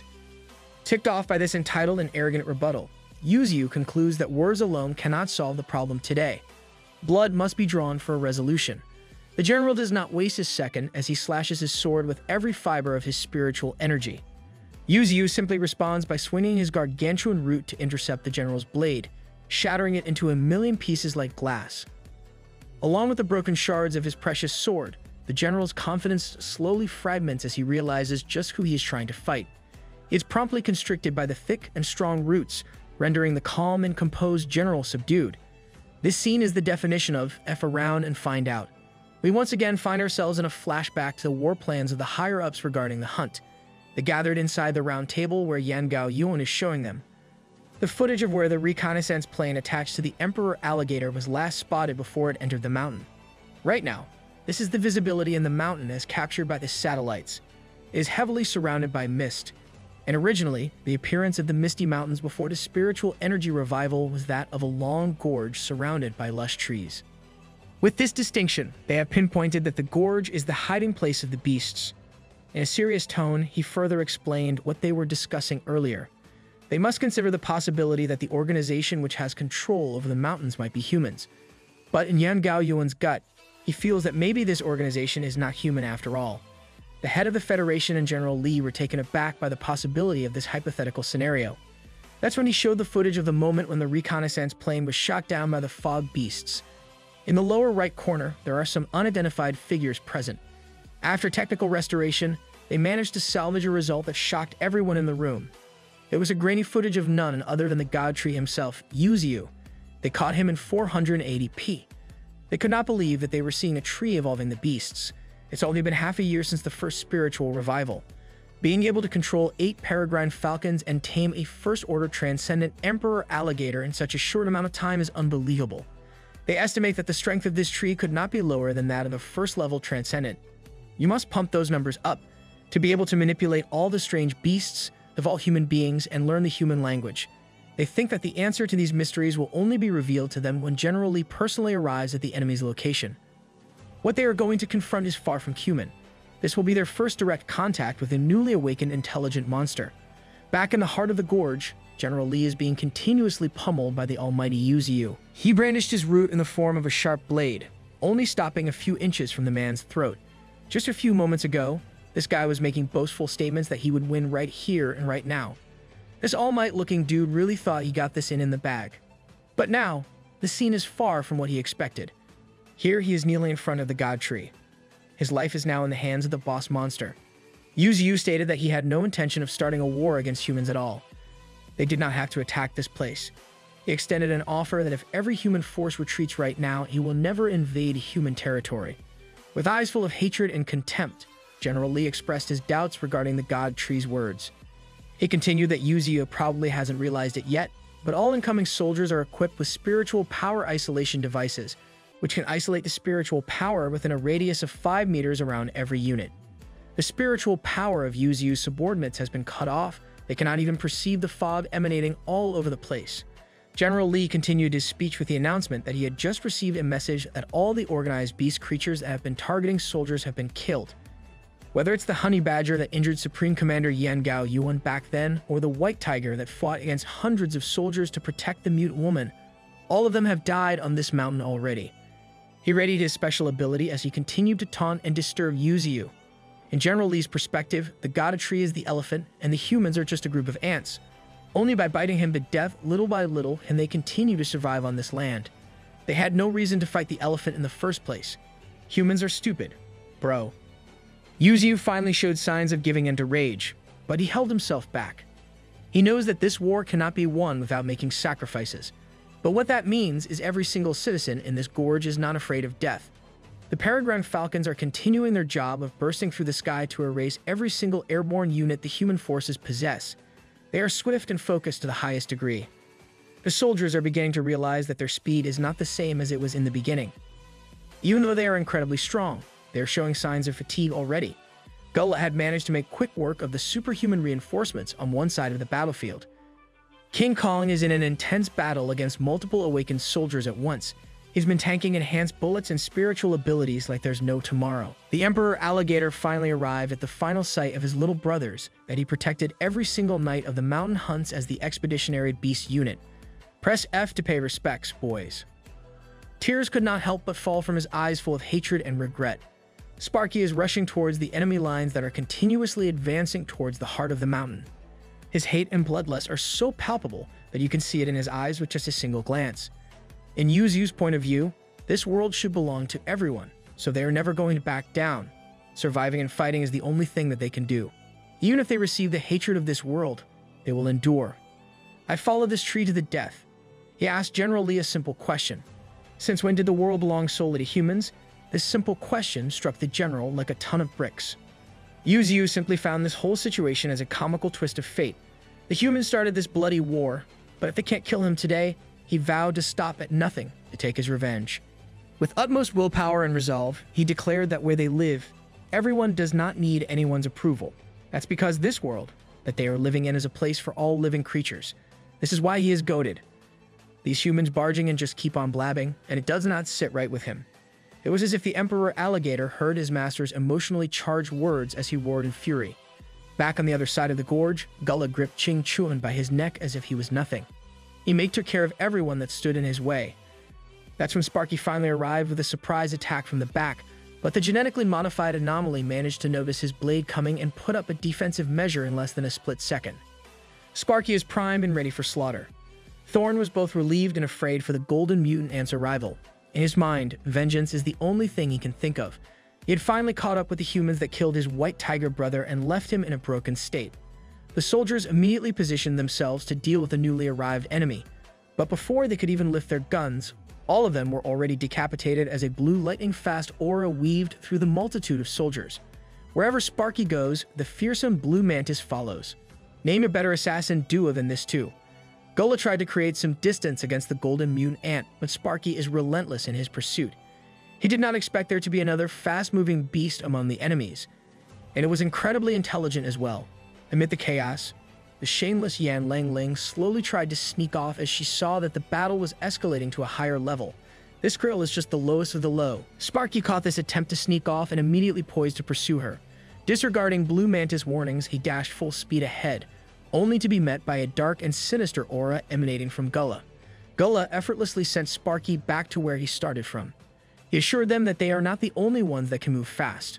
The frustrated Blue Mantis tried to take a shot at the vampire-looking hybrid, but he was easily stonewalled by an absolute defense. In response, Gullah summoned hundreds of bats all over the place as he activated his Bat Shadow Impact. Blue Mantis was also sent back, defeated, and injured. Blue Mantis regained his footing, but he already knew that although the opponent had only used one move, they were not even close to being a match for this guy. Blue Mantis was only at entry level 7. After all, Sparky tried to stand up as he recovered from his reckless blunder. Like Blue Mantis, he was only at entry level 8. The man in front of them was the ace of the extraordinary genetic division, the level 1 transcendent Gullah. You guys are going to need the big guns for this Dracula. The always calm and eloquent Sparky turned into a beast as he roared with all his might. A golden meteor charged towards Gullah. It was as if Sparky had lost all reason as he tried to attack with the same technique. He clashed against the genetic transcendent, but the results were the same. He was stonewalled completely. With a stubborn shout, he continued with a flurry of slashes at the limits of his speed. Gullah effortlessly dodged every single swing, leaving only after images with each step he took. This dude has Ultra Instinct. He briefly built up momentum from the floor and exhibited his top speed as he surrounded the vampire with golden streaks of his after images. Sparky was moving so fast that even the Blue Mantis could not keep up with his unpredictable movements. The pure animosity he felt towards humanity culminated as he reached the highest speed he could muster. He slammed down like a golden comet directly towards Gullah. Instead of the end of the battle, all Sparky saw was a face full of contempt. Gullah insulted him for going all out, using all of his strength and speed, only to be unable to penetrate his skin. He raised his cloak, which took on a sharp appearance as it swiped Sparky as if he were just a useless bug. As always, Blue Mantis came to his rescue with the fastest speed he could muster. Gullah simply laughed at this charge as it had already been proven that their attacks were no match for him. That's when something unexpected happened. The unconscious, beaten, and bloody Ching Chuan stood up, catching Gullah by surprise. When it came to pure body strength, Ching Chuan was at the top of the charts. So when he grabbed Gullah with a grapple, he held him tightly. He screamed for Lang Feng to finish off their surprise attack as a silhouette of a sword-wielding man came into view from the dark skies. He stated that since he was too weak to cut through the transcendent skin, he would go from Gullah's eyeballs all the way through his intestines. That's a Mortal Kombat fatality. For the first time in this war, the ace of the extraordinary genetic division felt genuine dread and anxiety. When the killing blow was supposed to land on his hateful eyes, the vampire naturally transformed into 100 different bats, rendering their grapple and stab useless. Lang Feng gritted his teeth in frustration at letting such a golden opportunity go to waste. From a distance, a weak voice telling them what to do could be heard. Among the hundreds of bats flying in the air, there was certainly one particular beast that bore a special feature. Thorn had successfully and immediately recognized the distinction, yelling at her friends to target the bat with red eyes. Gullah clicked his tongue as his trick was so easily seen through by Thorn's intuition. But before he could do anything about it, Blue Mantis was already behind him, going for a sneaky death blow. The bat with red eyes panicked, not expecting the coordination of his enemies to be as quick. In his weak bat form, Blue Mantis finally landed a clean blow on his back, prompting him to scream in pain from the sharp slash. He started losing balance mid-air, blaming his luck for the relentless attacks coming at him one after another. That slash really took a toll on him as he crashed down at unbelievable speeds. Sparky would never let an opportunity like this pass him by. Gullah, in bat form, was once again put in a pinch as the hateful ant approached him at absurd speeds with killing intent. Sparky finally caught up and immediately grabbed the tiny, red-eyed bat by its tiny head. He repeatedly shouted the word "die" as he exerted his authority over his enemy. He crashed the bat onto the ground, causing a massive impact with just his sheer force. Lang Feng and Qing Chuan watched in anxious anticipation to see if they finally won this time around. Blue Mantis rushed to Sparky's side to see what had just happened. That's when his sinister aura started to emanate directly from the ground where the bat had been slammed into. The only thing on their minds was to run as fast as they could. Gullah activated his powerful transcendent ability, the Shadow Impact. Dark beams of shadow exploded in every direction, swallowing even the light itself. Blue Mantis hurriedly shoved Sparky away from the direct beam of shadow, taking it into his body. Similarly, Qing Chuan pushed Lang Feng to safety as he took the brunt of the force from the shadow beam, piercing cleanly through his body. When the shadow impact finally subsided, the surrounding area became barren, and a thick cloud of dust enveloped the whole expanse. The hundreds of bats quickly coalesced back into the original form of the transcendent Gullah. He complained that the move he just used consumed far too much energy, but he knew not to underestimate the squad he was facing. He had been blindsided far too many times already. Bro just used his ultimate. Lang Feng mourned the loss of his friend who sacrificed his life just to save him from certain death. Blue Mantis was not in the best shape either. He was coughing dangerously as the rage-blinded Sparky called out to him. He looked back at his friend and what he saw was traumatizing. Half of Blue Mantis' body had been blown off by the powerful beam of the shadow impact. His blood and guts spilled all over the floor. Sparky once again witnessed another one of his friends sustaining a fatal injury. This time, Blue Mantis sacrificed the right side of his body just to protect him. Gullah had finally recovered and was already going for another killing blow. His torn-apart cloak transformed into a shark form resembling a drill. He assessed Sparky's traits: a petite body, superb speed, and impeccable strength. He knew that if he didn't kill him there, it would only become a lot harder to deal with him down the line. The only thing on his mind was killing Sparky right now. Kneeling in front of his friend who had just sacrificed himself to save him, Sparky was oblivious to the murderous rush of Gullah. Suddenly, the already injured Thorn stood up and rushed towards Gullah's strike. Sparky was brought back to his senses as his friend, his fifth sister, led down on him.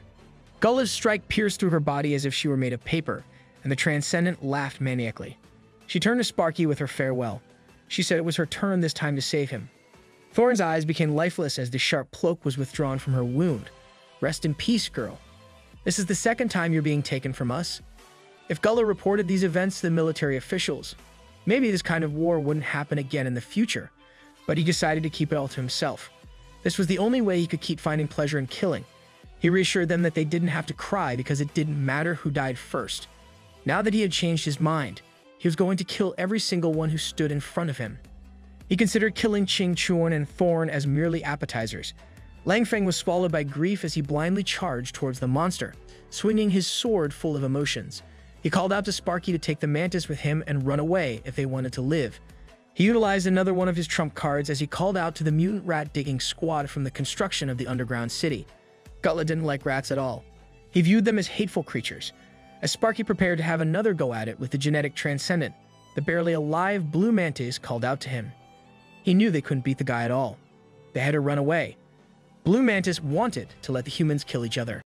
For a moment, Sparky thought back to his days as a simple ant, being subjected to human experimentation. He stood alone at the sight of hundreds of millions of his brethren. From the day he saw that sight onwards, he had already accepted his own fate. This extremely tortuous type of pain, knowing that he could perish at any given second, but not knowing when.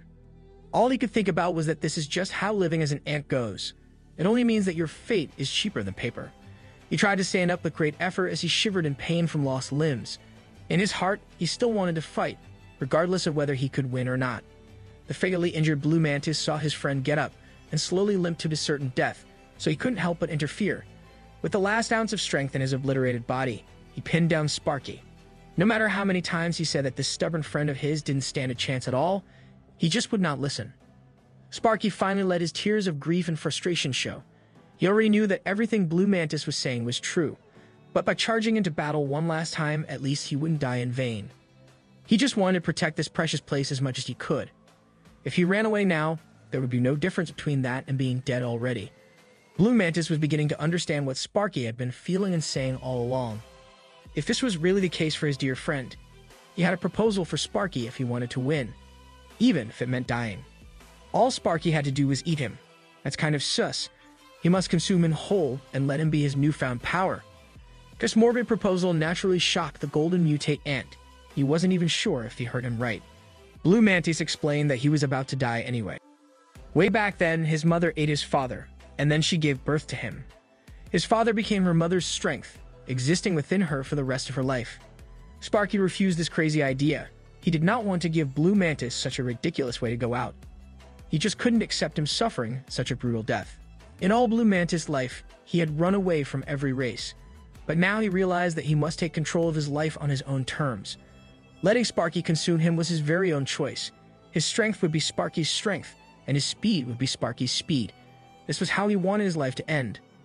Sparky protested heavily that he did not want to do it at all. He just could not, for the life of him, do it to his buddy. Enough friends have died already. He did not want to lose Blue Mantis either. Just a few meters away from their heartfelt discussion, Gullah was making quick work of the mutant rats that crawled up from the underground city. These simple beasts were no match for his transcendent dark energy. This guy is a super effective rat exterminator. Lingfeng could not stomach this sight at all. In his months staying at the gorge, even he had formed quite a close bond with the beasts. He sneaked up on his foe as he raised his blade, full of emotions. Blue Mantis was relentless with his proposition as he tried to convince Sparky to get real. He coughed up blood persistently. Right now, even just talking was extremely painful for him. They had come all this way and they still had not felt the presence of a single comrade. That meant they should consider the possibility that everyone was already dead. So, rather than dying at the hands of a human, he much preferred handing over his life and powers to a brother in arms. Tears started raining down from his eyes as he admitted that he had always thought of Sparky as a good friend. This was the destiny he wanted to choose for himself. After this ordeal, there would be no need for self-blame. Sparky knew that this was the only way for them to survive. He cried and shook with powerlessness once again.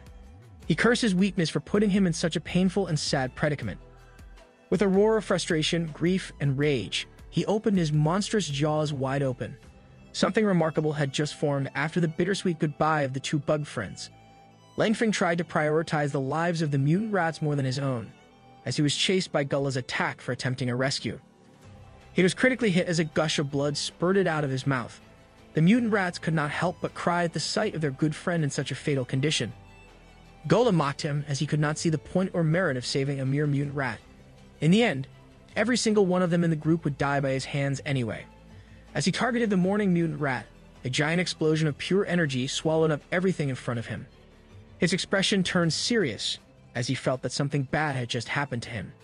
His powerful strike was effectively and effortlessly blocked by the newly transformed golden mutant ant.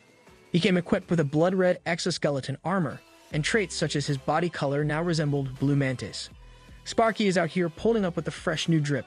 He's looking like a whole superhero. Gullah was puzzled by the ant in front of him, changing in appearance. It was impossible, as he had seen it almost dying just a few moments ago. He suspected that this might just be another trick or ploy, but its appearance was not the only thing that had changed. Its aura had undoubtedly become stronger as well.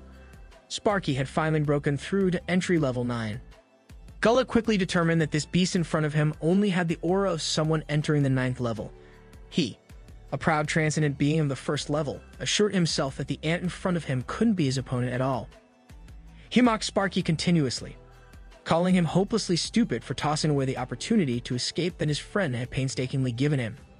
He boasted that even if Sparky became stronger, an ant still wouldn't be a worthy opponent for him. Sparky simply responded to this relentless mockery by moving so fast that he rushed past Gullah in less than a blink of an eye. This is the part where he should say, "Nothing personal, kid." Before the genetic transcendent could even process that speed, panic could be seen painted in his eyes as he tried to find Sparky's location behind him.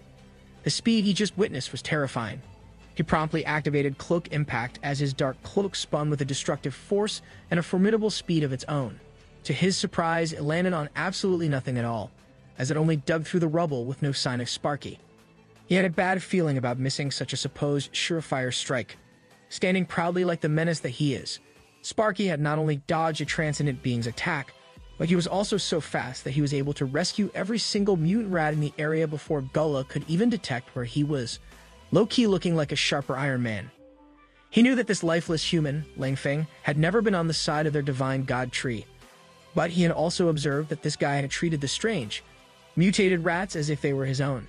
And now Sparky was returning them to his side. Sparky turned around and faced the humans that he once hated simply for the fact that they were humans. He vowed that he would avenge every single one of these people. Gullah was surprised that in just an instant, the corpses were moved. He mocked Sparky's vow, saying it sounded like he was certain of defeating a transcendent being. He admitted that he had underestimated him earlier, but he wouldn't let him go now. He intended to make this ant regret living. Before he could even finish his evil monologue, a solid punch had already landed squarely on his jaw.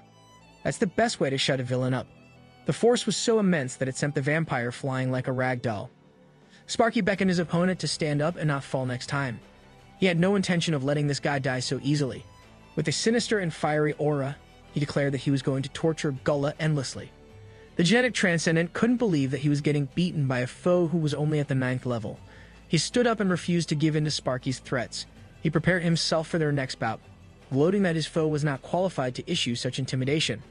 He dashed towards Sparky with blinding speed, immediately delivering a punch enhanced by his cloak.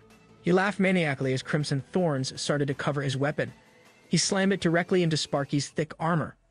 Ramping up the intensity and speed, he pummeled the ant with pure brute strength.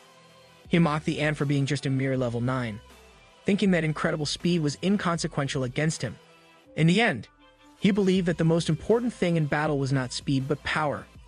As he enjoyed his onslaught, a chill ran down his spine as Sparky emerged from the dust with a fierce glare. Once again, he responded with a punch to the face, but this time it was infused with a much denser force. Get some rest, buddy. Gullah promptly lost his balance due to the powerful surprise punch that Sparky had just unleashed. He was starting to resemble a blood-armored battle god as the duel continued. The genetic transcendent was being put at a disadvantage little by little. He was fully aware of this and desperately opted for a different approach. His back bulged grotesquely as a multitude of bats were summoned around him. He controlled his summoned bat to rush and dive through the air like a flying bullet at top speed. It reached Sparky, but this bullet-fast speed was no longer enough to touch him. With a light step to the side, Sparky effortlessly dodged the diving bat. The bat went past him and promptly detonated into an explosive mess. It turns out that Gullah can turn his summoned bats into lethal bombs. This is his unique technique. This is just Batman gadgets, bro. He warned the ant that if he continued to dodge his volatile summoned bats, he would redirect them towards the corpses of the humans that Sparky had gathered, annihilating them even after death.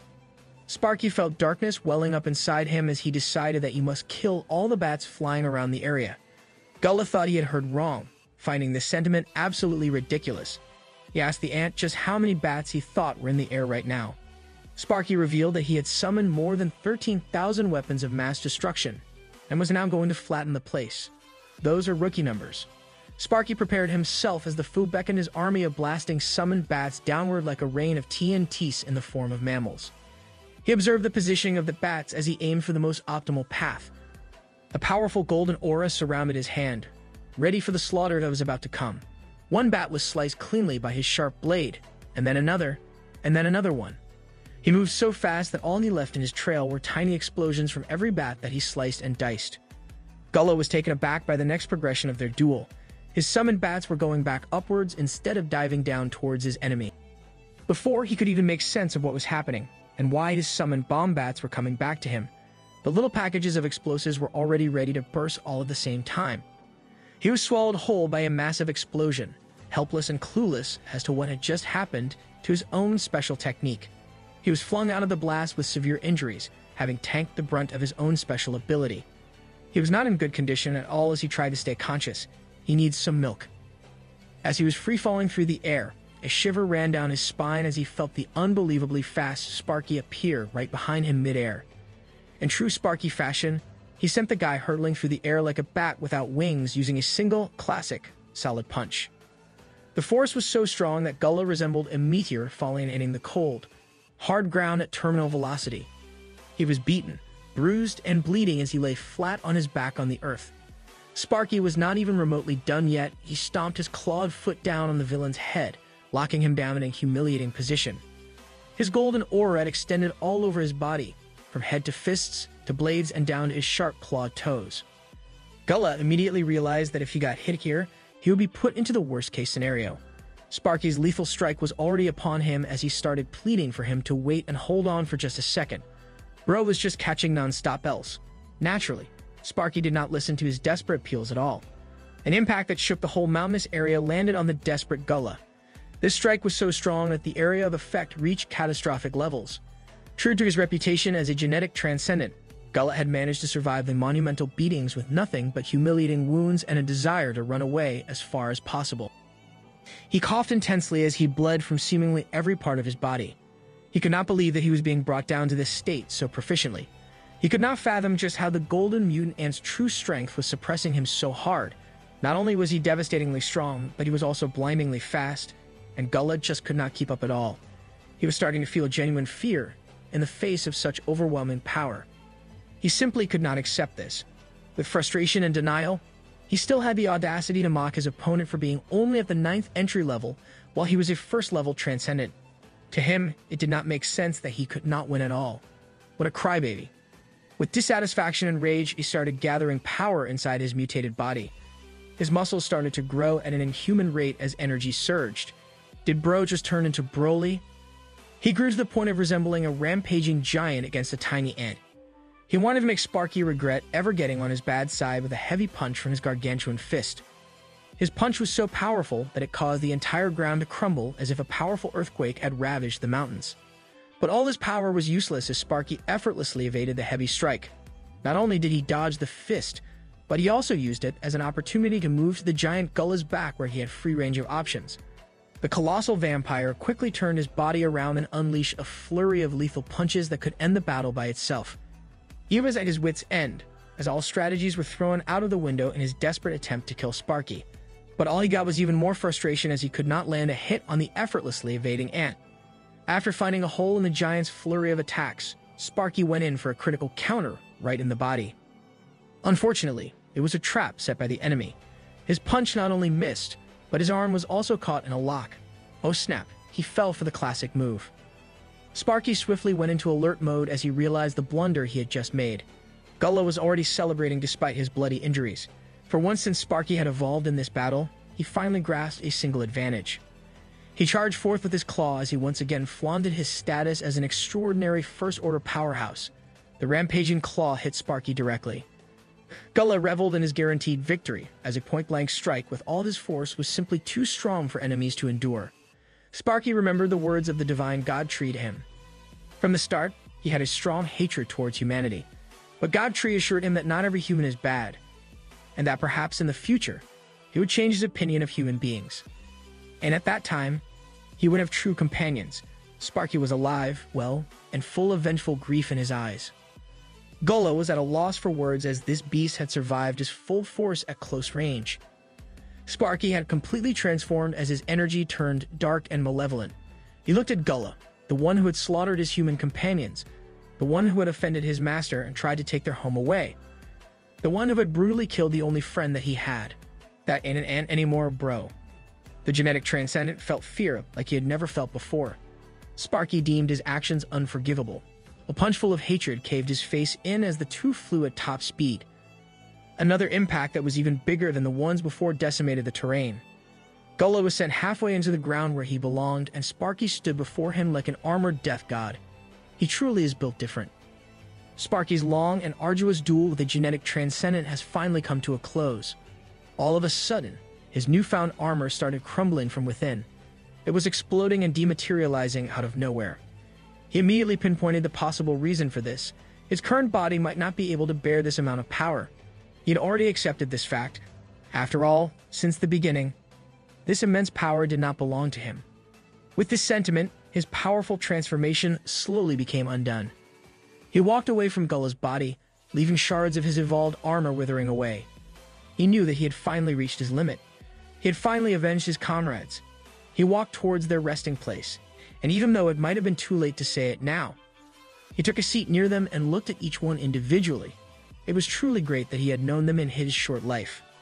He felt at peace sitting amongst the friends he fought with their lives and deaths on the line. The beautiful Thorn, also known as Chi and Chin, was serene as always. Langfeng passed with the mute rats he had grown fond of. and Qian Tong fell into eternal slumber surrounded by people he cared about. Sparky's final thoughts were an apology to his master. The extravagant armor was peeled away, revealing his original body. His life force was slowly fading away with each passing second. He took his rest. I'm going to need a few hours to recover from this one. Rest in peace. Meanwhile, not far from the battlefield, the hateful woman Yan Lang Ling was still running from a fight she personally deemed impossible to engage in. Grasping at her wounds, she tried her best to flee. That's until someone wearing the same uniform as her stood firmly in her way. Seeing the familiar face of this person shocked the detestable woman. It was none other than the raging Xiao Ling. Finally, some retribution. Yan Lang Ling did not expect to meet anyone at all on this path, let alone Xiao Ling. She blamed her bad luck for this encounter. That's when an idea that could possibly get her out of this pinch came into her mind. She immediately changed her tone to sound panicked and exasperated. She warned Xiao Ling that the situation was not good at all. The genetic troops and mutant beasts were fighting ahead, but most of the beasts had been wiped out. She urged Xiao Ling to swiftly go over to the battlefield to join their forces for reinforcement. Deep inside, she just wanted an opportunity to kill her. But the enraged Xiao Ling was not taking any of her BS. She was only thinking about one thing and one thing only.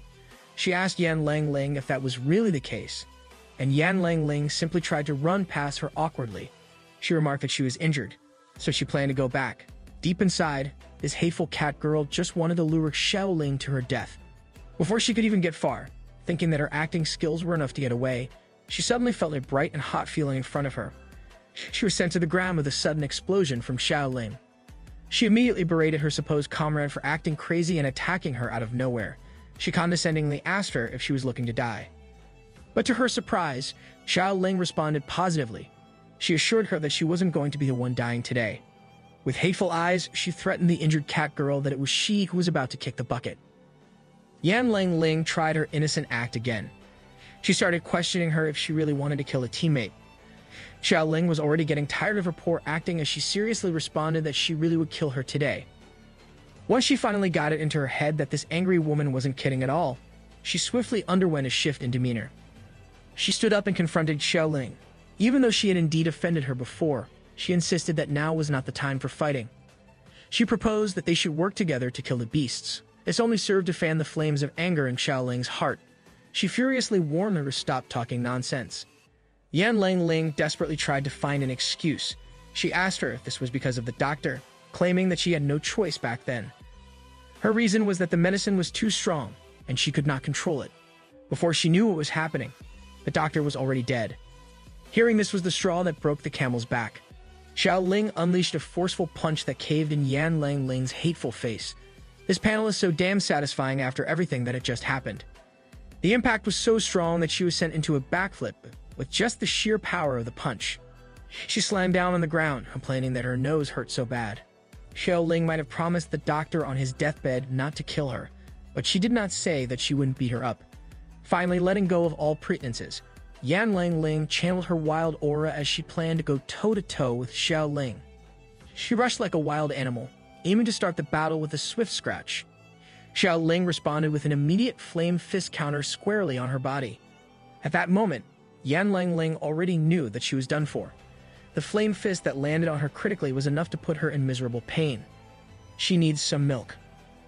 Before she could even recover from the shock, Xiao Ling was already continuing to pummel her down with a wide swing kick to the face. She flew and bounced on the ground like a thrown rag doll, and the mountain rocks caught her flying body with a devastating impact. To follow it up, Xiao Ling manifested her rage-filled fire butterfly. She burned her just enough to cause an unbearable amount of pain while being swallowed by a raging inferno. As the flames died down, she rapidly reached out her hand, aiming to grab onto Yan Lang Ling's face. She brought her down to the ground while gripping her face with brute force. The wrath in her heart and eyes just could not be extinguished. She resembled the Queen of Death and Fire as she walked menacingly towards Yan Lang Ling.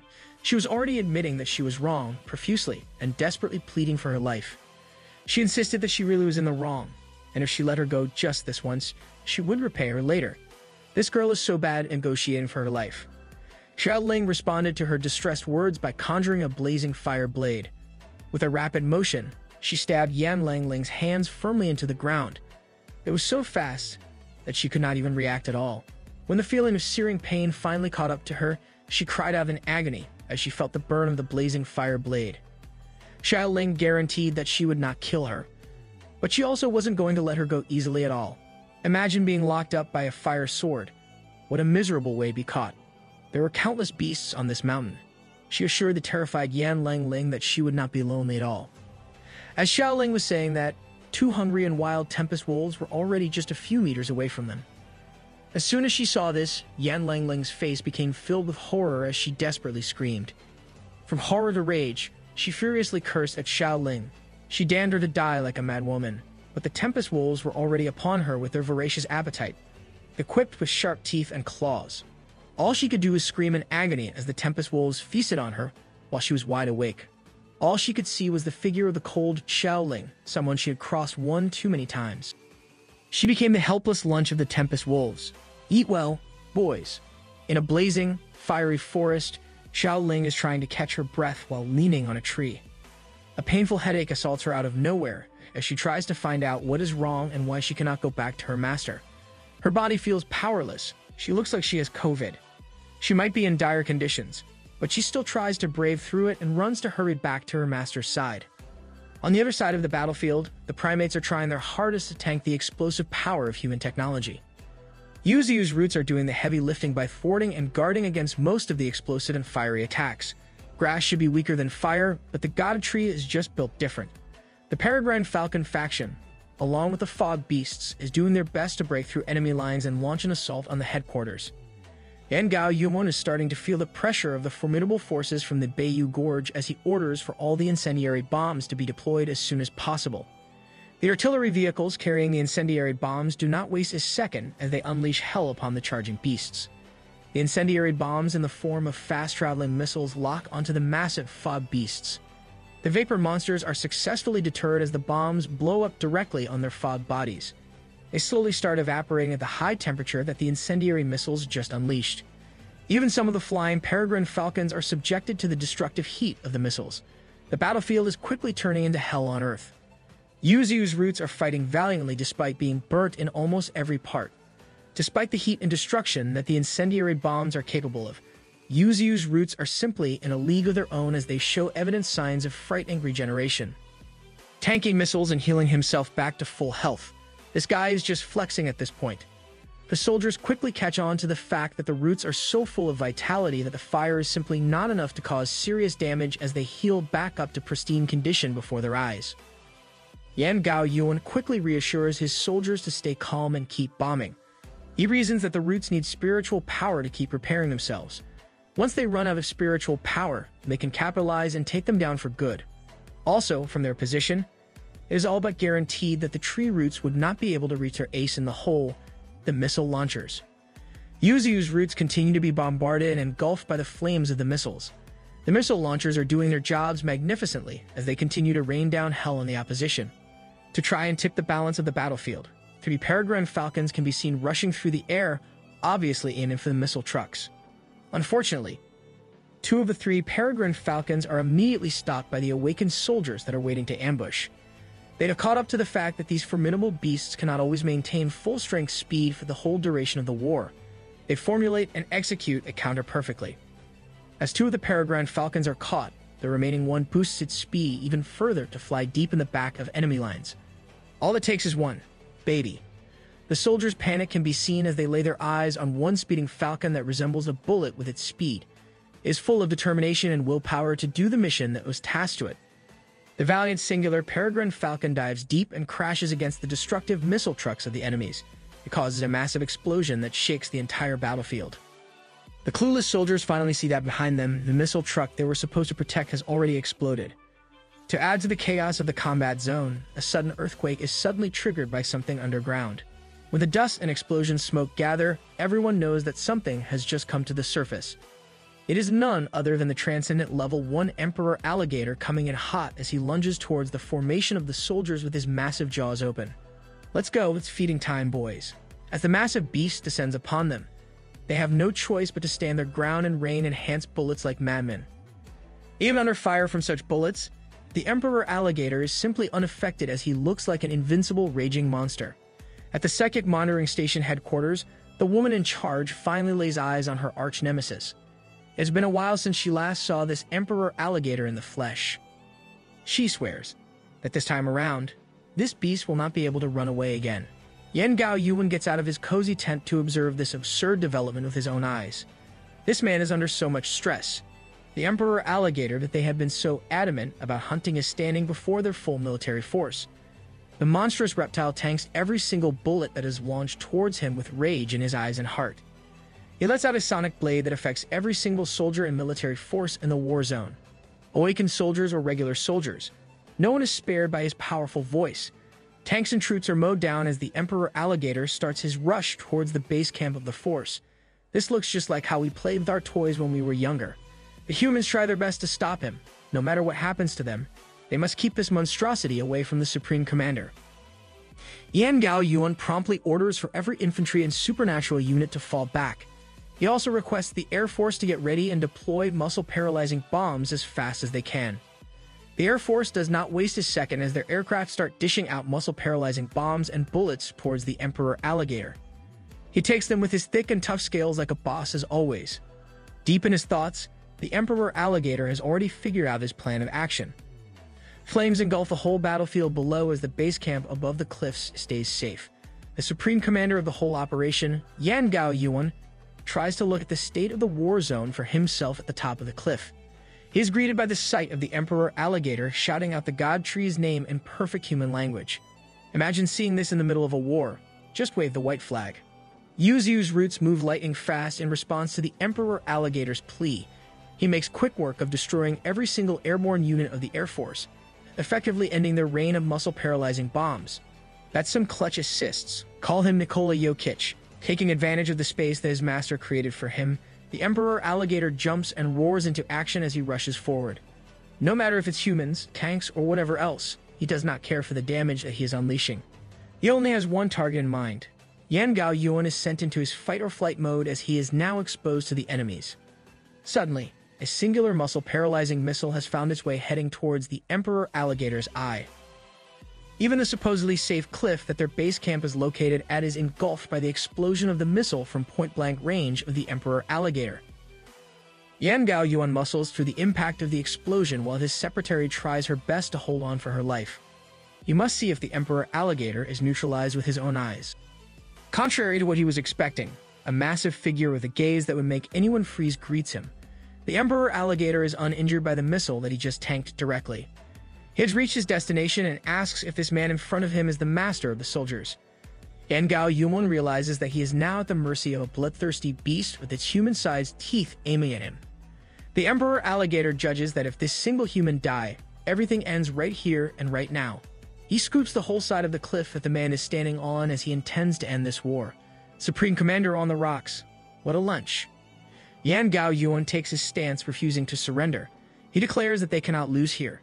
He orders his troops to fire directly into the beast's open jaw. The Emperor Alligator quite literally eats a bunch of explosives. The remaining Air Force units in the air also take their revenge as they rain down hellfire on the vulnerable Emperor Alligator. Once again, he is being swallowed up by the unrelenting sea of fire from humanity's bombardment. These guys just won't give up. Back in humanity's world leader headquarters, the fearsome spiritual missile they had been developing is finally ready. This is humanity's last resort when push comes to shove. If even the powerful General Lee can't handle the mutant beast of Bayou Gorge, then only God knows what will happen. Humanity is so fast when it comes to making weapons of mass destruction, man. The commander of the outpost is getting antsy as he asks for updates regarding General Lee's side. It seems like there has been no news from their ace for the last hour or so. Back in the heart of the battlefield, General Lee is continuously being beaten by Yuzu. With just one powerful route, he manages to thwart the Federation's strongest general with no problems at all. He asserts to the powerful soldier that he could easily beat him. This general refused to listen to the words of Yuzu. He insists that he is not the type of person to back down. He believes that he will not lose. Seeing the willpower of the man, Yuzu decides that before ending his life, he will show him his real strength. General Lee is taken aback by this statement. He did not expect that after the intense beating he had just experienced, his opponent wasn't using his full power the whole time. This is not even my final form. With a powerful roar, Yuzu pushes his spiritual power to the limit. The entirety of the gorge starts crumbling just from the pressure he is exerting. The general cannot believe that this is real spiritual power coming from a tree. As the terrain begins to crumble, Yuzu's red vines start going wild all over the place. General Lee looks powerless in front of such an impressive display of might. He braces himself for impact as he looks at the figure of Yuzu's empowered form. He was already strong, and now he's even stronger. If humanity cannot kill him now, General Lee thinks that he will surely become a menace in the future. Rather, he was living peacefully. You guys are the ones that's turning him into a menace to society. He takes out a black pill that he really did not want to resort to. He does not want to take this pill at all costs, but seeing the God Tree power up, he does not have a choice. He bites down on the black pill. He must destroy the tree in front of him before the medicine wears off. He refers to Yuzu as the demon tree. Even if he must risk his life, he vows to never let him live. He pledges that he will bury him along with the wild beasts right here on this very mountain. He starts undergoing a fearsome transformation. His skin turns to a darker hue as his strength rapidly increases, while his health rapidly declines. He finally achieves the strength of a mid-third level spiritual power of 680,000 as his lifespan decreases to 10 hours. I respect the commitment. He's going up against the enraged Yuzu with his second level spiritual power of 490,000 and a lifespan of 200 years. Yuzu activates Landslide, spawning countless earth spikes on the ground between him and the general. The general quickly utilizes his new boosted strength and speed as he jumps on each earth spike with ease. He wants to distance himself from the Pharaoh general for a long-distance battle, but this man is not going to let him get what he wants. The general uses the debris as his footing to propel himself and get close to the target. He conjures up a blade made up of his pure enhanced spiritual energy. He slashes the blade down with mighty speed and force. It meets Yuzu's willow blade and root. The two colossal forces clash heavily. The whole terrain of the gorge suffers the brunt of the impact from the collision. General Lee finally gets close to Yuzu for the first time in their whole fight. Before he can even make his move, Yuzu already summons an earth punch that almost knocks the empowered general's head off. Bro really gave him that full metal alchemist punch. He sends him flying towards the mountains, but the force of the punch is so powerful that it is not enough to stop his momentum. Yuzu proceeds to chase the flying general down with his powerful roots. As soon as the roots surround and grip onto the general, dozens of sharp slashes are suddenly unleashed. Yuzu screams in shock and pain as his roots are sliced and diced. General Lee just activated one of his most powerful abilities, the 10,000 swords. After getting out of the root binding, he does not slow down his charge at all. He turns his 10,000 swords towards Yuzu himself, and the blades made up of pure spiritual energy lunge directly towards him. In response to this attempt, Yuzu picks up the whole mountainous terrain and lifts it up using his roots. General Lee catches on to what he's about to do, but is too late. The whole concrete arch of the mountain is bashed against the small body of a human. He ate those rocks like breakfast, bro. To cap the whole combo off, Yuzu lets the willow leaf flying knives loose. The verdant green blades slice up everything in their path towards the general. Meanwhile, Xiaoling is still rushing through the forest. She grits her teeth as she desperately tries to go to her master's side. Back at the president's office, a new battle report from the front lines has finally arrived. They are informed that the Emperor Alligator attacked the headquarters of the Supreme Commander himself. The fate of Yangao Yuan is unknown at the current moment. The director of the supernatural unit is temporarily taking over the command of the operation for now. With desperation and anxiety in his eyes, the commander of the outpost asks if the thing is ready yet. He is informed that it is indeed ready. When General Lee retreats, they can launch the terrifying spiritual missile directly. Of course, the nuke is always the final answer. The only problem they have is that after stepping into the depths of the mountain, they had lost all connection to the general. All they know is that he seems to be in a fight with the opponent's boss. After an intense exchange of blows, Yuzu simply regenerates his damages. General Lee knows that continuing to fight an opponent that's essentially unkillable will only waste time and strength. He simulates the power of the black pill as his strength starts to climb up once again. He deems it necessary to act fast and destroy the monster's core before it's too late. Even his speed starts to drastically improve as his lifespan is reduced to a mere 5 hours. With an evidently more powerful spiritual energy blade in his hand, he has finally reached the threshold for the transcendent third level. Yuzu's core is being targeted by such a catastrophic level of power. The power is so extreme that the aftershock of the direct impact causes the whole Bayou Gorge to tremble. Every single fiber of General Lee's being is behind that magnificent slash. But Yuzu's round core figure is starting to emerge from the aftermath once again. General Lee is taken aback by such an unexpected development. Yuzu's round core resembles a demonic being as he finally tastes the power of the third-level transcendent. Our boy is looking a little too evil here. General Lee's current spiritual strength is at the third transcendent level.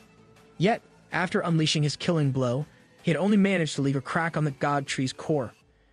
Yuzu was beginning to show signs of madness from the intensity of the fight. From the general's perspective, many people were relying on him to protect them, so he couldn't afford to lose. He must keep fighting for their sake. For Yuzu, these words coming out of the general's mouth were nothing but nonsense. He combined his branches to form a fearsome drill that struck the opponent directly on the body. He asked the general if his people deserved to die. And by that logic, were human lives the only valuable ones? The general spat out blood as his body was ravaged by the branch attack. He continued, stating that humans were the ones who had been sending hunters to harass them.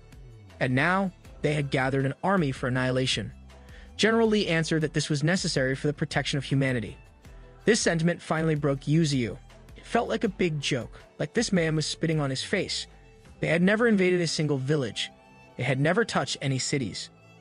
Just because humans were afraid of them for no reason at all, they were trying to erase their existence altogether. He felt levels of anger that he had never felt before. Who the hell gave humanity the authority to do whatever they wanted? General Lee could not respond to the stinging words of the god tree. When you're fighting the hero and his words are starting to make sense, you're the bad guy. That's when someone contacted him from the earpiece he was wearing. The signal finally went through, and he could finally hear the instructions from the president's office. He was informed that he had exceeded the battle time and needed to leave the area immediately. They had finally decided to launch the spiritual missiles. He needed to move at least 10 kilometers away from his current location. These instructions struck him like lightning, and he was immediately conflicted. In the end, he replied to the people on the other side of the earpiece, refusing to pull out of the blast site. This decision caught the commander of the outpost off guard. Even Yuzu was stunned. For the general, he absolutely refused to admit that as a transcendent third stage, he was inferior to a second stage beast. He had already made up his mind that he must defeat it. This dude is going to die for his ego and pride. The commander of the outpost, Lo Jiao, got on the microphone to address his brother personally. He stated that there was so much more that General Lee needed to do, so they couldn't lose him yet. He sincerely urged him to come back. The words from this man had a great effect on the general. One word from Daddy asking him to come home made this dude fold. Where's the tough guy talk, buddy? He informed Yuzu that it seemed like he didn't need to fight anymore, confusing the god tree. He continued to inform him that a missile carrying the crystallized wisdom of humanity would soon come and destroy this place.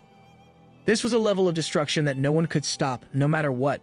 From the very beginning, his mission was to uncover the mastermind behind the scenes, destroy them, and finally take back control of the mountains. His prerequisite was to defeat the boss within the time frame of 1 hour. And as we can see, if there exists a beast that cannot be killed by a third-level transcendent within an hour, this is what happens. If they were to continue fighting, both would be defeated due to sheer exhaustion. After all, humanity did not want to resort to using the spiritual missile either. The spiritual power of that weapon of mass destruction was close to 1 million. It was a prototype missile that was developed with the full efforts of the government. Although the radiation was not as extreme as nuclear weapons, this area would undoubtedly and inevitably become one big radiation zone. All the bloodshed just for a radioactive wasteland. Congratulations, humanity. They originally intended to expand the area for human activities, but now it seemed like they had ended up hurting themselves in the process as well. They were suffering losses instead of gaining. This was essentially their last card. He insulted the god tree one last time before fleeing. He deemed that his inability to move was his biggest failure, and that he should think about how to survive this one. Yuzu seethed in anger as he knew that he was truly helpless in this situation. The spiritual missile was already heading for him with unprecedented speed and accuracy. It was traveling amongst the woods as it locked onto its primary target. Yuzu desperately called out to every beast in his mountain to come back. The roots that were once engaged in combat in various areas of the battlefield started to retract back onto the heart of the gorge. The ballistic spiritual missile was already upon him. With every root and branch activated, Yuzu did not intend to die here. The fleeing general saw the missile hurtling through the air, and Yuzu saw it heading straight for his core. He tried to block it with every single one of his vigorous roots, but he already knew that this would be insufficient. The head of the missile drilled through the tough roots and decimated its way all the way to the other side. It finally landed on its final target head-on. It dug deep right into the god tree, Yu's core, I'm literally screaming internally. Just like that, a spiritual missile ravaged him from the core right through every single part of his colossal body. It even dug deep downwards to the underground city, until it finally exploded and destroyed the whole Bayou Gorge from the underground up. The only thought in Yu's mind was his words for the citizens of his mountain, that he promised to protect them all, that he would not let them die. The heartfelt words that he vowed to everybody. He promised them to survive together in this little place that they could call home. The mountains had finally been erased from the map. The only thing visible from afar was a gargantuan explosion, a culmination of human progress in its purest and most destructive form. Ain't no way, bro. The massive blast swallowed everything up within a radius of 10 kilometers from the heart of Bayou Gorge. Why does that explosion look like something else, though? Beasts and plant life alike were annihilated in just a second. The rushing Xiaoling was even caught up in the pressurized air coming from the blast. From underground to the skies, the spiritual missile reigned supreme all over the mountains. The soldiers at the outskirts of the mountain watched in relief as the signal for the end of the war lit up the sky. The missile had finally been launched, and the hard part for them was finally over. The head of the Federation was quickly updated regarding the triumphant hit of the missile. The mission had finally succeeded. Outside the blast radius, General Li finally reverted to his normal, albeit injured, form. He coughed up blood as the injuries from his fight and his consumption of the black pill had left him in rough condition. That's when a group of awakened soldiers saw him struggling to stand up while supporting himself with a rock. These concerned soldiers were there to pick him up. As the majority of the troops had already begun to retreat, they had to hurry back as well. Mr. Running away from battle even has an entourage to take him home. Upon hearing this, General Li quickly demanded an update on the situation in their war zone. It turned out that as the army fought against the wild beasts of the mountains, they had managed to kill those they could and fled from those that were too strong to fight. The cleanup had almost been completed as well. The biggest threat to humanity and the most troublesome monster they faced was none other than the Emperor Alligator. They had taken down nearly every tank, missile launcher, and attack helicopter they had. By his sheer strength and willpower alone, the Emperor Alligator had mowed down and killed 10,000 soldiers, including the Supreme Commanding Officer, Yan Gao Yuan. They had to use thousands of missiles to finally kill it in the end. He was a giga-chad until the end. Rest in peace, brother. Now that the last boss in the mountains had been killed by the headquarters missile with the help of their idol, General Li, there were no more powerful beasts in the mountains. The spiritual value in Bayou Gorge had dropped from its original 300,000 to only 1,000. The headquarters had also issued the retreat order. After a barrage of updates, a familiar figure could be seen standing menacingly not far from the group of awakened soldiers. It was none other than Xiaoling, slowly making her way towards the group of soldiers. She had been crying her heart out as she mourned her master, whom she could no longer sense. She could no longer feel the strong connection they had established. It had been severed. The general and the soldiers were baffled by her emotions and words. Xiaoling released her unrestrained fiery aura as she continued to blame the soldiers in front of her. She knew that they had done this with their own hands. One soldier tried to get in her face to demand that she retract her aggressive spiritual energy. This intrusion was met with a strong punch squarely in the face. Go to sleep, buddy. The group was alerted as one of their own falls in a single strike. Xiaoling did not retract her aura, and it only grew stronger. With a blazing hot spiritual energy, she coldly confessed that the tree that humanity had just killed was none other than her master. This revelation was a big surprise, even to General Li. My face when the imposter among us was revealed. The awakened soldiers did not waste any more breath as one of them charged with a sharp claw, ready to land a killing blow on her. They had finally found out who the traitor in their own military was all along. Xiaoling stared coldly at the man charging towards her. In response to the man's claw, she summoned the spirit of the transcendent centipede to swiftly deal with him. The centipede constricted and bound the man until his last breath. Seeing this, the general finally connected the dots as to why the silver centipede in their custody had suddenly died. It had been absorbed by Xiaoling. The group of awakened soldiers immediately took up their positions as they readied themselves to take Xiaoling down, but the general promptly stopped them in their tracks. He confidently declared that he would be the one to do it. He warned the rest of the troops that they would only serve as a hindrance to him. Suddenly, he's the man again. This guy is a clown. Xiaoling executed a lightning-fast rush with her flames locked and loaded, charging towards the general. This clash resulted in a massive burning explosion, ultimately sending someone flying through the ground at incredible speeds, bouncing like a ragdoll. Naturally, Xiaoling was at a disadvantage as she was too weak compared to the formidable general. He emerged from the smoke and started to berate her for her actions. He insisted that he took her in as a disciple earlier to keep her close and monitor her. He had really hoped that she was not the mole they were looking for. With evil in his eyes and aura, he expressed that he felt heartbroken by this development. He saw Xiaoling as such a promising person. In response, she got up and activated her newfound power-up, the ability called Spiritual Empress. The general brandished his blade made of pure spiritual energy. He refused to believe that someone at the first level of transcendence did not stand a chance against him at all. With raging flame butterflies surrounding her, she rushed towards the man, challenging him to a duel of strength. The two transcendent beings clashed with full force, destroying everything in their path. With a final shout, General Li's blade managed to slash through the rampaging flames of Xiaoling. An explosion of light and rubble could be seen from miles away. General Li stood like a blade-wielding deity while Xiaoling struggled to stay on her feet, injured and bleeding from tanking such a formidable strike. He implored her to stop fighting, as there was no way she could defeat him. If they kept on like this, she would undoubtedly die. Xiaoling looked at him with cold eyes as blood dripped from her wounds. Seeing her empty eyes and that cold gaze, he finally knew that she was already gone. She tried to conjure up another batch of flame butterflies, but she quickly extinguished them as she no longer had enough spiritual energy. He had enough of this exchange as he let out another slash, sending her flying. He promised that if she would just come with him, he would not hold grudges about her past. He would even raise her like his own daughter. That's a hard pass even for me. You're a creep, bro. This sentiment only served to anger Xiaoling even more as she implored him to never talk to her like that. The general gritted his teeth and finally decided that she would die right there and right now. But as he was about to bring down his spiritual blade towards her, a duo of Tempest Wolves suddenly appeared out of nowhere. They took him by surprise and latched their jaws onto the general's body. Those are some good boys right there. In a dark and endless void, Yu's consciousness and core can be seen floating in the abyss. It was so incredibly dark that he could not see anything at all. Suddenly, everything that had happened finally hit him. White Tiger died. Bald Head died. Gold Silk Monkey died. And the War Armor Boar also died. Death had been all around him in just the past few hours.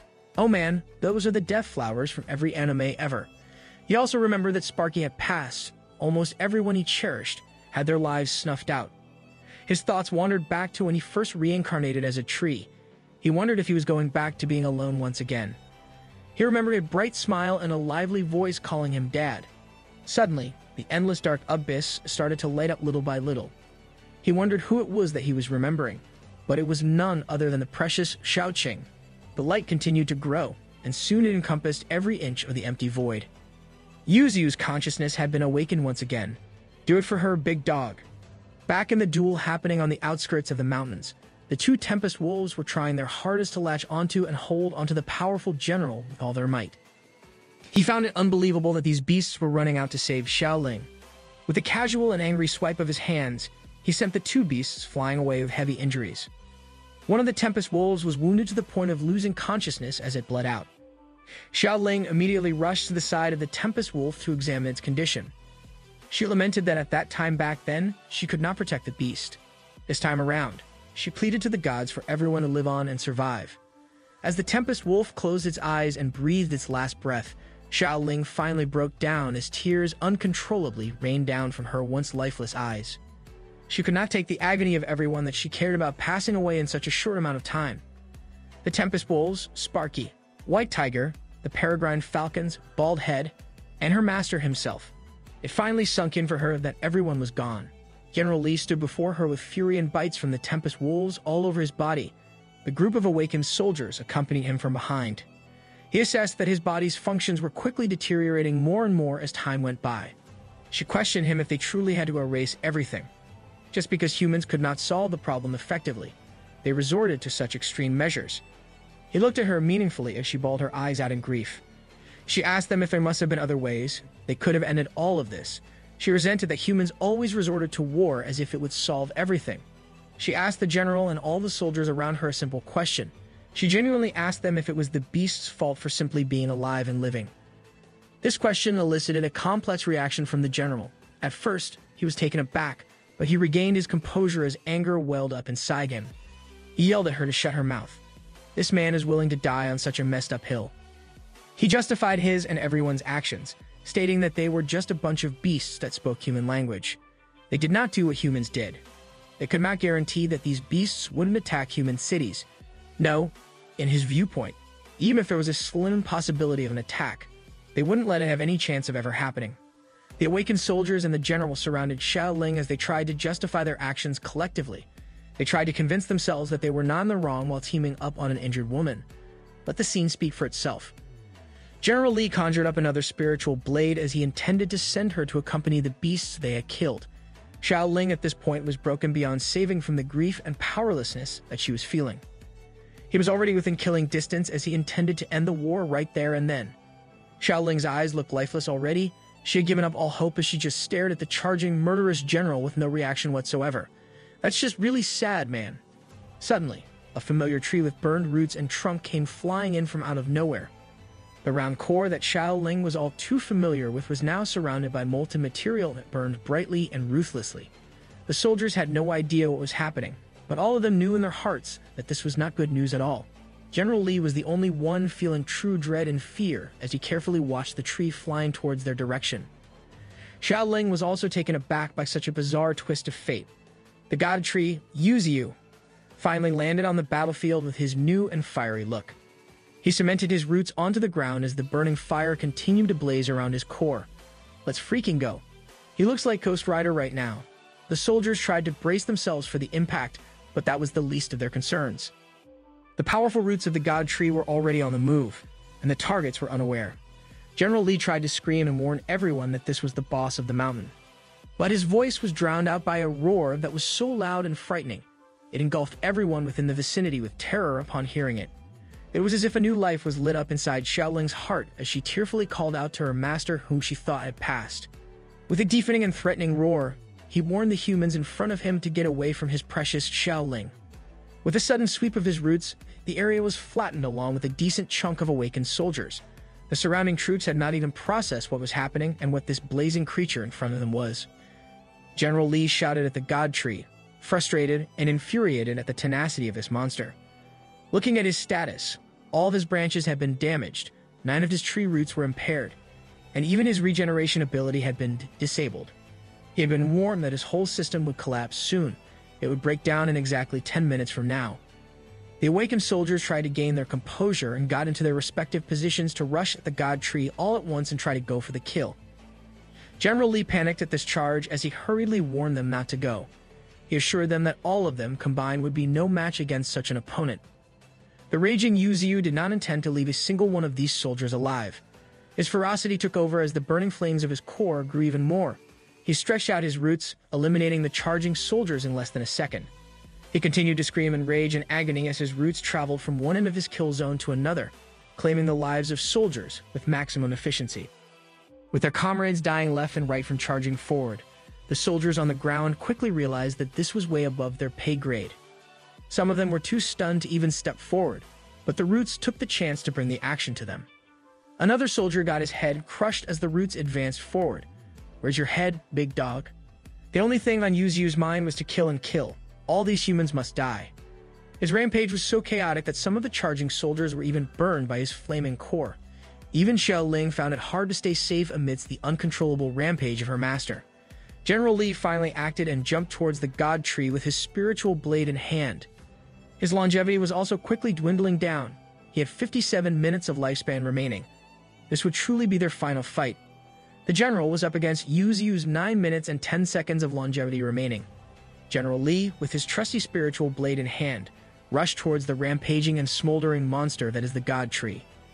Even with a massive damage at the upper part of his round core, Yuziu is not going to let that crack get in his way. Just as he was preparing a strike in response to the charging general, he was suddenly caught off guard with the speed of the spiritual blade. It landed squarely on his core, cracking and breaking off shards even more. After tanking that missile impact from just a few moments ago, the general believes that there's no way that the god tree could beat him anymore. He charged once more with the intent to kill.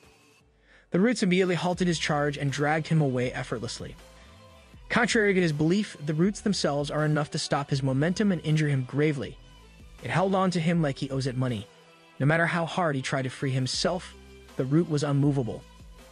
Yuziu started to burn even more brightly as his lifespan slowly ticks away. It was as if he was going insane as he reaffirmed that this mountain of theirs is where everyone lives. Xiaoling tried to get close to her master, but the heat and spiritual pressure he was emitting was far too hostile and wild. General Li is having a hard time breathing as he was being slowly choked to death by the roots. That's when the god tree jumped off the floor and took flight like a burning rocket ship taking off. He jumped all throughout the mountains, covering staggering amounts of distance as he traversed his home. He did this insane way of traveling from one point to another while dragging the struggling General Li by his neck. Bro was riding a most deadly roller coaster out there against his will. The general had a bad feeling as he finally ascertained where Yuziu was truly heading into. Looking down from a distance, the central battlefield had finally calmed down as the fires of battles slowly dwindled away. Countless casualties on both sides littered the ground as the historic war had finally ended. The soldiers gathered to confirm that targets had been verified as out of commission. In front of the primate beast corpses, they celebrated that finally everything has been cleaned. They gathered around the Emperor Alligator. This beast in particular was an insane force of nature. Every single one of them took a huge sigh of relief when they confirmed that it has finally died. Taking the tally of casualties on their side, they could not help but feel conflicted at their supposed victory. The super being team is now only left with around 30 people. Are you sure about that number? The highest-ranking soldier alive took charge as he ordered his troops to count their people and check the number of bullets. In his mind, he was quietly celebrating. Since the Supreme Commander, Yan Gao Yuan, had died, he is now the person in charge of everyone. He just needs to lead the soldiers to clean up the mountains. After some light work, all the credit will be his for the taking. With a commanding voice, he instructed everyone to prepare, heading deep into the mountain. He roused them to start the mission to kill all the remaining weak beasts. That's when the commanding officer got flattened to the ground by massive roots that came out of nowhere. The soldiers were caught off guard as the blood and guts of their acting leader was spilled and showered all around them. The flaming horror at the core of the god tree served as a reminder to the soldiers that this creature is not something that they can mess with. Yuziu turned his attention to the surprised soldiers, and all he can see was hateful humans. He turned his roots into a killing machine as he goes on the second part of his savage massacre. The soldiers were so frightened by this development that they forgot to even raise their weapons. They would have accomplished nothing anyways. The roots of the god tree decimated its way through the hordes of humans in the battlefield. Even the heavy-duty tanks looked like a toy being flung onto the air as the humans watched helplessly. One awakened soldier tried to take charge as he tried to gather the remaining forces. He knows that they are no match for this type of monster. He ordered for everyone to retreat, but all he got was his head crushed away from his body. Yuziu cemented his roots even further into the ground of the bloody war zone. Every single person looked in horror of the strength that they are witnessing in front of their eyes. He resembled a demonic entity as he alters the terrain of the site. With rage-filled voice, he yelled at the humans to leave his territory forever and to never ever come back. The struggling General Li, trapped in the grasp of the roots, managed to let out a word of warning to his troops. He told them to run. But Yuziu does not intend to let any one of these people ever come back here permanently. After that sentiment, he went on an unholy slaughter. When Xiaoling caught up to her master, all she saw was a terrain that was terraformed into an unrecognizable mess. In the middle of the war zone was his master's blazing figure holding the lifeless body of General Li with his arms cut off. He turned the general into a mannequin. At the second monitoring station headquarters, the woman in charge watched the horrors of the god tree going on an unrestrained carnage. Every single human in the vicinity was wiped out. In a hidden corner of the recently ravaged battlefield, a single secret camera can be seen recording everything that unfolded. This unseen trinket did not escape Yuziu's attention. He promptly destroyed the device with a lightning-fast strike of his root. No paparazzis allowed in this mountain. The footage would have been sick, though. He stood solemnly as the fire in his core slowly consumed his rapidly depleting lifespan. Xiao Qing approached her master carefully as she tried to call out to him. Despite the grievous injuries and the slaughter, as insane as he looked, he still recognized Xiao Qing perfectly. He warned her that she should just go now.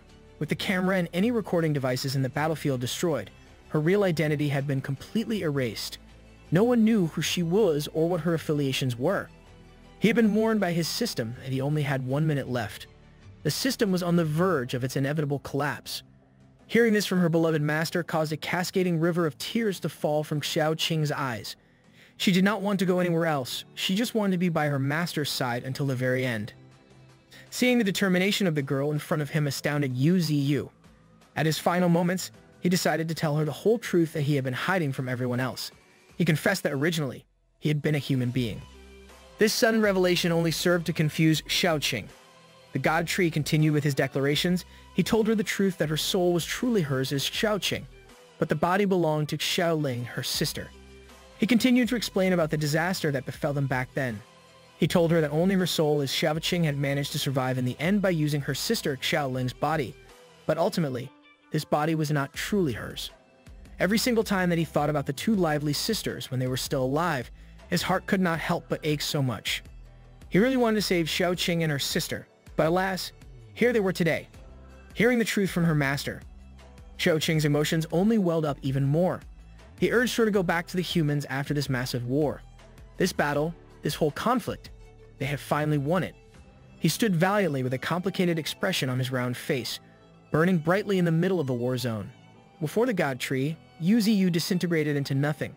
He reminded his beloved Xiaoqing that from now on, no matter what happened, she must hold her head high and live with utmost confidence. Mr. Stark, I don't feel so good. He regretted that he could not keep the promise that he made with every single one of his friends in the Bayou Gorge. He wanted to go now and apologize to them. As he deteriorated into nothing, he left the grieving Xiaoqing with an apology. He asked for forgiveness for leaving her alone from now on. Rest in peace to the OG. Back in the office of the head of the Federation, the man in charge had a grim expression on his face. His office staff had just received the updates regarding the current situation in the Bayou Gorge. The hunt operation had ended after a grueling and long 18 hours of combat. If we tallied the damages, it would come up to a terrifying figure. 50,000 soldiers, including the superhuman unit and the genetic unity, had perished, a complete and utter wipeout. Except for Xiaoqing, also known to the humans as Xiaoling, every single troop that was sent to the north of the gorge had passed. If I was in the human side, I would find that incredibly sus. In return, the rest of the beasts were also killed. Meanwhile, somewhere far from the desolated war zone, we see a beautiful beach surrounded by the boundless expanse of the sea while the sun is beaming down. Oh snap, is this a beach episode all of a sudden? But hidden in the depths of this sea is an environment that nurtures countless terrifying beasts. A first-order transcendent baleen whale can be seen leisurely swimming around with menacing eyes. This beast dwarfs the regular whales in these depths. Zooming out in the frame, the mighty baleen whale was nothing out of the ordinary at all as the colossal killer whale king. A transcendent fifth-order beast holds the whole sea as his domain. Hell no, that's a big boy right there. The eyes of the beast in the depths shine with a savage gaze. We're only getting started. Out of nothing but an infinite void, we see the familiar sight of Yu Ziyu's system notification appearing and acting out as if it were glitching. It was trying to send a reminder that the system had been damaged. Since it was damaged, it naturally started to enter backup mode. And with the next reminder, system activation had finally commenced once again. Yu Ziyu's round core was intact and deep in slumber. He slowly opened his eyes as he heard an unfamiliar voice calling out his real name. He was startled as he faced the screen in the system that he knew all too well. He immediately panicked as he remembered his last memories. He was sure that he died, so why was he still alive? He did not know where he was, and the surroundings were pitch black to the point that he could not see anything.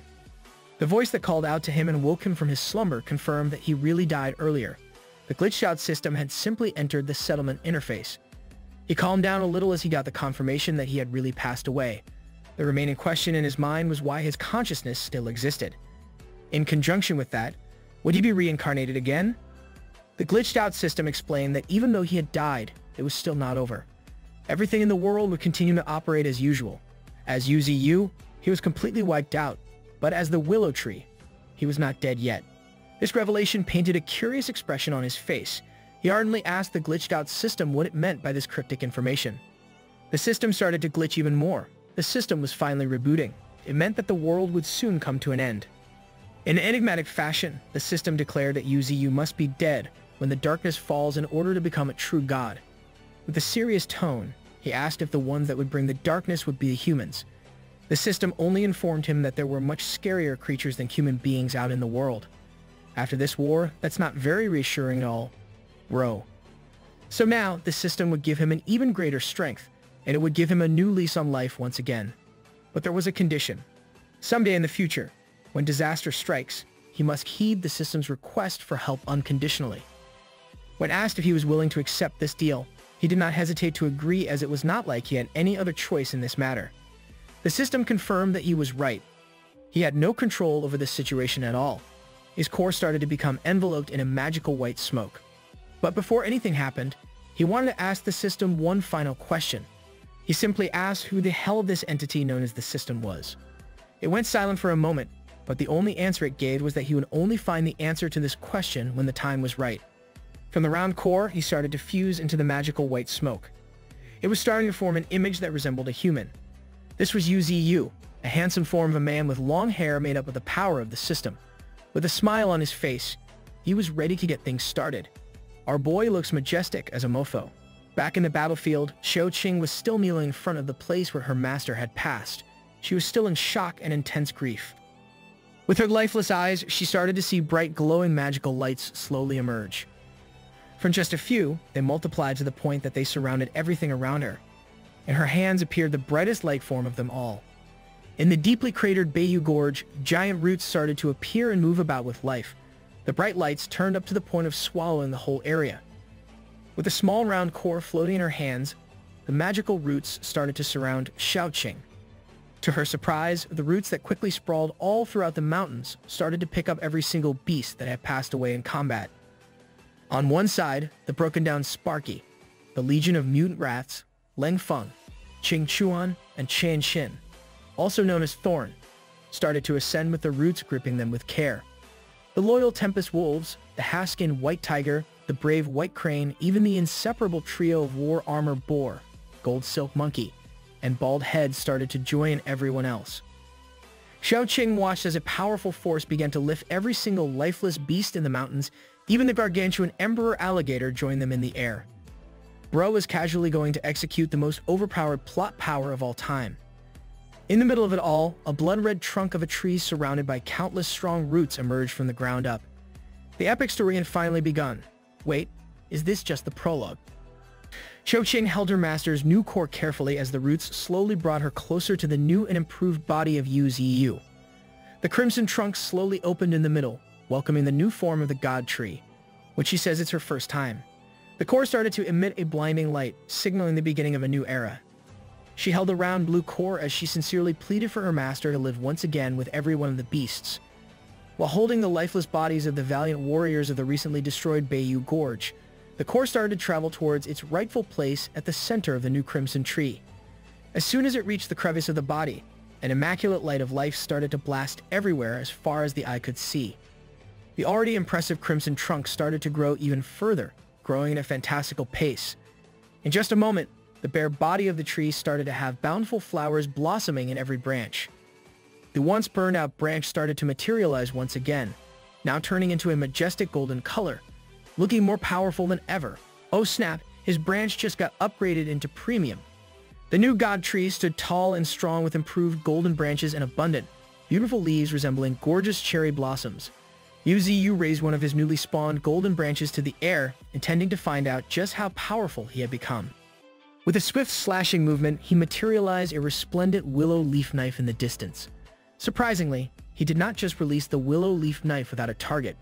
It was so sharp that it tore through the fabric of space itself, creating a dimensional rift. Ain't no way he got this much of a power-up. That's hype. Outside of the world's atmosphere, a satellite station that had no idea what was happening was destroyed and cut in half as the powerful willow leaf knife opened a dimensional rift right in front of it. Just like that, the dimensional rift started to close and the destroyed satellite station was knocked out of orbit. In a single sweep, the God Tree cost humanity a hefty number of resources with this one. Rest in peace, astronauts. Through his branches and leaves, he started to emit a stunning rain of light. It was so beautiful that it stopped Xiaoqing in her tracks. Once these droplets of pure light started to land on the skin of the bloodied woman, the results were unbelievable. Every single wound and injury in her body, internal or external, healed just like that. Similarly, every single lifeless body of the beasts held by the God Tree's roots was subjected to the miracle rain of light. This is what we need. The gold silk monkey that passed away due to the painful poison that destroyed his body started to open his eyes once more. The supposed skin paw of the white tiger stepped into the ground like it was brand new. The loyal white crane, peregrine falcon faction, the tempest wolves, and the king of the beasts were once again full of life with newfound strength. The emperor alligator, who fought through hell against tens of thousands of soldiers by himself, was now full of vigor once again. The trio that we love, Gold Silk Monkey, War Armor Boar, and Bald Head, looked battle-ready at any time. Blue Mantis and Sparky looked as cool as ever. King Kong and the rest of the primate faction celebrated in their own resurrections. Lang Feng, Qing Chuan, and Qian Xin appeared confused, and rightfully so. They remembered dying just a few hours ago. Sparky remembered being reduced to ashes and vanishing, while Blue Mantis recalled the pain of being eaten by his own friend. Before they could even process what was happening, Thorn was already crying tears of joy as she rushed towards the white tiger and her friends. This put an end to their confusion and replaced it with joy. Lang Feng welcomed his mute wrath that he considered his very own kids with open arms. Brother got that rat family. Even some of the gorillas exchanged meaningful moments with their brothers and sisters in arms. The trio of Monkey, Boar, and Honey Badger were back to their usual shenanigans. Amidst all the celebrations, some people were confused about the woman in front of the god tree. Xiaoqing, now healed of all her injuries, stood in disbelief as she witnessed everything happening with her own eyes. The new Yu looked more powerful and menacing than his previous form. Xiaoqing tried to call out to her master. He slowly opened his eyes as he began to awaken himself. He addressed every single one of his present subordinates. This time, in the battle against humans, they had successfully won. Every citizen of the destroyed Bayou Gorge started to celebrate at the announcement of their master. He admitted that he was mistaken from the start, acknowledging that he was wrong to think that by remaining neutral, they could avoid war. He was far too naive, and that's why things had escalated. This humiliation and pain they had endured urged him to rally everyone to repay it to the enemies. From now on, each of them needed to reassert their position against humanity. They're going on the offense. I'm all in for this. They needed to go hard and ensure that humans would never dare set foot in their place again. The Emperor Alligator asked his master what they should do from now on. The humans thought that the god tree was dead.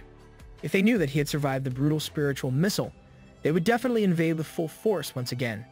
In preparation for this, they needed even more allies.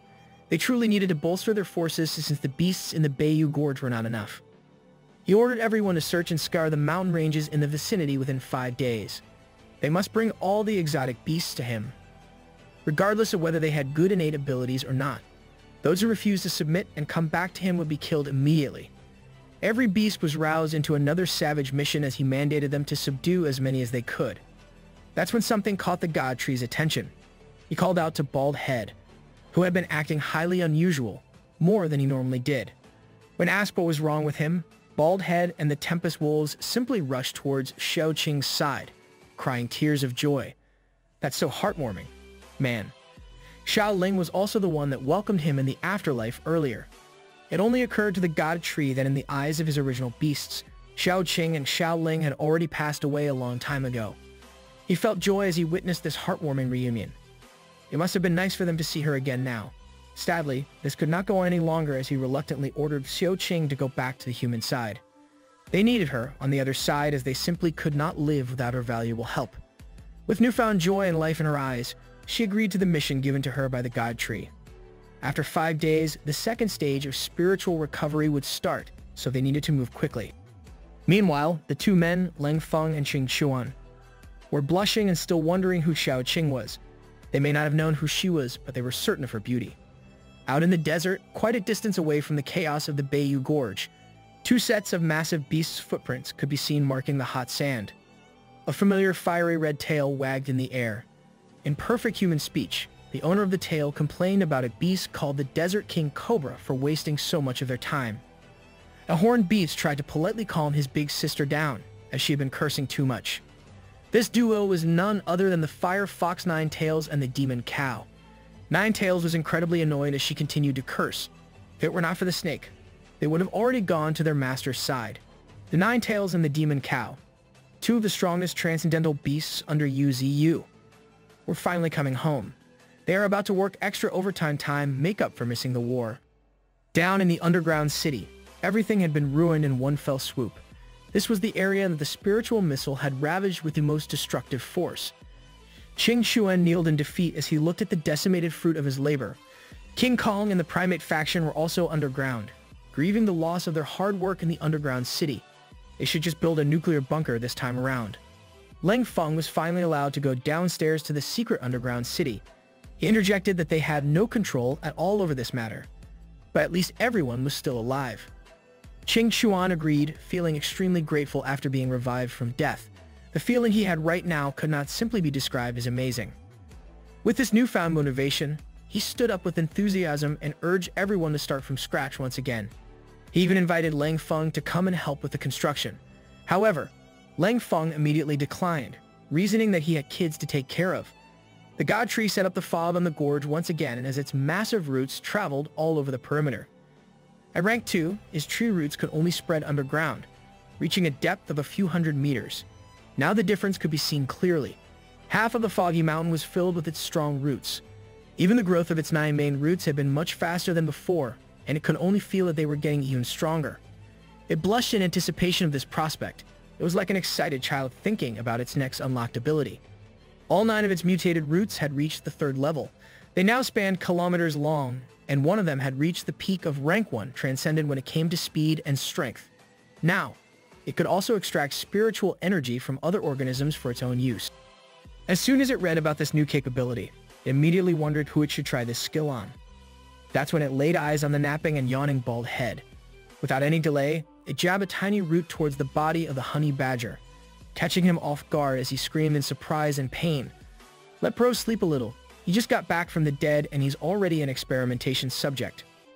Just like that, a tiny stab and suck netted it a hefty 3,000 spiritual energy easily. In battle, if it could keep absorbing the enemy or any other creatures to replenish its missing spiritual energy, it would be truly clutch. It already knew that this was going to be an amazing ability. This fight with the humans was not meaningless after all. Now, it wanted the system to upgrade its life force talent. At least now, it knew the ins and outs of fighting against the forces of humanity. The system gave it 3 directions in which its life force talent could evolve. It could strengthen its regeneration speed, reduce regeneration use, or strengthen its regeneration ability. It immediately picked the last option, and a surge of strength started to flow through it. Next time, even if its body was destroyed, it could slowly recover. It might take months or years, but as long as it had any surviving parts remaining, it would be fine. Now the question lingering in its mind was who in the world had revived it and what darkness the system was referring to. In the 2nd military area nearest to the Bayou Gorge, the night was dark and the troops were on high alert. The guards at the entrance of the facility were surprised at the sight in front of them. It was none other than the formidable prodigy of the superhuman unity, Xiao Ling. She purposely made herself look injured and battered, and all the guards were just in disbelief seeing her survive the war. She quickly cleaned herself and took a shower at the base camp. Cover your eyes, kids. Xiao Ling was going to start helping her master investigate General Li this time around. He wanted to know just what an awakener was, as mentioned by the general. She felt conflicted as she was now away from her master once again. She walked the empty halls of the 2nd military area and headed directly to the clean and neat office of General Li. She rummaged through the files on his computer but failed to find any relevant information or confirmation at all. You gotta find the general's hidden folders.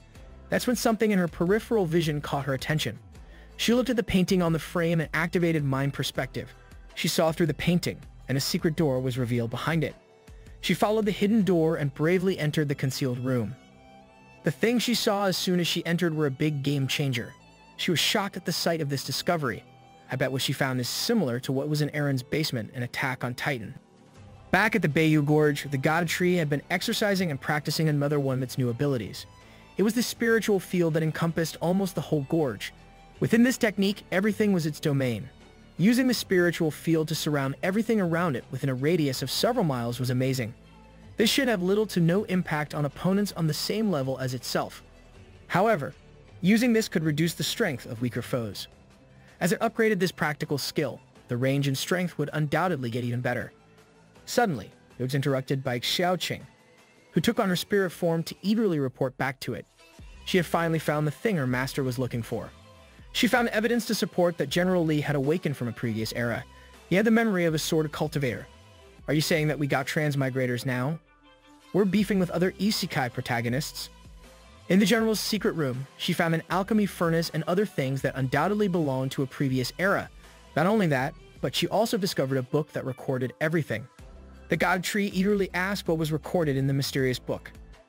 She explained that in the past era, Taoism had manifested in the world. There used to be hundreds of ethnic groups back then. All these groups and all the living organisms possessed great supernatural power. At the end of the era, everything turned into a chaotic mess.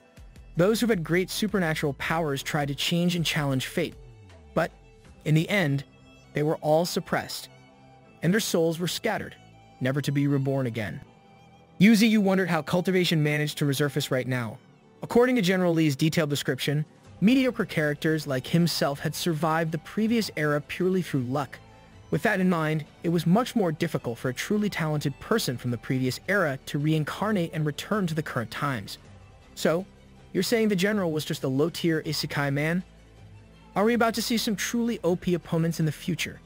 He pondered this legendary ancient cultivation era. Maybe it was all because spiritual energy had appeared once again. He thought about how, in the end, the mighty power of past practitioners disappeared and was permanently erased. In the grand scheme of things, they became just another legend to be told. After humanity's loss and with the second spiritual awakening approaching, it seemed that they wouldn't come again for a short period of time. Even though General Lee had died, he had left 8 disciples. Those 8 would certainly split the forces among themselves. Xiao Qing warned her master that these humans were a race not to be underestimated at all costs. She wanted to use this chance properly. She wanted to reach the highest position in the Federation and grasp authority from the inside. If she's running for president, she would have my vote. Xiaoling 2024. Even if she failed, she vowed to never let humans become an obstacle for her master ever again. The unbridled determination could be seen in her eyes as she promised herself and her master that she wouldn't let the tragedy they had endured happen once again. In the Raya Mountain, the dry conditions and treacherous terrain have given birth to some extraordinary beasts. In one of the dangerous areas of the mountain, a massive rock formation has been drilled through by beasts, making it a place for a colony. Abnormally large red ants littered the ground of this massive and dark nest. It seemed like they had just seen someone coming into their home unannounced. A familiar golden figure could be seen walking slowly and forcefully towards the unsuspecting insects. Sparky, with his significantly smaller frame, stood amongst the red ants as if it were his own home. With his confidence, he made it seem like he was not trespassing into the colony. The virgin red ants versus the Chad golden Sparky. Looking at the countless massive red ants surrounding him, he called them out for being too weak in front of their faces. He urged them to come with him without any resistance, promising power beyond their wildest dreams. This invitation was naturally answered with the simultaneous charge of the massive red soldier ants. Without hesitation, Sparky let out a casual punch that effortlessly sent the rushing insects into the air. He sent the considerably bigger opponent diving into the rock wall behind him. The rest of the ants became hesitant to charge forward. Sparky insisted that he was just carrying out his orders. If these ants did not want to surrender, they could drop dead. After establishing his dominance, he asked them the big question. All the colony had to do was choose between living or dying by his hands. That's when a horrifying figure of a massive ant queen began to emerge from the dark recesses of the colony. It had white hair and a frighteningly monstrous appearance. Meanwhile, in another mountain, the gold silk monkey stood against a group of hostile monkeys with pure confidence while holding his trusty stick. This little beast had grown incredibly strong when it came to combat. The scars of his mistakes and the cause of his death were still evident on his body. The pack of monkeys became disorderly as they clearly did not like to see an outsider intruding on their territory. A colossal white monkey stood above them, quietly observing the situation at hand. This guy looks chill. Get him on the team. Bald Head found himself in a similar situation as he wrestled with a spider monster on the other side of the mountains. The last of the trio, the War Armor Boar, fiercely faced a drastically bigger and more menacing murderous wild boar. White Tiger, on the other hand, made quick work of subduing a large group of reptilian monsters. They were helpless against the sharp teeth and claws of the king of the beasts. Blue Mantis was on his own quest as he greeted his mother, indicating his return. Countless blue mantises stood around his mother, a beast that clearly stood on a league of her own. She looked at her returning son with a complicated expression. Bro really went home to recruit his mama. After the decisive war with the human beings of the Federation, expanding power became the top priority of the God Tree. Thankfully, with Life Essence, he did not have to worry about being unable to control disloyal beasts at all. After evolving to rank 3, the element flower that the demon cow ate for his breakthrough bloomed once again. Since the demon cow had not returned yet, he wondered who he should give this precious material to. That's when the idea of a suitable candidate entered his mind. He called out to the hardworking Qing Chuan with the element flower in tow. The man had been hard at work, leading the charge for the reconstruction of the underground city.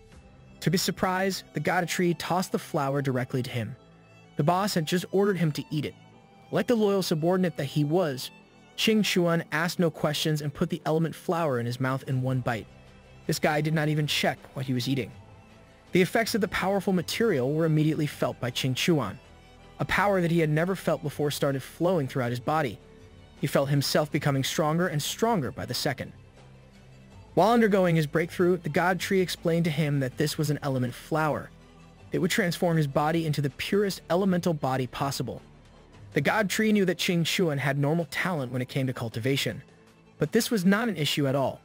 On the contrary, his potential allowed him to sublimate the value of the element flower the most. Qing Chuan began experiencing a strength flowing inside him that he had never felt before. His body was absorbing the efficacy of the flower to the highest level. Bro was turning to a Super Saiyan. Once his breakthrough process started to stabilize, his human form changed drastically. He became bigger and more muscular, as sharp traces of the earth element protruded from his arms. He had just become a transcendent rank 1 earth element life form. He gained the ability to control earth. He could now turn earth into weapons with his earth-pierce skill. He could split the earth, and he gained the ability to turn his body itself into the earth element, making him immune to physical attacks. Qing Chuan clenched his fists as a frightening power flowed in his veins. This was his new power. He could only wish that he had this power back when they fought against the genetic transcendent vampire, Gullah. The God Tree was pleased that everything went smoothly with his power-up.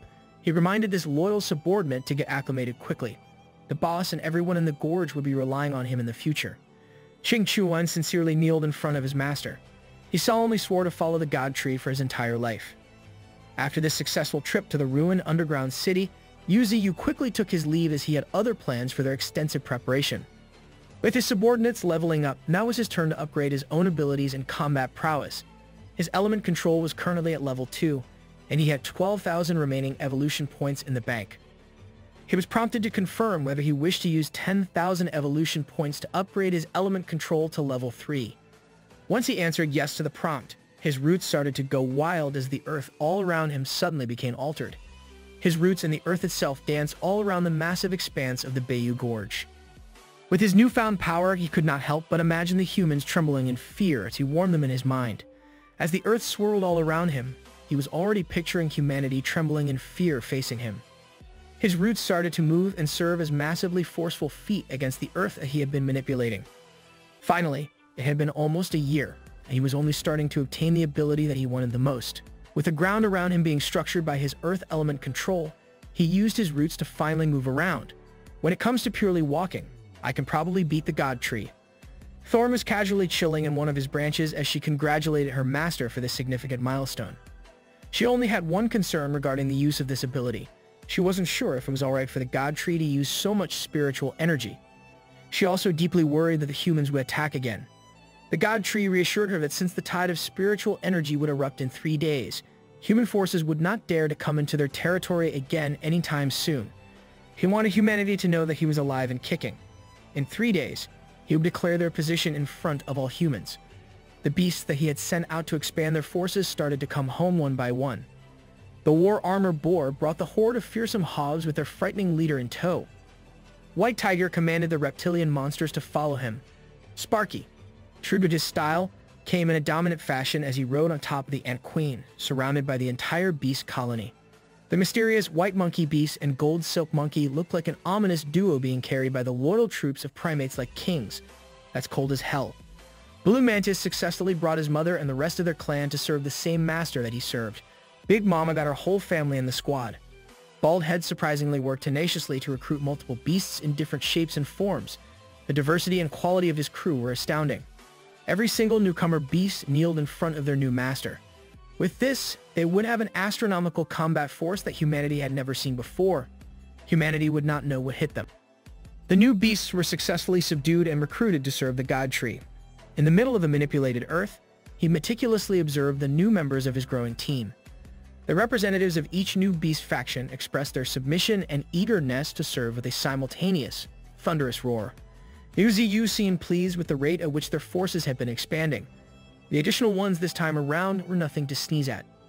Even Xian Xin felt the urge to kneel and renew her vow to her master. She solemnly promised to fight for the sake of the God Tree forever.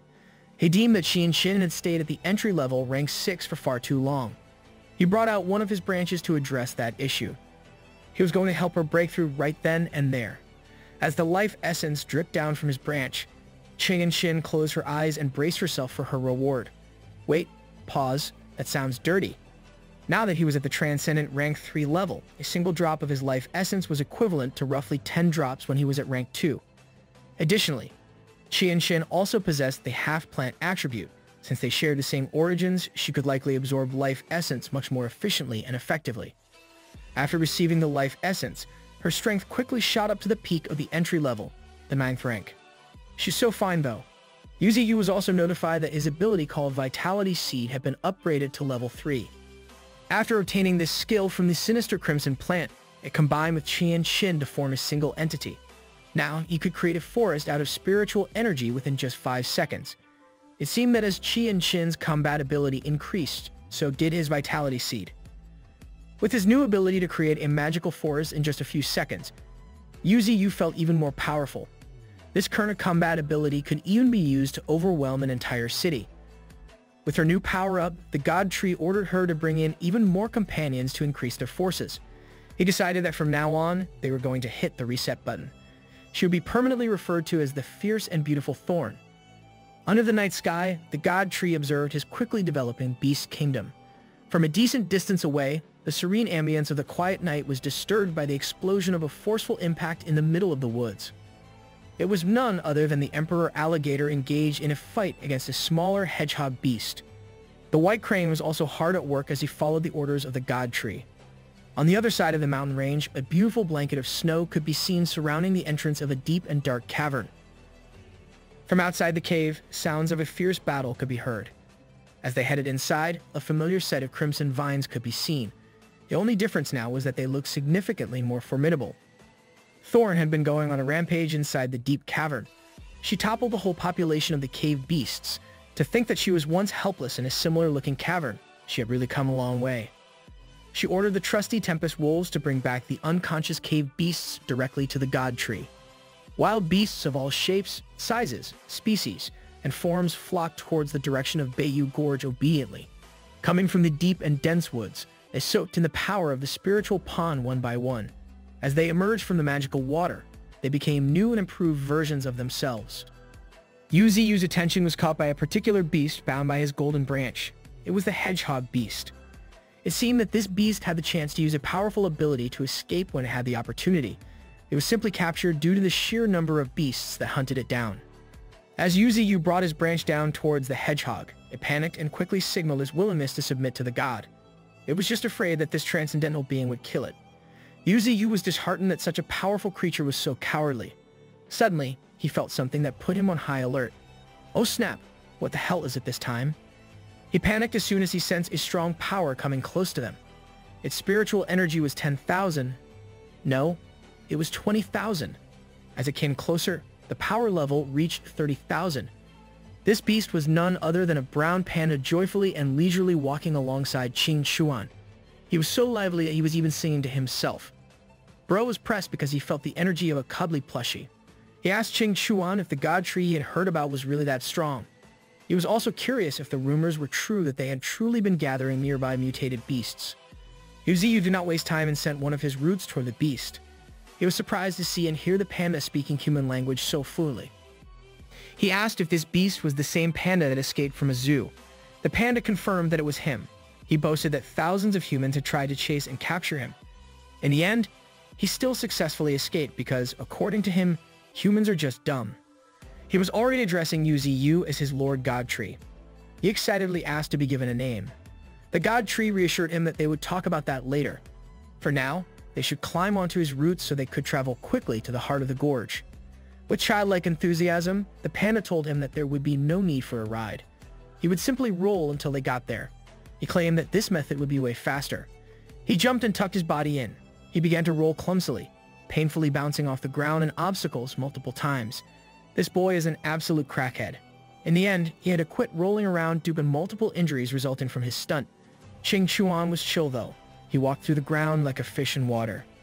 Yuzi Yu's sturdy roots served as a swift traveling vehicle for the panda as it darted through the woods with incredible speed. The little beast was amazed and wide-eyed with joy as he laid eyes upon the heart of the mountains for the first time ever. This place was truly pretty and special. Even the loudmouthed panda was taken aback by the majesty of the god tree and the Bayou Gorge. This tiny silly beast is the second-ranked transcendent that has come here. The panda was not even paying attention at all. As if he were a child, he pointed out just how big the face of the god tree is. Surprisingly, he also did not come to this place empty-handed. He brought an overflowing basket full of fire spirit stones as a meeting gift. After analyzing the impeccable quality of the fire spirit stones, Yuziyu immediately inquired about where the panda got them from. It turns out that there is a whole bunch of this magical mineral in the panda's personal cave. With a happy demeanor, he even offered to give the god tree every piece of fire spirit stone if he wants. In exchange for it, this guy just wants to stay. He really likes this place. It's lively, and there are a lot of companions.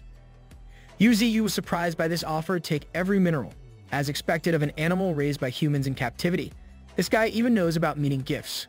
In response to the generous panda, he brought out a jar of something special as a return gift. Inside the jar is their very own monkey wine. They discover it when they subdue the monkey faction. Now, Gold Silk Monkey oversees brewing this special drink. It's so special that they only have a few jars of it. The curious panda's curiosity was quickly piqued. He couldn't wait to open it, and when he did, a mouth-watering pleasant aroma exploded out. Even the quiet Ching Chuan couldn't help but take a little look at the contents. Much to the heartache of the Gold Silk Monkey, the transcendent panda gulped the whole jar down in one fell swoop. He's just like me. For real. His face was flush with drunkenness and joy. This wine was truly delicious. The little beast was hooked. This guy right here is the Iron Eater Panda. He can devour spirits through minerals and spirit stones to strengthen himself. He can control an endless amount of fire inside his body. He also possesses unparalleled resistance to heat and flames. He has giant power and stone armor, giving him a fearsome number of defensive capabilities. Yuziyu observed the Iron Eater Panda, and he was surprised. Just his pure attributes alone are scary enough. Whether it's offense or defense, he excels in both. With his life force talent, Devour Spirit, he can theoretically devour 5 different types of spirit stones and obtain every type of elemental resistance there is. A beast this strong and a potential this immense must stay enjoying them. He approached the panda that had just finished drinking all the liquor. Since this little guy likes to drink and wants to stay, Yuziyu bestowed upon him the name Wine Deity and inducted him as the 9th-ranked member of the 9 great ferocious beasts. Wine Deity looked cluelessly at the god tree as he inquired why he was ranked 9th. He asked if 9th is the strongest of them all. With a desire to keep this beast on his side, Yuziyu lighted the little guy into thinking that the 9th rank of the Supreme 9 is the best. He's out here lying to literal child. He's giving this ranking to the gullible panda as he asserted that he's expecting great things from now on. The panda couldn't care less as he only cared about more monkey wine. Back on humanity's side, the Federal Supreme Council has started to commence a meeting. 2 days from now, the spiritual tide will sweep through the world. Every decision maker at the round table knows that this time around, many people will fall victim to the spiritual tide and the onslaught of beasts. This is a time of epic change on a scale that they have never experienced before. Humanity must do their best to get ready to accept the dark era. These guys are done. They tried to devise a plan for the coming days. Not only the mountains and forests, even the city will experience a rise in spiritual energy levels. They need to guarantee that before the second tide comes, the city remains peaceful. The head of the Federation ordered the spread of the news regarding the spiritual tide to the public.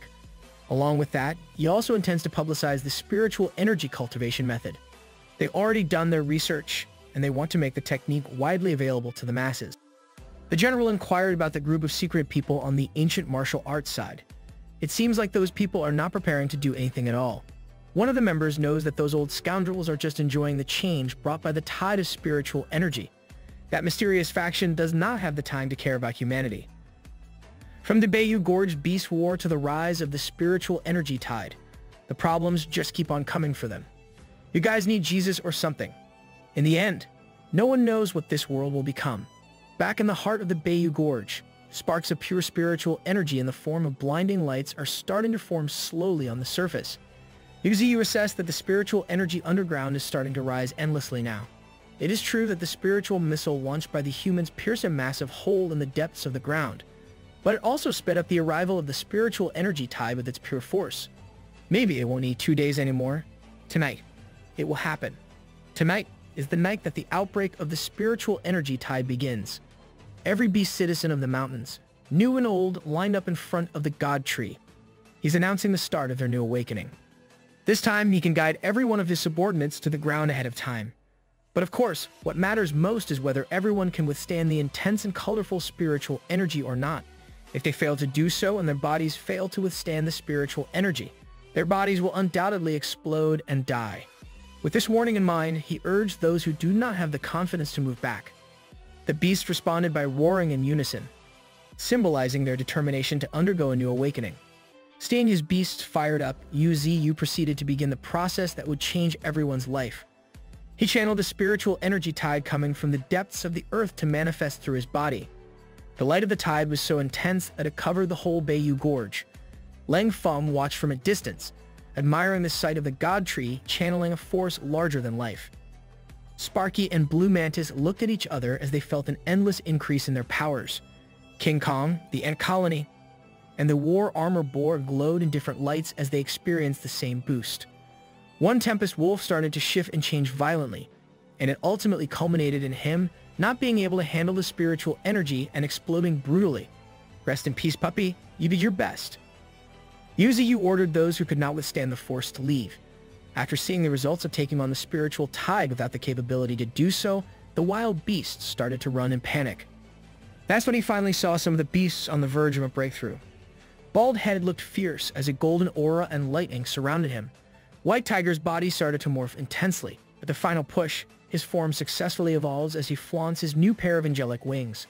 Both Bald Head and the White Tiger are now in the first rank of transcendence.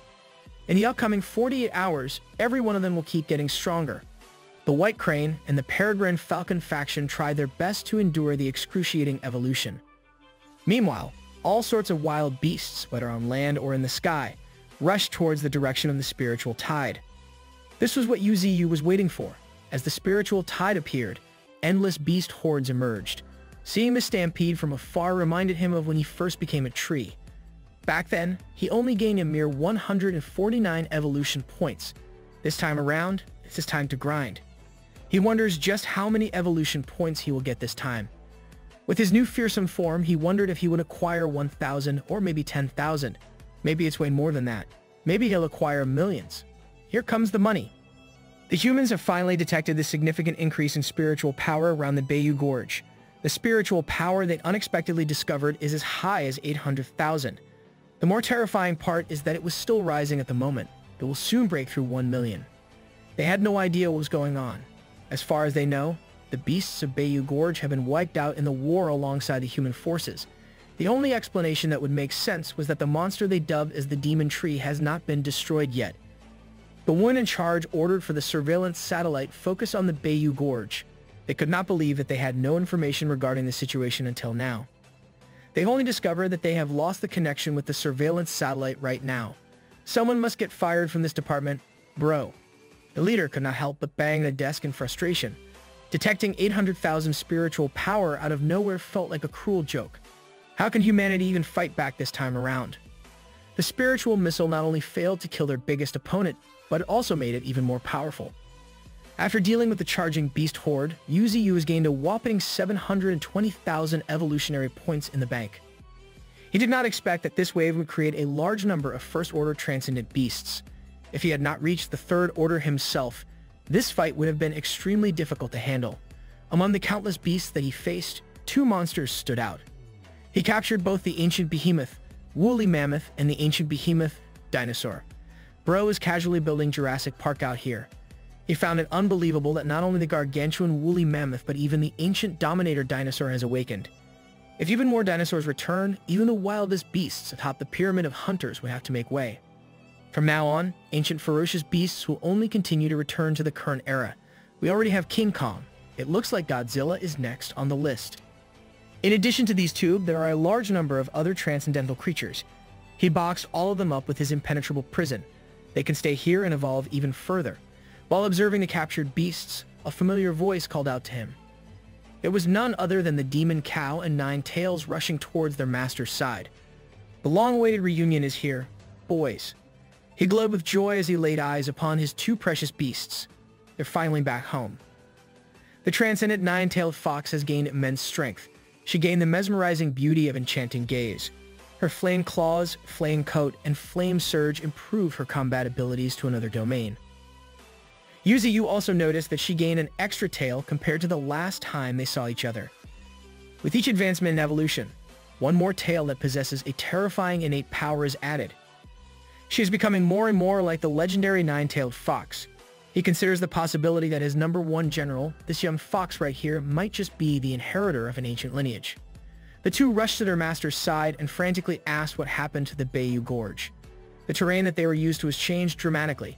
He could only respond that it was a long story. You two missed so many parts, better work hard to make up for it.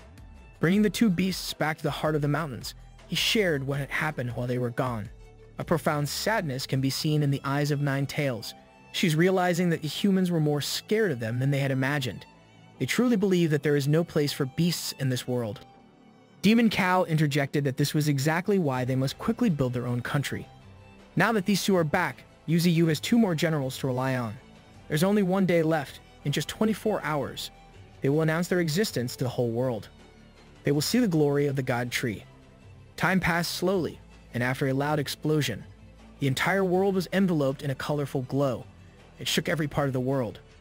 Whether it's land creatures, plant life, or marine species, everything's come to a standstill. The spiritual tide has officially erupted. People on the streets were forcefully subjected to the rampaging power of spiritual energy. The humans who can't bear this tide will experience a miserable fate. They will disintegrate into tiny particles and dissipate in the air. If I was here, I think I would not survive at all, boys. While those who survive will undoubtedly gain even greater powers. Moreover, the colorful spiritual energy rising from the deep mountains and old forests is even more abundant and exuberant. Bayou Gorge was in the heart of all of this. This was the epicenter that experienced it all. Furthermore, with the presence of Yuzi in the Bayou Gorge, the concentration of spiritual power in the area became even more grand and exaggerated. All the creatures in the gorge were absorbing this majestic surge of spiritual power like they were hungry for it. Everyone is eating good today. And as for the other beasts in the world who could not bear the intense concentration of this tide, the desire for survival made them run away to places where spiritual power is thinner. And where else can you find lesser spiritual concentration other than human settlements? In Bark City, the military tried their hardest to hold the high grounds as the horde of countless beasts tried to break through the city's defenses. They absolutely cannot let these monsters enter. The wild fleeing beasts tried their hardest to barge into the city as the military rained down bullets upon them. Out of nowhere, a massive foot came stomping down on the unsuspecting guards on their high ground. There was a colossal elephant that rushed through with brute force, breaking the wall that separates the beast horde from the city. The wild wolves were the first ones to capitalize on the chance as they chomped down on the soldiers. In Ghazi City, a familiar sight can also be seen under the bright full moonlight. In Bangor City, countless monstrous bees littered the sky under a blood moon. They've ravaged the city and literally drained the life out of the masses. In Yasuo City, a collaboration between different beasts brought down the bustling metropolitan area. Is this the city of feeders and noobs? But their rampage could not go on forever. The beasts found something strange coming down from the sky. It was a nuclear bomb headed right into the heart of the city. The metropolis in chaos was being targeted for humanity's last resort. As it lands, a massive radioactive explosion decimated the whole area. Yasuo City has successfully eradicated 80% of the mutant beasts. In addition to that, 5 other cities are currently under attack. With this much chaos, they have no clue what to do next. They even considered the option of dropping even more nuclear weapons. At the Bayou Gorge of China Federation, something unbelievable is taking place. The shadow of a giant divine tree can be seen undergoing a beautifully moving evolution. Bro looks majestic as hell. Yuzi resembled an ethereal being as his pure spiritual energy glowed in a bright blue hue. In this ghostly form, he could perceive the world on a different level. He saw the distant lights belonging to human cities. Judging by the distance he had been seeing, they were probably about 200 to 300 kilometers away. Bro was calculating where his target is. The humans had finally gained visual of the status at the heart of the mountains. The monster they dubbed as the Demon Tree had evidently evolved from the cascading tide of spiritual power. Despite deploying an astounding number of troops and weapons, it only made the boss and the beasts of the Bayou Gorge even stronger. What was even more concerning was the destruction of the spiritual power satellite, specifically used for monitoring them. Now, the boss was no longer concealing its true power like before. In their estimation, they found its power level to be a staggering 1.8 million. A high-ranking official expressed his contempt for the demon tree. In his eyes, it had killed too many of their people. Moreover, General Li was also killed in battle against this monstrosity. This dude is unreal. You started this, bro. Despite all of this, the ancient martial side did not seem to care one bit about these developments. Now that the enemy was no longer keeping a low profile, they concluded that it was probably feeling confident in its power and no longer feared humanity. Initially, they were reluctant to use nuclear bombs because they did not want to turn the mountains into a desolate radioactive wasteland. But the situation had changed. They desperately needed to seize this opportunity to invade the den of the beasts. They wanted to launch another nuclear missile, a real and destructive one. Not just some insignificant experimental spiritual energy missile. They wanted something that would completely obliterate all 4 mountains of the Northern Canyon. Back in the Bayou Gorge, things were still heating up as the beasts received the gift of the tide. Even Yu himself was undergoing the strengthening process. Everyone became incredibly amazing after the evolution. Now, it was time for the boss himself to enhance his own abilities as well. With that in mind, he opened the system panel. On the surface, there was fog control to conceal oneself, and in secret, there was the illusion ability to confuse the senses. The power of crystallization, on the other hand, provided remarkable defense in battles. It strengthened the branches, roots, and even his flying willow leaf knives. In addition, there was the power of Earth's upheaval, which allowed him to improve his grasp on the Earth element. For his first pick, he chose to upgrade the illusion ability. After all, it was currently only at level 2. With a consumption of 30,000 evolutionary points, his illusion ability was upgraded to level 3. With this enhancement, combined with his fog beasts, it would truly be fearsome. It would make the enemy perceive the fog beasts as even more surreal and terrifying. He immediately turned his attention back to the system panel, browsing through his choices to decide what to upgrade next. He still had a lot of evolution points left. That's when he felt something enter his area of influence at breakneck speed. It was a bar edge of nuclear missiles, courtesy of humanity. Oh, hell no. They really did not hesitate to pull the Oppenheimer this time around. The missiles locked onto him with the aim of ending the war once and for all. As soon as he perceived the incoming nuclear attack, he ordered all his subordinates to go and hide in the depths of the earth. He urged them to run to safety while pushing his golden branches to their limits, going full power. He launched countless willowed flying knives into the air, targeting the nukes. The knives tore through the fabric of space as they collided with the nuclear missiles. As the 2 unstoppable forces made contact, an unprecedented nuclear explosion was unleashed onto the mountains. Every citizen of the gorge struggled to brace themselves from the impact of the blast. Meanwhile, Yu remained sturdy on the surface of the nuclear blast. This was not safe at all. The smoke obscured his vision as he wondered if that was it. He was quickly given the answer as another bigger ballistic missile tore through the smoke of the first wave of nuclear weapons. This was an intercontinental missile. This one was truly going to destroy him. They used decoy nukes. Bro, how big is their budget? As the intercontinental missile landed on the heart of the mountains, everything in the vicinity was lit up by the fiery colors of destruction. A gigantic mushroom-shaped cloud of nuclear devastation swallowed up the Bayou Gorge once again. The Federation leaders watched in anticipation as humanity's weapon clashed with a freak of nature. They held their breath as they wondered if it worked this time. As soon as they saw the devastating explosion of the intercontinental missile, they heaved a sigh of relief, thinking they had finally succeeded in destroying the tree that threatened their existence. Some of them even wanted to inform the Prime Minister right away. But upon closer examination of the live footage, something didn't add up, and the analyst told them to wait, feeling that something bad was about to happen. The smoke cleared, slowly revealing a crystalline formation with a crimson luster. The people at the round table were slack-jawed and speechless as they watched the projector. It was revealed to be a massive crystal figure that remained unscathed from the terrifying force of the intercontinental missile.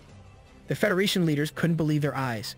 They found this sight impossible, thinking it was simply an illusion. As the crystal started to unravel, a familiar glint of an eye could be seen behind it. Just the sight of this menacing glare sent a shiver down the spine of everyone at the round table. Bro was contemplating his life choices. Yu emerged from his form and loudly cursed the humans for courting death by his hands time and time again. His roots and branches went wild as the earth around the mountains began to crack open. In the distant city from the gorge, unsuspecting people felt a sudden earthquake for a moment.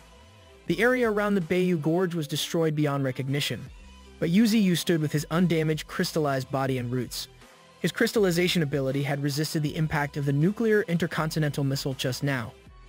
It had also withstood the intense heat comparable to the surface of the sun. He may have survived, but the burning sensation he felt was still unbearable. Xiaoqing's spirit immediately checked on her master's condition. He assured her that he was fine and that they needed to leave now. The time had finally come for the humans to pay. He's about to go John Wick against these fools. The military troops tried their best to keep the beast horde at bay as the creatures went after them in every possible direction. With a wall standing between the beasts and the city, this is their last stand. They psych themselves up as they rain down bullets in the air and on land. All they know is they must never let the enemy rush in at all costs. No matter how hard they hustled, the beasts eventually started to gain the upper hand. It started from the top of the wall as the mutant beast swarm found its way directly into the enemy lines. In conjunction with that, the land beasts have also successfully managed to eliminate all the soldiers under the wall and break through the fortification. As soon as the colossal land monsters got into the wall, a single awakened soldier immediately responded and lunged into a beast's body, killing it with just a single blow. The gray-haired old man is determined to take care of this beast horde. This veteran awakened soldier, known as Mr. Lee, urged the troops on top of the wall to leave the monsters pouring through the hole to him. All they have to do is concentrate on dealing with those outside the city. This sudden earthquake has certainly put them in a difficult situation. In just a few seconds, it caused cracks to appear in the fortified wall. The military units on the wall brought out the big guns as they intensified the hail of bullets. They were mowing down the enemies effectively, but there are just too many mutant beasts. They are heavily relying on the artillery to keep them at bay. They truly cannot afford to let even a single beast get any closer to the city walls. Mr. Lee battled through every beast that managed to bypass the guns and artillery as he tried to raise the morale of the troops at the same time. The strength of these beasts is up to level 8, and there are way too many of them. He was certain that if they cannot deal with this horde as soon as possible, the city is as good as gone.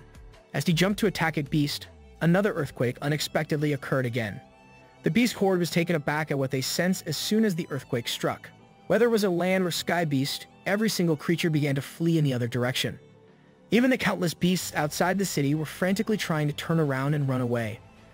The military just attributed the beasts running away due to this sudden earthquake. Regardless of the reason, it let out a collective sigh of relief as they believed that they have managed to survive successfully. But that's when a grim feeling struck the veteran, Mr. Lee. Bro started hearing boss music. After the beast hordes scattered around, a thick fog started to envelop the area. The military troops were sent into confusion as they had no clue what was going on.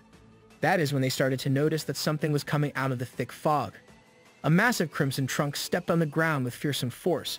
With every single combat beast of the Bayou Gorge eyeing the city walls menacingly, the land and skies were not a safe space for these humans anymore. With beautiful leaves and golden branches swinging in the air, UZU has brought his savage beast army to knock on humanity's door. The veteran soldier can already feel that this is way too different from the previous spiritual wave. The surge of spiritual energy coming from this charge is like a vast ocean. He already knew that they were screwed. They don't stand a chance at all. He urged every soldier to run for their lives and get out of the walls. They must sound the alarm and get the people in the city to evacuate as soon as possible. Whoever can escape should do so, otherwise, every one of them will die. In the eyes of a human, the demon tree is finally here. UZU's roots have already extended beyond the city wall. He's already in the process of invading the metropolis with his vigorous roots. It grew all over the city to the heights that rival the high-rise buildings. Soon, every root started to connect with one another as they formed some sort of barrier. In the blink of an eye, a whole city was surrounded by the God Tree.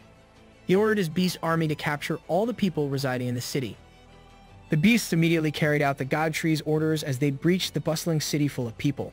Demon Cow made quick work of capturing groups of people with his gravitational power. A beast spider trapped people in her web. A fire burned brightly, blocking the escape routes. Ninetails making sure that these people would not be able to leave at all. One resident tried to hide on the 90th floor of a high-rise building to wait for a rescue team. He was jump-scared by UZU's root breaking through the window. Imagine chilling your room and that thing breaks in. Along the way of his massive roots, people were being snatched one by one. Mr. Lee was under the rubble of the city wall as he tried to fire a normal gun while cursing the demon tree. This stunt only served to annoy UZU. He picked up the old man from the rubble and brought him closer face to face. The tiny man continued to spout nonsense that humans will not let the demon tree get away with this. He swore that they would kill UZU. The thing is, humans have already tried that multiple times. Now, they have come here to assert their position. This life and the destiny of this planet. All of it is no longer up to humanity to decide. With that sentiment in mind, Yu started his bloody revenge with the foolish Mr. Li. The roots of the god tree twisted and turned, snaking their way through the city until they enveloped every inch of its landscape. The complete takeover by the tree was an astonishing sight to behold. Simultaneously, within a particular commercial space situated in the same location, a wide array of enticing goods for human consumption were meticulously arranged. Shingang, King Kong, and the rest of the gorilla squad couldn't help but feel their eyes light up at the sight of the delectable assortment of food before them. The mouth-watering plethora of culinary delights was enough to make anyone's taste buds tingle with anticipation. Meanwhile, Thorne found herself drawn to the clothing section of the commercial space. With an air of ownership, she laid claim to the entire section of available clothes. Outside the confines of the city, Shouqing's spiritual presence sought guidance from her master, inquiring about their next course of action. It became apparent that they would wait for the humans to approach and engage in negotiations. Their base, Fog Mountain, was strategically positioned in the northwest region of the Federation, making it easy to defend but challenging to attack. However, considering the vast expanse of the Chinese Federation, any aggressive attempts to breach their defenses would undoubtedly pose a significant challenge for the beasts. The god tree, using a piece of stone debris, began to sketch on it, outlining their plans. He illustrated that by establishing the Qing Feng city as their boundary and extending their dominion to encompass the northern border up to the Dai Qiang River basin and the surrounding desert, their focus would be on effectively managing the rear area. This would set the stage for the god tree's ultimate dominance over the entire region when the opportune moment arrived. With the reemergence of the fog, Shouqing's master would no longer fear the deployment of nuclear weapons by humans.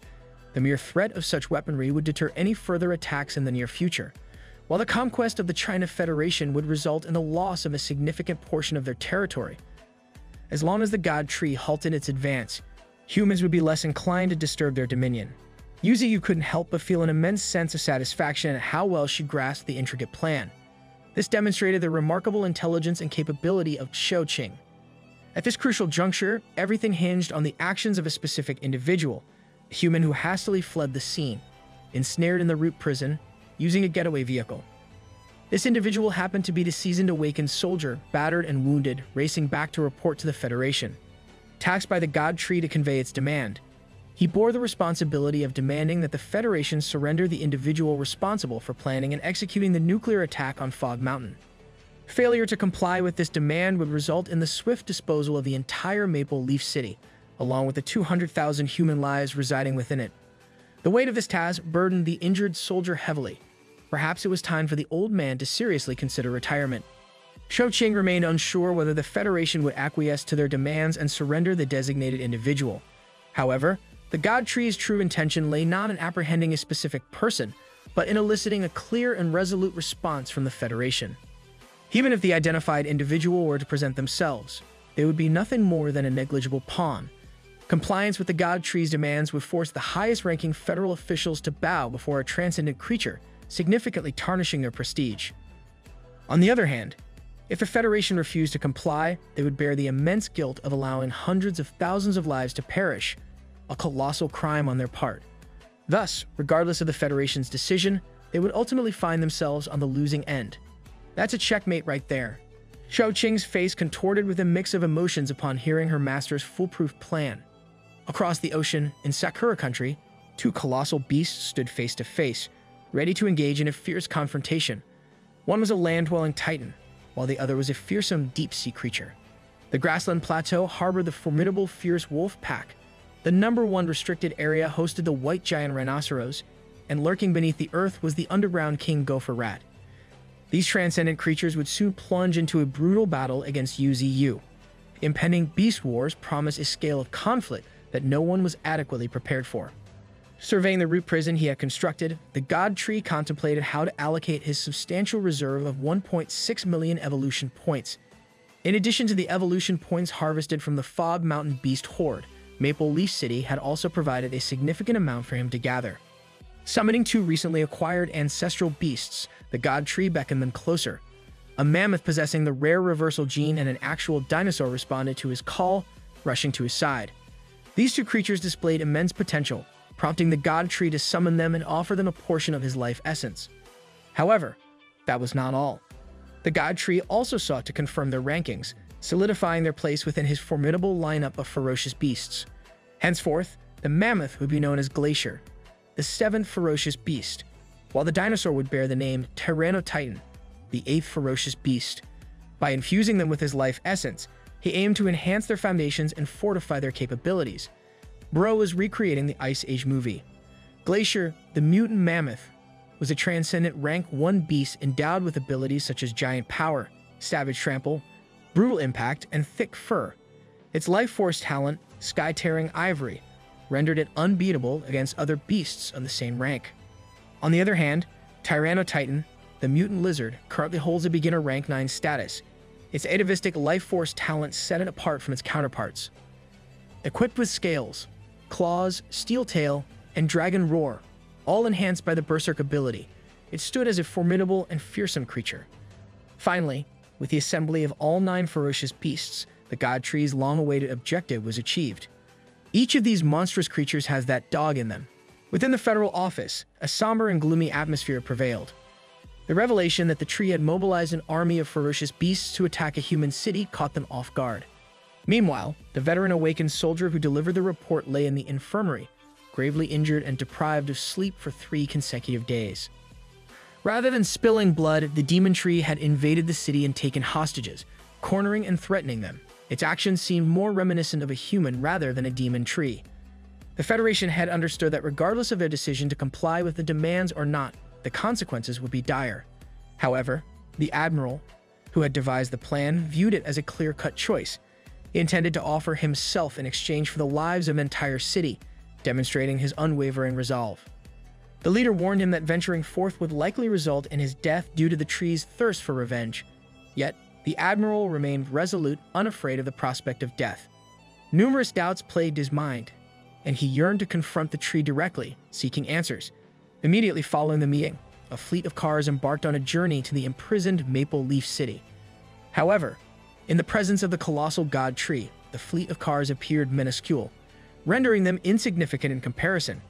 The sheer scale of the tree's presence defied imagination, leaving them awestruck as they witnessed it firsthand. UZU, finally sensing the arrival of the humans, instructed a transcendent soldier to approach and announce the Federation's presence for negotiations in a respectful manner.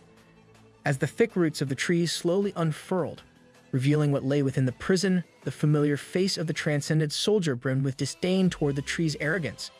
He prided himself on being a super being, having attained the pinnacle of transcendent rank 1 due to the surge of spiritual energy. If given the opportunity, he desired to risk his life in order to defeat the tree. However, what awaited him within the prison was a menacing and disorderly primate faction. The overwhelming presence of multiple formidable beasts staring him down sent shivers down his spine. In an instant, Lil Bro got humbled so quickly. The thunderous roars of the gorillas could make even the bravest man tremble. To add insult to injury, the soldier found himself face to face with a familiar hoofed beast, the demon cow, towering above him with multiple golden horns and an indomitable stance. The demon cow and the scared stiff transcendent came face to face, their gazes locked in a tense standoff. The weight of the situation made the transcendent soldier stumble over his words as he desperately tried to convey their peaceful intentions and desire for negotiation. It became painfully apparent to him that he was out of his depth. The demon cow, unmoved by the soldier's words, simply motioned for the humans to follow. The soldier's already fragile psyche suffered another blow as he witnessed the demon cow speaking flawlessly in perfect human language. It was a stark reminder of the vast divide between their worlds. As they made their way forward, the transcendent soldier glanced upwards and caught sight of a majestic beast, its fiery figure perched atop a massive root in the distance. The 9 tails fixed them with a piercing gaze, silently informing them that every move they made was under scrutiny. Suppressing his irrational thoughts, the transcendent soldier focused on entering the city. The deafening roars and taunts from countless powerful beasts echoed through the air, serving as a raucous welcome for the human delegates. Among the gathering factions of spiders, boars, and mantises, all eyes were trained on the humans. The newly ranked Glacier and Tyrannotitan emitted an aura of murderous intent, their predatory instincts on full display amidst the other beasts.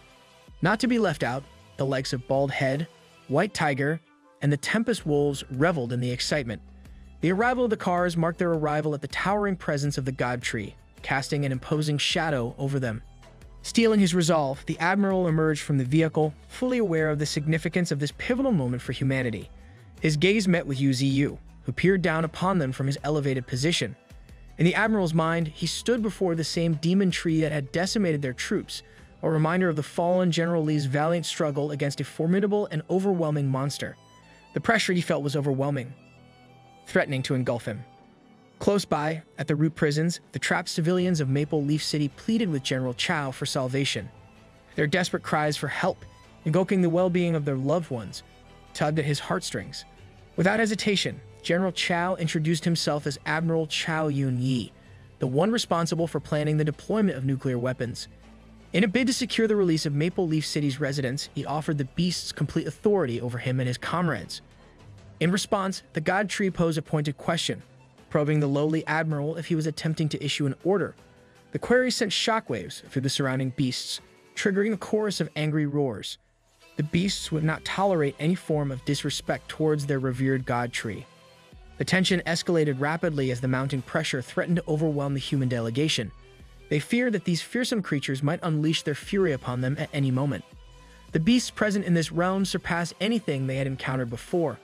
Even the weakest among them possessed combat abilities at the beginner rank 6 level. Furthermore, the presence of numerous transcendent creatures added to the palpable atmosphere of danger. A particular concern was the menacing dinosaur, its predatory aura fixated upon them from the outset. If it weren't for the presence of the demon tree, the transcendent soldier couldn't help but imagine that the dinosaur would have already attacked them mercilessly. Lil Bro is developing a dinosaur phobia. And then there was the demon tree itself, an entity that radiated an aura befitting the king of beasts. The transcendent soldier knew that if they dared to provoke this titan, they would meet their demise without a sliver of hope for resistance. Amidst the tension, Admiral Chao and his delegation needed to find composure. He clarified that his plea was merely a request to spare the innocent civilians, urging Yu Ziyu to reconsider involving them in the conflict. Yu Ziyu responded with a question of his own, probing why the admiral believed the situation had escalated to this point. The question left the admiral speechless, his shame palpable. At the root of it all, it's always humans doing something stupid. Yu Ziyu, indifferent to whether the admiral was the mastermind behind the events or not, issued a stern warning to the humans. He made it clear that if they ever crossed paths with him again, if they dared to be recognized by him in the future, mankind would face a grim fate, a scene of unimaginable bloodshed. Admiral Chao listened intently, fully aware of the gravity behind the threat. Recognizing the sincerity displayed by these humans, Yu Ziyu vowed to fulfill his promise of releasing the captives.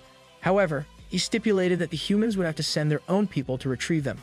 With resolve in his voice, Yu Ziyu declared that Maple Leaf City now belonged to the territory of the Fog Kingdom.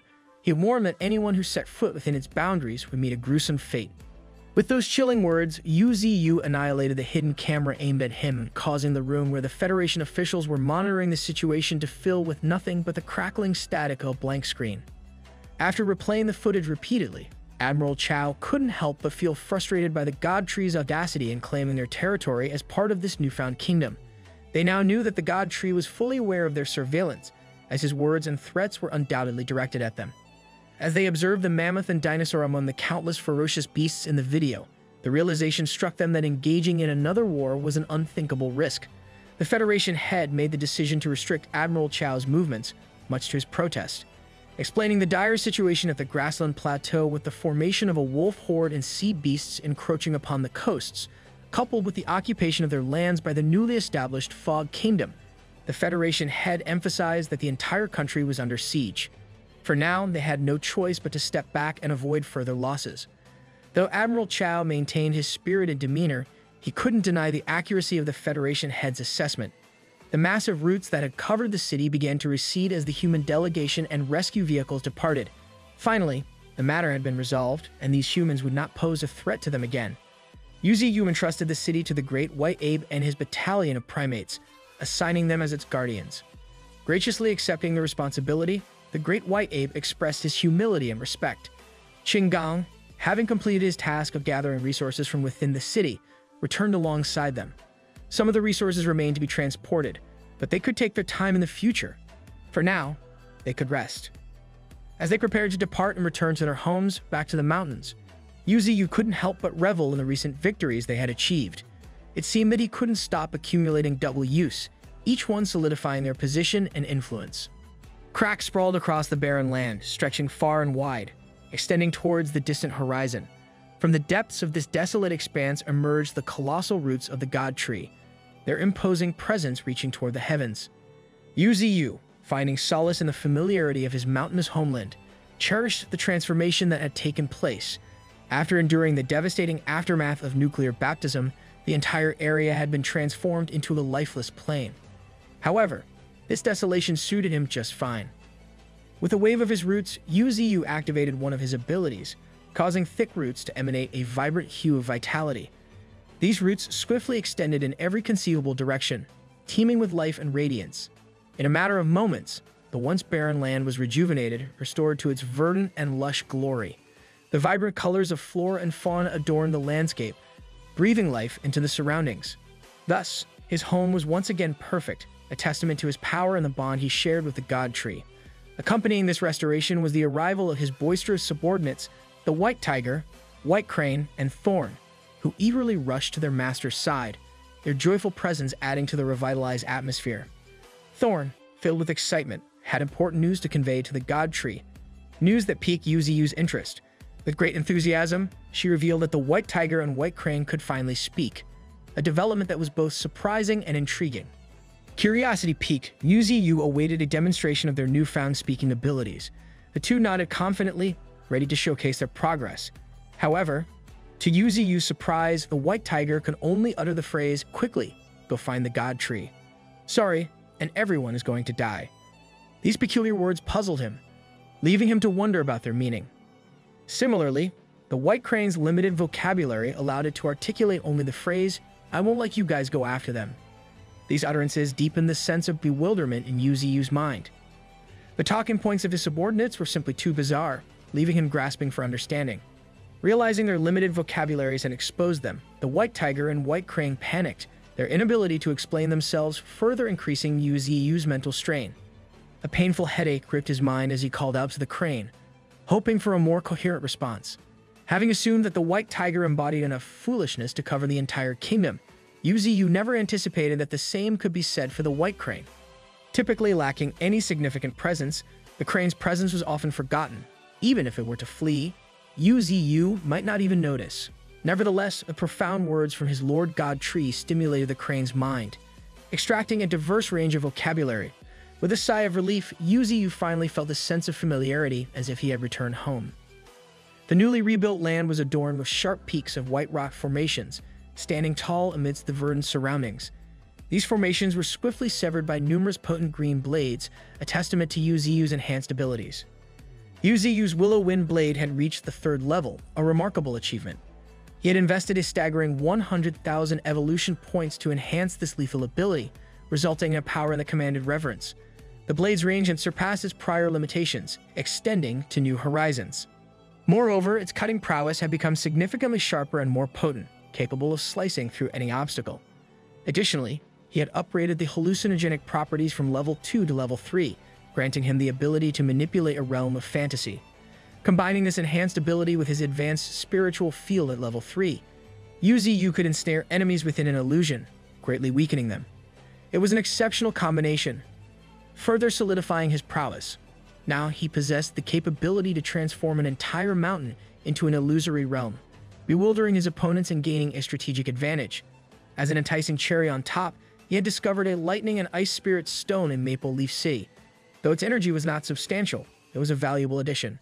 Coupled with the fire spirit stone found in Raya Mountain, the birthplace of the panda, he had now gathered 4 types of spirit stones, enhancing his abilities further. Aware of the impending threat of deep-sea creatures venturing onto land, Yu knew he had to become even stronger before their arrival. Having already secured Raya Mountain, their objective now was to expand into the northern region, an uncharted and treacherous territory. The northern region remained a mysterious realm, perpetually shrouded in cold throughout the year. The scarcity of human presence, extreme elemental conditions, and a profusion of wild beasts characterized this area. It occupied the northern expanse of the vast Luo country, yet the harsh environment had caused the nation's territorial decline. The barren and arid deserts, serene rivers now fraught with danger, and evergreen highlands had transformed into perilous hazard zones awaiting their conqueror. To ascend into the northern region, Yu needed to conquer and claim Raya Mountain as his own, establishing a stronghold for further expansion. And that was precisely what he had accomplished, with the transcendent Rank 1 mammoth, Glacier, leading the charge. trampling over anything obstructing its path. Glacier showcased sheer, unstoppable strength. Following closely behind were the bloodthirsty beginner Rank 9 Tyranno-Titan and the peak transcendent Rank 1 Emperor Alligator, both formidable beasts in their own right. With these three vanguards leading the charge, the God Tree felt reassured, knowing that his forces were formidable and ready to face any challenge. Sparky and the Gale Wind, hungry for power, trailed behind, their transformations progressing steadily. The Gale Wind praying mantis had also reached beginner Rank 9, a testament to its growth. Meanwhile, Sparky had advanced beyond the initial stage of transcendent rank, much to the God Tree's pleasant surprise. His recent preoccupations had prevented him from noticing Sparky's transcendence, and he admired the golden mutant ant's growth and newfound energy absorption ability. With this in mind, Yuziyu also intended to head towards the panda's ore cave, as he sensed the potential for even greater power there. In the heart of the tundra, conditions were exceptionally harsh, the cold biting through the air. It was in this frozen hunting ground that Tyranno-Titan asserted its dominance, engaging any beast it encountered. Glacier, on the other hand, showcased sheer unstoppable strength, mowing down heaps of snow apes with ease. The Emperor Alligator remained as dependable as ever, adept at conquering areas densely populated by beasts. Together, they advanced, leaving their mark in the frozen expanse. As they journeyed further into the northern region, the three vanguards sensed the robust spiritual energy concealed within the depths of the tundra. They knew that somewhere within this frozen wasteland, a menacing creature bided its time, waiting for the perfect moment to reveal itself. In the frozen mountains of the tundra, a furious blizzard rages relentlessly. Just below a low cliff, a hidden, small cavern comes into view, concealed from the elements.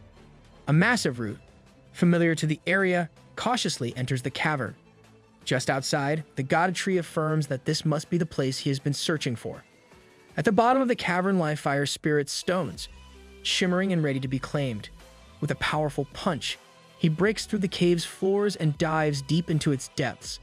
What greets him at the bottom is an enormous deposit of fire spirit stones, scattered across the walls and floors of the cave. According to what Qinggong had mentioned, this should be a small-scale spirit stone mine. However, the sheer volume of these spirit stones should be sufficient for his needs. Now, all that remains is for him to commence absorption. Utilizing his main roots, he slowly devours the essence of the fire spirit stones. High above, the peregrine falcon quickly notices the change taking place within the God Tree.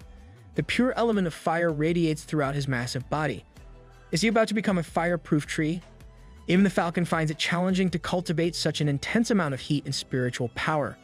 Sensing the transformation in their master, Demon Cow and Nine Tails hasten to his side.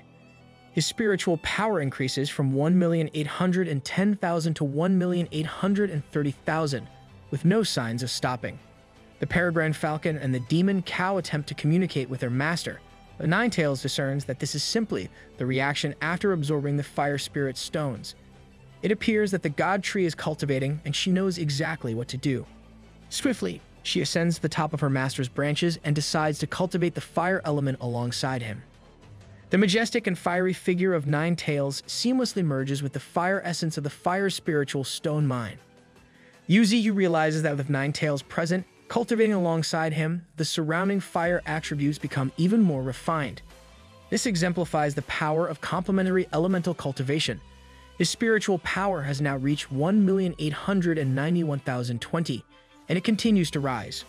He activates his system and strengthens a single branch to level 4, which costs him a whopping 10,000 points. Even his system upgrades cannot escape inflation. That's tough.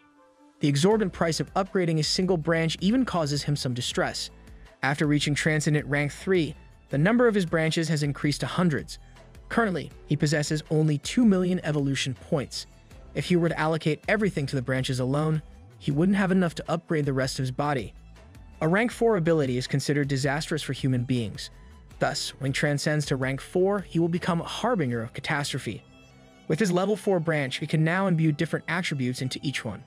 At the moment, he can choose between the fire and earth elements. From a distance, Qinggong leads the guerrilla faction on the battlefield, demonstrating his exceptional mastery of the earth element. With each enhanced strike of his fists, wild beasts fall one after another. With the assistance of the guerrilla faction, their advance becomes unstoppable. That is, until Qinggong spots a menacing monstrous bull charging toward him at full speed. However, Before the bull can reach him, a massive white snake swoops in to save the day with a powerful bite. Oh snap, they grow up so fast. The once small white snake has transformed into an elegant and colossal beast, rescuing its brother Qinggong from imminent danger. But their reunion is interrupted by a fierce roar. A massive bear with ferocious features stands before them in a fit of rage. Believing that together they can easily defeat the brown bear, the two beasts prepare for the battle ahead. Meanwhile, Demon Cow is taking a leisurely stroll through the snow, since his master and sister, Ninetails, are engaged in cultivation. Staying beside them proves rather dull. Suddenly, he hears and senses a distinct rustling in a tree nearby. Emerging from the source of the noise is none other than Tyrannotitan. However, something seems amiss with the beast as it salivates uncontrollably, appearing almost deranged. As this is his eighth brother, Demon Cow inquires why Tyrannotitan is not on the front line and instead wandering around here. In response to the question, the dinosaur opens its jaws and attempts to take a massive bite out of the transcendent Demon Cow. It is met with the restrictive power of Demon Cow's manipulation of gravity. With a mix of curiosity and restrained anger in his eyes, Demon Cow questions the dinosaur's actions once again. He suspects that this little guy intends to rebel, so he adopts a menacing posture, standing before Tyrannotitan. Quickly realizing that it is no match for the overpowering monster, Tyrannotitan retreats from the illusionary notion of challenging Demon Cow. Lil Bro is starting a failed revolution for fun. Cook this lizard. Even the currently cultivating God Tree senses that Demon Cow's power has once again grown stronger. Having successfully purified the Fire Spirit stones for her master, Ninetails yearns to engage in battle. Yuziyu grants her permission and assigns her the task of retrieving Sparky and Thorn while she joins the other beasts in subduing the remaining beasts in Raya Mountain. He also ensures that there will be Fire Spirit stones reserved for her. With that, Ninetails bids her farewell to her master, leaving the God Tree as a lonely old man once more. The sun shines brightly, and the weather is clear in Bayou Canyon. The roots of the God Tree sprawl across the lush greenery. Meanwhile, the White Tiger, Spider Beast, and Iron Ear Panda gather together, indulging in playful antics and pranks on a couple of vultures. This scene does not escape Yuziyu's watchful eyes. As he arrives, the tied-up vultures immediately plead for his assistance. With lumps on their heads for being beaten up, he sternly scolds them, warning them not to bully the three vulture brothers. Much to the terror of the three vultures, he plans to teach them further lessons upon his return. On the other side of Bayou Gorge, Leng Feng can be seen tirelessly practicing his techniques. Holding a blade made of pure purple energy, sweat drips down his face as he catches his breath. This dude looks like the shonen MC's rival or something.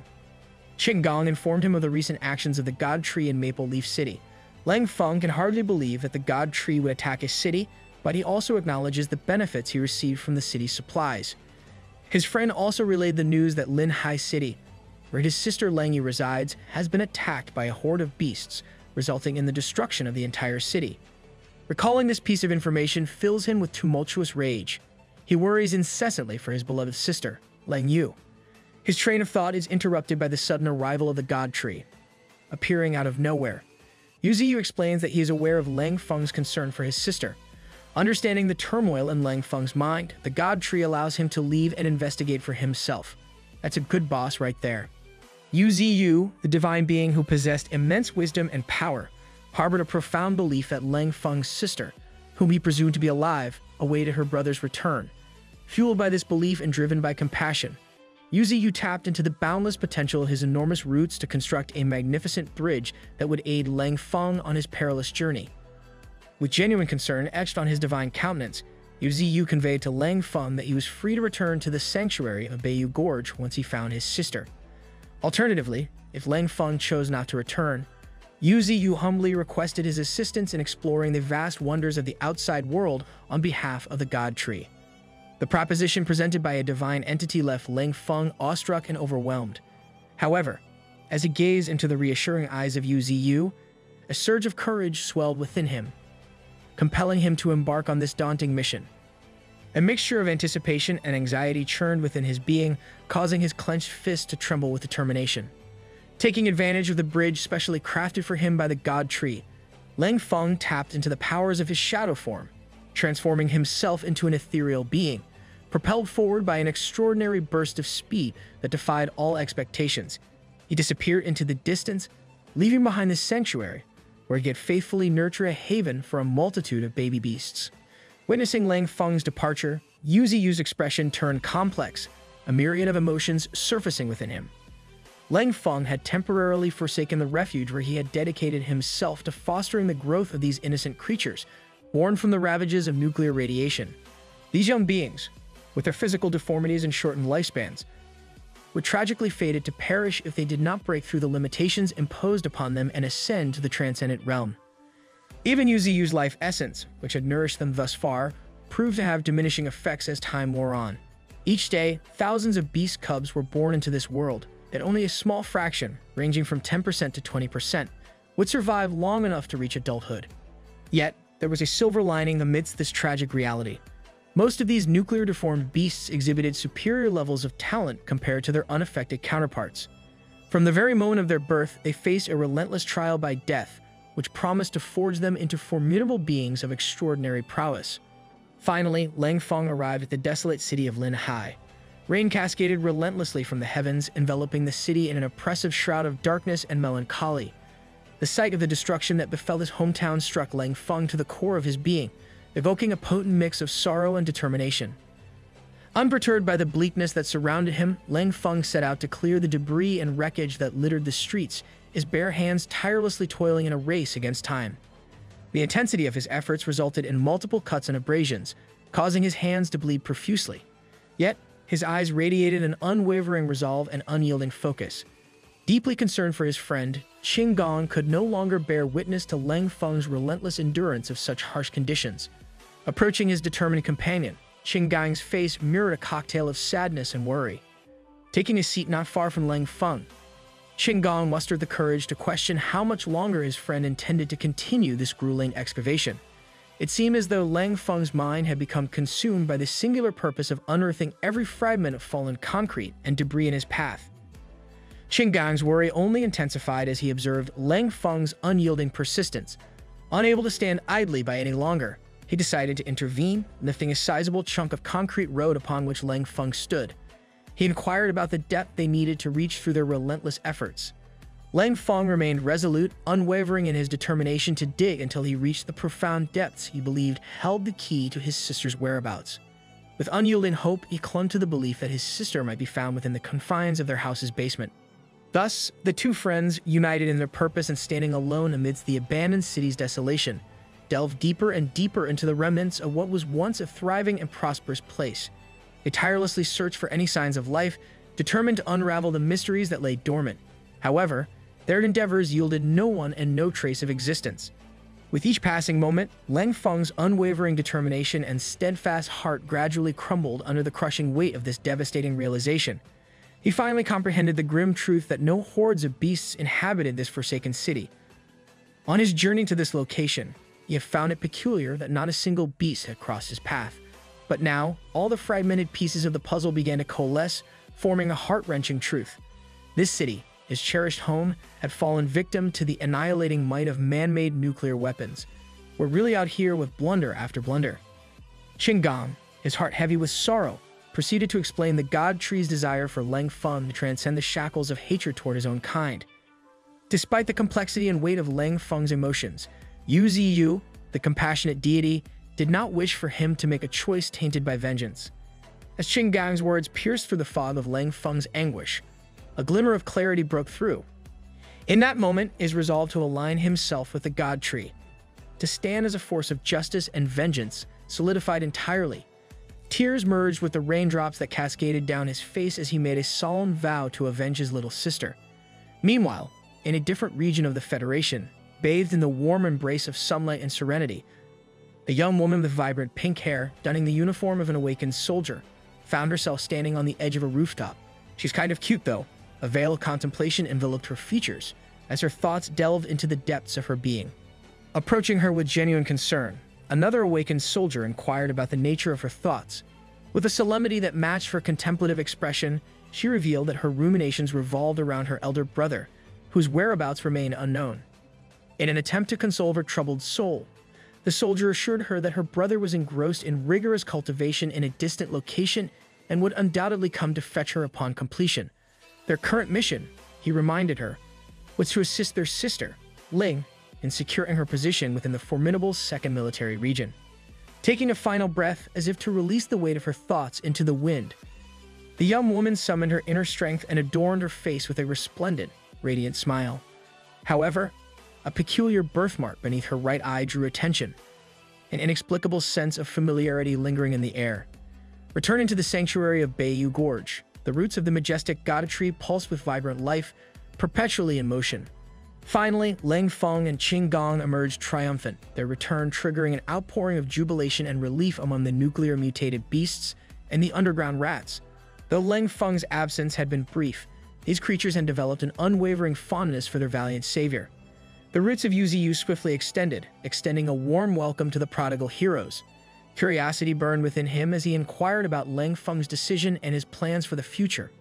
Overwhelmed by a deep attachment to the infant beasts he had nurtured with utmost care, Lang Feng expressed his earnest desire to remain within the sanctuary of Beiyu Gorge.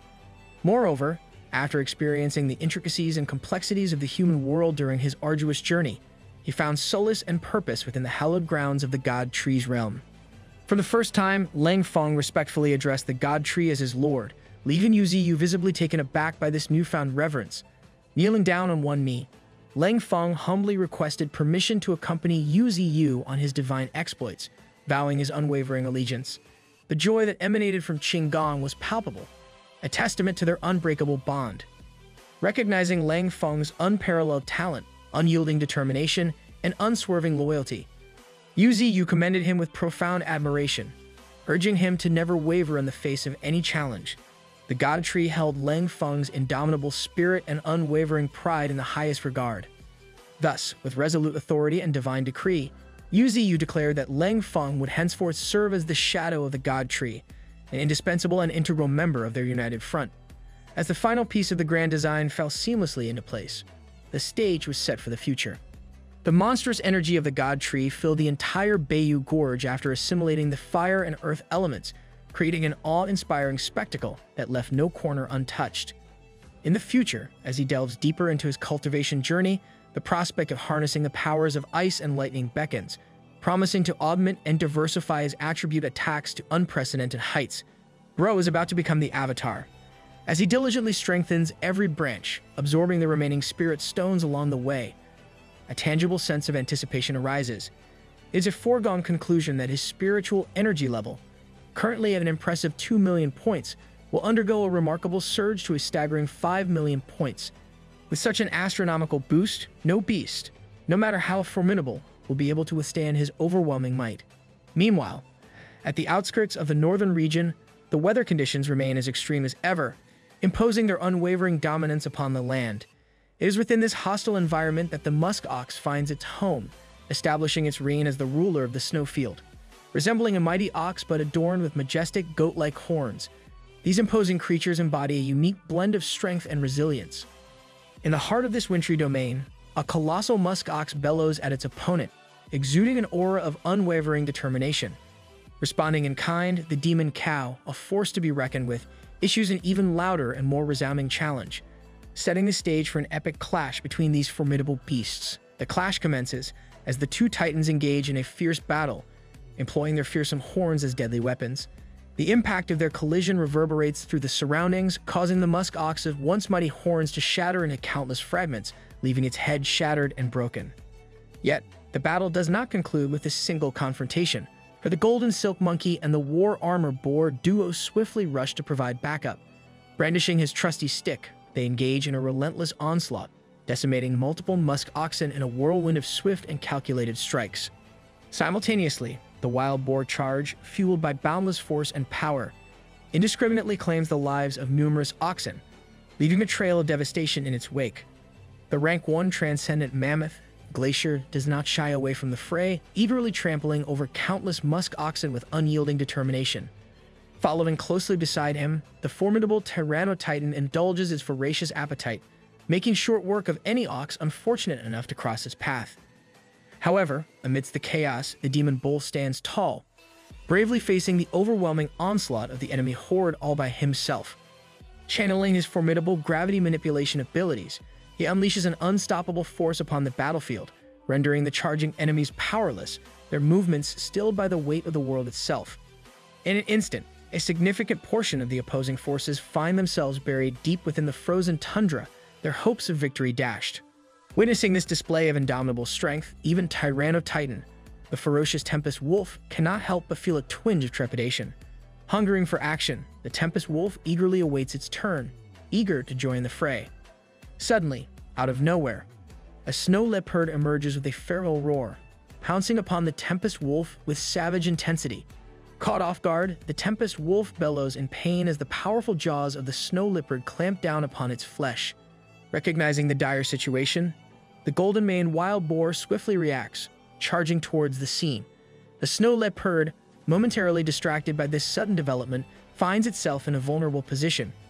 Seizing the opportunity, the wild boar successfully fends off the snow leopard's assault, freeing the Tempest Wolf from its grip.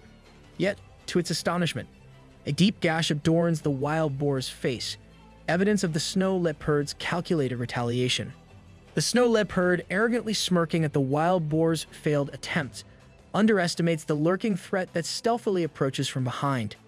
In an instant, before it can react, Bald Head, an electrifying entity, strikes with lightning speed, bringing down the snow leopard in a single devastating blow. This display of unparalleled swiftness establishes Bald Head's dominance, cementing its status as a fearsome predator capable of striking swiftly and mercilessly. Amidst the ongoing chaos on the front lines, the demon cow discerns movement at the Musk Ox camp, signaling the approach of a creature with an entirely different level of power and presence. Slowly but surely, the peak transcendent rank 1, Musk Ox King, emerges from the shadows, casting a towering shadow over every beast in its vicinity. In a different place altogether, at Raya Mountain, a sudden and vibrant crimson glow pierces through the sky, marking the birth of a fire elemental flower under the watchful care of Uzu. Another elemental flower, condensed through his relentless pursuit of combat excellence, blooms in record time, a testament to his strengthened combat prowess. Returning to the battlefield, the culmination of the arduous conflict looms ever closer with each resounding step.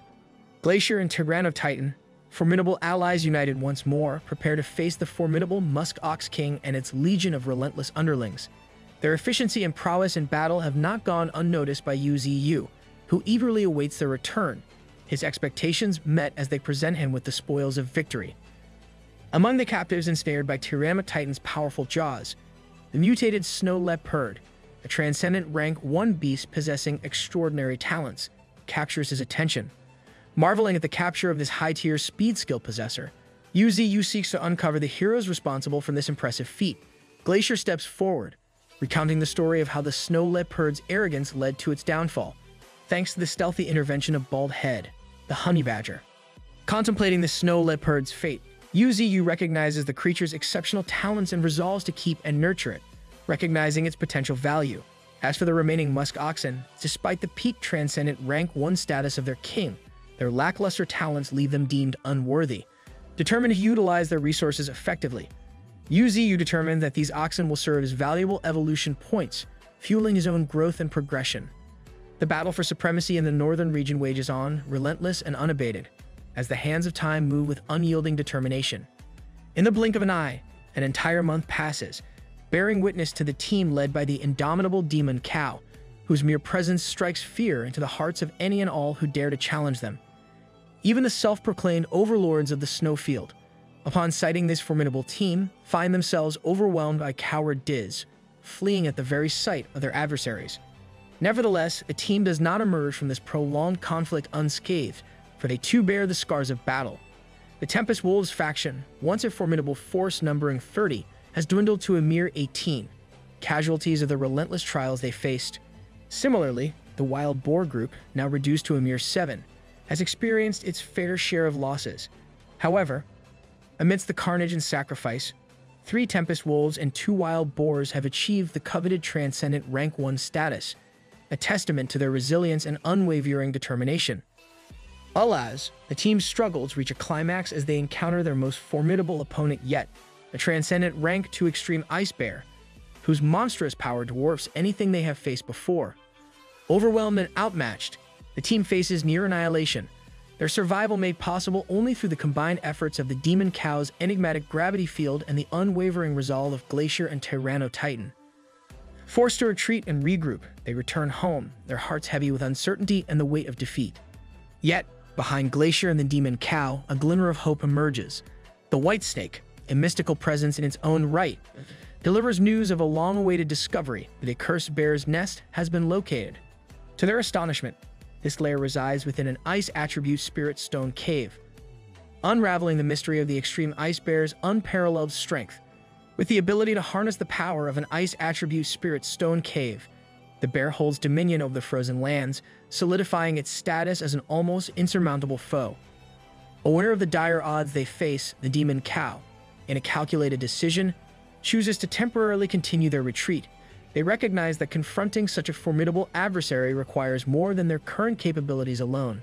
With a newfound sense of purpose and determination, the time has come for their ninth brother to make his combat debut.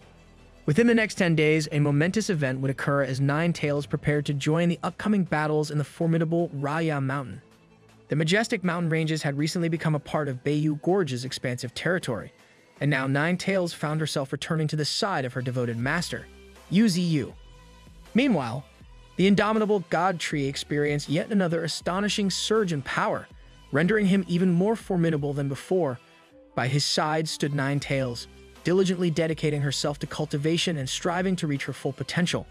As Yu observed his loyal subordinate, he couldn't help but notice that she, too, was on the verge of a breakthrough. With a surge of fiery energy, a profound transformation ignited within Nine Tails, her essence blazing with newfound strength. Yu spared no effort in providing encouragement and guidance to facilitate her evolution.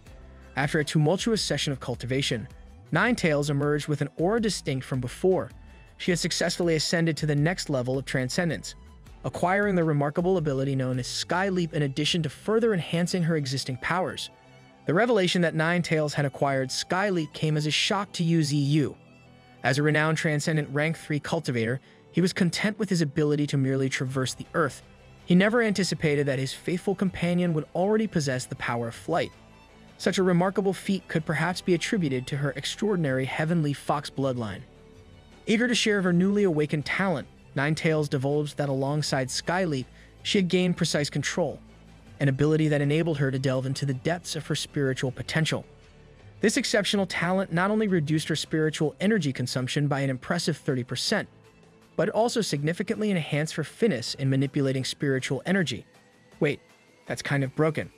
The secret to mastering Sky Leap lay in the precise control of energy, an elusive skill that proved incredibly challenging for ordinary beasts to attempt.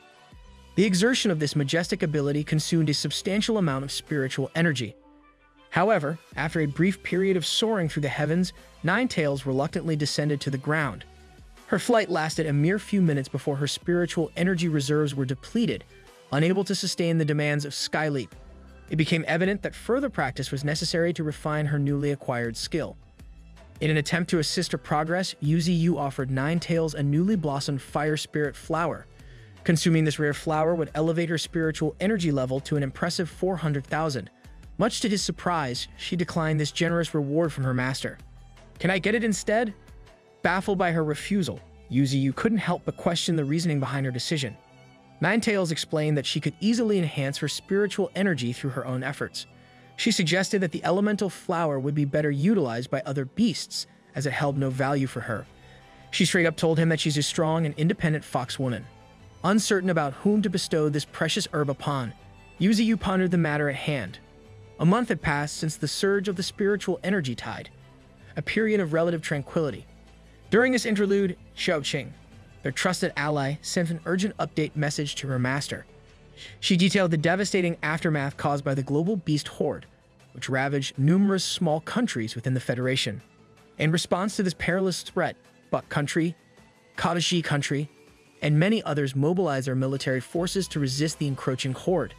However, countless nations now served as havens for the beasts, and the looming menace of the horde continued to cast a dark shadow over humanity. Amidst this crisis, the 10-country alliance emerged with a collective effort to safeguard humanity's survival. Plans were underway for a meeting between the alliance and the Chinese Federation, deliberating the feasibility of launching another raid against the God Tree. Bro, when will these fools learn? This profound update opened Yu's eyes to the possible future that awaited them. In the frozen expanse of the tundra, treacherous mountain ranges posed constant hostility to every living being. Amidst this hostile landscape, a formidable beast with thunderous presence sprinted at breakneck speeds. It was none other than Bald Head, fleeing from an unknown menace, his body marked by wounds and injuries. Hot on his heels trailed the Tempest wolves and wild boars, each struggling to overcome their own wounds. Tyrannotitan and the White Snake appeared equally battered, their once mighty forms now displaying signs of wear. Even the hooves of a monstrous beast, known as the Demon Cow, bore injuries despite its formidable stature. The Demon Cow and Glacier, leading this group of beasts, wore solemn expressions upon their faces. Despite their injuries, the Gold Silk Monkey and the Wild Boar faction retained an unyielding fighting spirit. Finally, the battered assembly of beasts arrived before their master, the God Tree. Before addressing them, Yu took stock of the returning group to ensure their full party had safely returned. His discerning gaze quickly noted the diminished numbers compared to the start of their expedition. Yet, amidst this apparent setback, he observed the remarkable growth exhibited by the 3 Tempest wolves and the 2 wild boars who had successfully broken through Transcendent Rank 1. The significance of battle as a catalyst for natural growth in these beasts became increasingly apparent. The Demon Cow commenced his report, divulging the reasons behind their return. He recounted the discovery of an ice attribute cave and the presence of a Transcendent Rank 2 beast guarding its secrets. Yu found it hard to fathom that such a remarkable cave resided merely in the outer reaches of the northern region. The revelation of a Transcendent Rank 2 beast posed a grim surprise, indicating the existence of even more formidable creatures lurking in the deeper recesses of the northern region. This presented a substantial obstacle to their expansion plans. Swiftly, he issued a command to Ada, a peregrine falcon, instructing the bird to summon the Iron Eater Panda and the Vulture brothers with utmost haste. With a sweeping motion of his golden branches, the God Tree showered his wounded beast army with life essence, a cascade of revitalizing energy. Within a month of relentless battle, countless beasts had already experienced breakthroughs, their wounds fully healed under the transformative influence of the life essence shower. The remaining Tempest wolves, now at beginner rank 9, exhibited telltale signs of an imminent breakthrough. Most significantly, Yu ordered the Demon Cow to refrain from participating in the upcoming battle, urging him to remain behind. Tonight, the Panda and 9 Tails would embark on a daring mission to plunder the Spirit Mine. The Demon Cow continued to voice his concerns, suggesting that they await his own breakthrough before proceeding with the mission. He feared that the extreme ice bear guarding the cave would prove insurmountable. However, the God Tree reassured him with unwavering confidence, assuring him that everything would unfold according to plan. The Demon Cow found himself perplexed by the depth of this assurance. Suddenly, a familiar figure, radiating a commanding aura, stepped into the meeting, igniting a blaze of recognition within their hearts. It was none other than the current 9 Tails, a majestic and deadly beast who had finally attained the 2nd rank of transcendence. With the indomitable presence of the powerful big sister of the ferocious beasts, the God Tree turned to the Demon Cow, questioning whether he now felt reassured enough to proceed. The snowstorm in the northern region continued to ravage the mountain ranges, relentlessly assaulting the towering peaks with its icy fury. Above the sky, the Vulture brothers soared with fierce eyes, and perched atop one of these birds, an unlikely companion rode with unwavering determination the Iron Eater Panda. As the winds howled around them, 9 Tails gracefully traversed the skies with her agile maneuvers, executing her sky leap. Meanwhile, the White Snake glided effortlessly through the frigid air, matching the speed and agility of her companions. Iron Eater Panda, still in awe of the circumstances that led him to fight alongside his newfound sister, couldn't help but bombard her with an unrelenting barrage of questions. Eager to establish a bond, he inquired if he should address her as Big Sis, following the convention of their comrades, and with relentless curiosity, he pestered her for flying lessons. His relentless questioning continued, with inquiries ranging from the possibility of 9 Tails sprouting additional tails in the future, wondering if their number would exceed 100, to the peculiar notion of whether her mystical fire would be extinguished in the presence of water during a routine shower. Amidst his ceaseless queries, Iron Eater Panda couldn't help but notice that 9 Tails had grown strangely silent, her voice absent from the ongoing conversation. Fearing her silence as a sign of displeasure, he began to fret, convinced that he had somehow angered her and bracing himself for the potential retribution that awaited him. However, 9 Tails, unable to bear the weight of Iron Eater Panda's constant pestering, decided to assert her independence. With a burst of her sky leap, she surged forward, leaving the rest of the party behind, her graceful form disappearing into the distance with breathtaking speed. Iron Eater Panda, humbled and in awe of her remarkable swiftness, tugged at the reins, urging the vulture beneath him to match the velocity of their sister. Yu pondered the feasibility of entrusting the mission to the party, considering their eventual encounter with the formidable extreme ice bear. The demon cow had already retreated to the depths of the canyon, seeking solace within the confines of the ore cave to cultivate and replenish its strength. The underground fire spirit stones, a vital resource for their endeavors, were slowly being absorbed, their energy channeled into Yu's evolving branches. Having exhausted his 2 million evolution points, Yu had diligently upgraded each branch, elevating them to level 4, thus expanding their potential. With this advancement, his branches gained unique elemental attributes, enabling him to bestow them with various elemental powers. Furthermore, his ever-growing abilities would allow him to absorb the essence of ice and lightning spirits, further expanding his repertoire of elemental forces. The ability to split his branches, previously limited to a single division, now burgeoned into a formidable force when multiplied by 10 during the process. Yet, there remained one more aspect of his tree's evolution left to explore: the evolution of his roots. Unbeknownst to Yu, the vastness of the ocean held secrets of the existence of formidable aquatic creatures whose ranks remained shrouded in mystery. However, for the time being, he set these thoughts aside, prioritizing his personal growth and unwavering determination to become stronger. With resolute determination, he accessed his system prompt, eagerly examining the various abilities at his disposal. Among the numerous choices, one ability stood out: Blood Contract, acquired after vanquishing the blood strain. This ability offered the potential to synchronize his strength with that of Thorn. Intrigued by its possibilities, he opted to enhance and fortify this ability, utilizing a portion of his evolution points to fuel its growth. With a firm resolve, he committed 1,000 evolution points to the upgrade, witnessing as the Blood Contract ascended to its second level. A surge of excitement coursed through his veins, urging him to push further. With a remaining balance of 106,000 evolution points, he resolved to continue strengthening the Blood Contract, channeling an additional 5,000 evolution points into its enhancement, propelling it to the coveted third level. Now, armed with this newfound power, he possessed the capability to bind others through the medium of blood, turning them into loyal dependents. Overwhelmed by the revelation of this astonishing ability, Yu marveled at the similarities it shared with the legends of vampires. With the potential to transform ordinary individuals into devoted servants, he now held the essence of life itself, equipped with the power to control minds. Standing atop a snow-covered hill, the chilling winds sweeping around him, Yu called forth Qing Gong.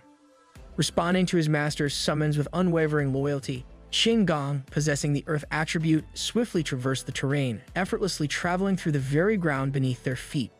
Aware of the imminent meeting between the 10-country alliance and the Federation's envoys at the border, where they would discuss plans for yet another raid, Yu entrusted Qing Gong with a critical mission to disrupt the proceedings and potentially impede their joint progress. Realizing the dire consequences of failure and the subsequent unity of humanity, Yu resolved to prevent their adversaries from gaining an advantage, forcing them into a state of passivity once more. Understanding the magnitude of the task at hand, Yu couldn't help but worry about Qing Gong embarking on this perilous mission alone. As a result, he granted Qing Gong permission to enlist a group of beasts to accompany him, bolstering his chances of success. Furthermore, he instructed Qing Gong to be on the lookout for talented individuals and, if encountered, to bring them back to their sanctuary. Filled with determination and unyielding resolve, Qing Gong expressed his unwavering commitment. Acknowledging the importance of the mission, without hesitation, he swiftly journeyed to the area of the root residences, seeking the aid of his comrade, Lang Feng. Arriving at Lang Feng's domain, Qing Gong's unexpected presence caught his friend off guard. Curiosity etched upon his features, Lang Feng inquired about the purpose of Qing Gong's visit, and so Qing Gong explained the dire need for additional beasts to aid in his crucial mission, emphasizing the urgency of the situation at the border. Lang Feng, puzzled by Qing Gong's request when he already possessed the formidable guerrilla army, questioned the rationale behind seeking additional forces. However, Qing Gong revealed that the outskirts of the north had recently fallen under their control, necessitating the guerrilla army's deployment for the protection of the newly acquired territory. Mentioning the busy underground construction and ore transportation that occupied the Ant army, Lang Feng lamented their unavailability for the task at hand. Nonetheless, he conceded to Qing Gong's request, albeit with a sense of resignation. Regrettably, he could only lend his friend the forces of the underground rats, led by the mighty Rat Emperor who had attained the transcendent rank 1. accompanied by several others at the beginner rank 9. This revelation left Qin Gong astounded by Lang Feng's extraordinary feat, his efforts raising the underground rats to such awe-inspiring heights. To Qin Gong's astonishment, it was revealed that the Rat Emperor had awakened to the dark element, a development that Lang Feng believed would be an invaluable asset for their mission. Furthermore, Lang Feng divulged a secret known only to him. Their accelerated growth had been fueled by Lang Feng's own flesh and blood, a testament to his unwavering dedication and sacrifice. Acknowledging the formidable strength of these underground rats, Qin Gong couldn't help but express his concern that the mere presence of 4 beasts might not suffice to make a significant impact. Yet, to his astonishment, Lang Feng unveiled a hidden army, a multitude of these powerful subterranean creatures poised and ready to fulfill their duty. Overwhelmed by the sheer magnitude of this unseen force, Qin Gong felt a renewed sense of determination and conviction resonating within his being. Meanwhile, in the heart of the northern region, night descended, casting an eerie darkness over the icy mountains. Amidst the frigid expanse, a formidable beast stirred from its slumber, a transcendent ranked to extreme ice bear. Adorned with icy spikes protruding from its powerful form and exuding an air of malevolence with its piercing gaze, this creature sent shivers down the spines of all who beheld it. With a single swipe of its massive claw and a deafening roar that echoed through the frozen landscape, the extreme ice bear established its dominance, asserting its superiority over the surrounding terrain. In the distance, 3 vultures could be seen cautiously approaching the imposing creature. Undeterred by the bear's imposing display, Iron Eater Panda, standing at the back of the vulture, exhibiting a wide smile, brimming with unwavering confidence. Admiring the fearsome aura emanating from the extreme ice bear, he couldn't help but commend its formidable presence. Iron Eater Panda's words serve only to further enrage the beast, fueling its anger and solidifying its resolve. Seizing the opportunity, Iron Eater Panda leaped from the back of the vulture, his once playful countenance transforming into that of a fiery death god. With a calculated descent, Iron Eater Panda plummeted to the ground, his tiny form causing the earth to tremble upon impact, akin to a speeding meteor crashing into the tundra. The extreme ice bear, seeking to reestablish its dominance, released another earth-shattering roar, but its efforts seemed futile against the tiny, seemingly invincible panda. With a newfound air of seriousness replacing his playful demeanor, Iron Eater Panda declared his intent to commence the hunt. The White Snake and 9 Tails, observing the unfolding scene, chose to remain on the sidelines for now, awaiting the outcome of this legendary clash between the tiny yet resolute panda and the mighty guardian of the ice attribute Spirit Stone Cavern. The extreme ice bear is practicing caution as it anticipates what the panda will do next.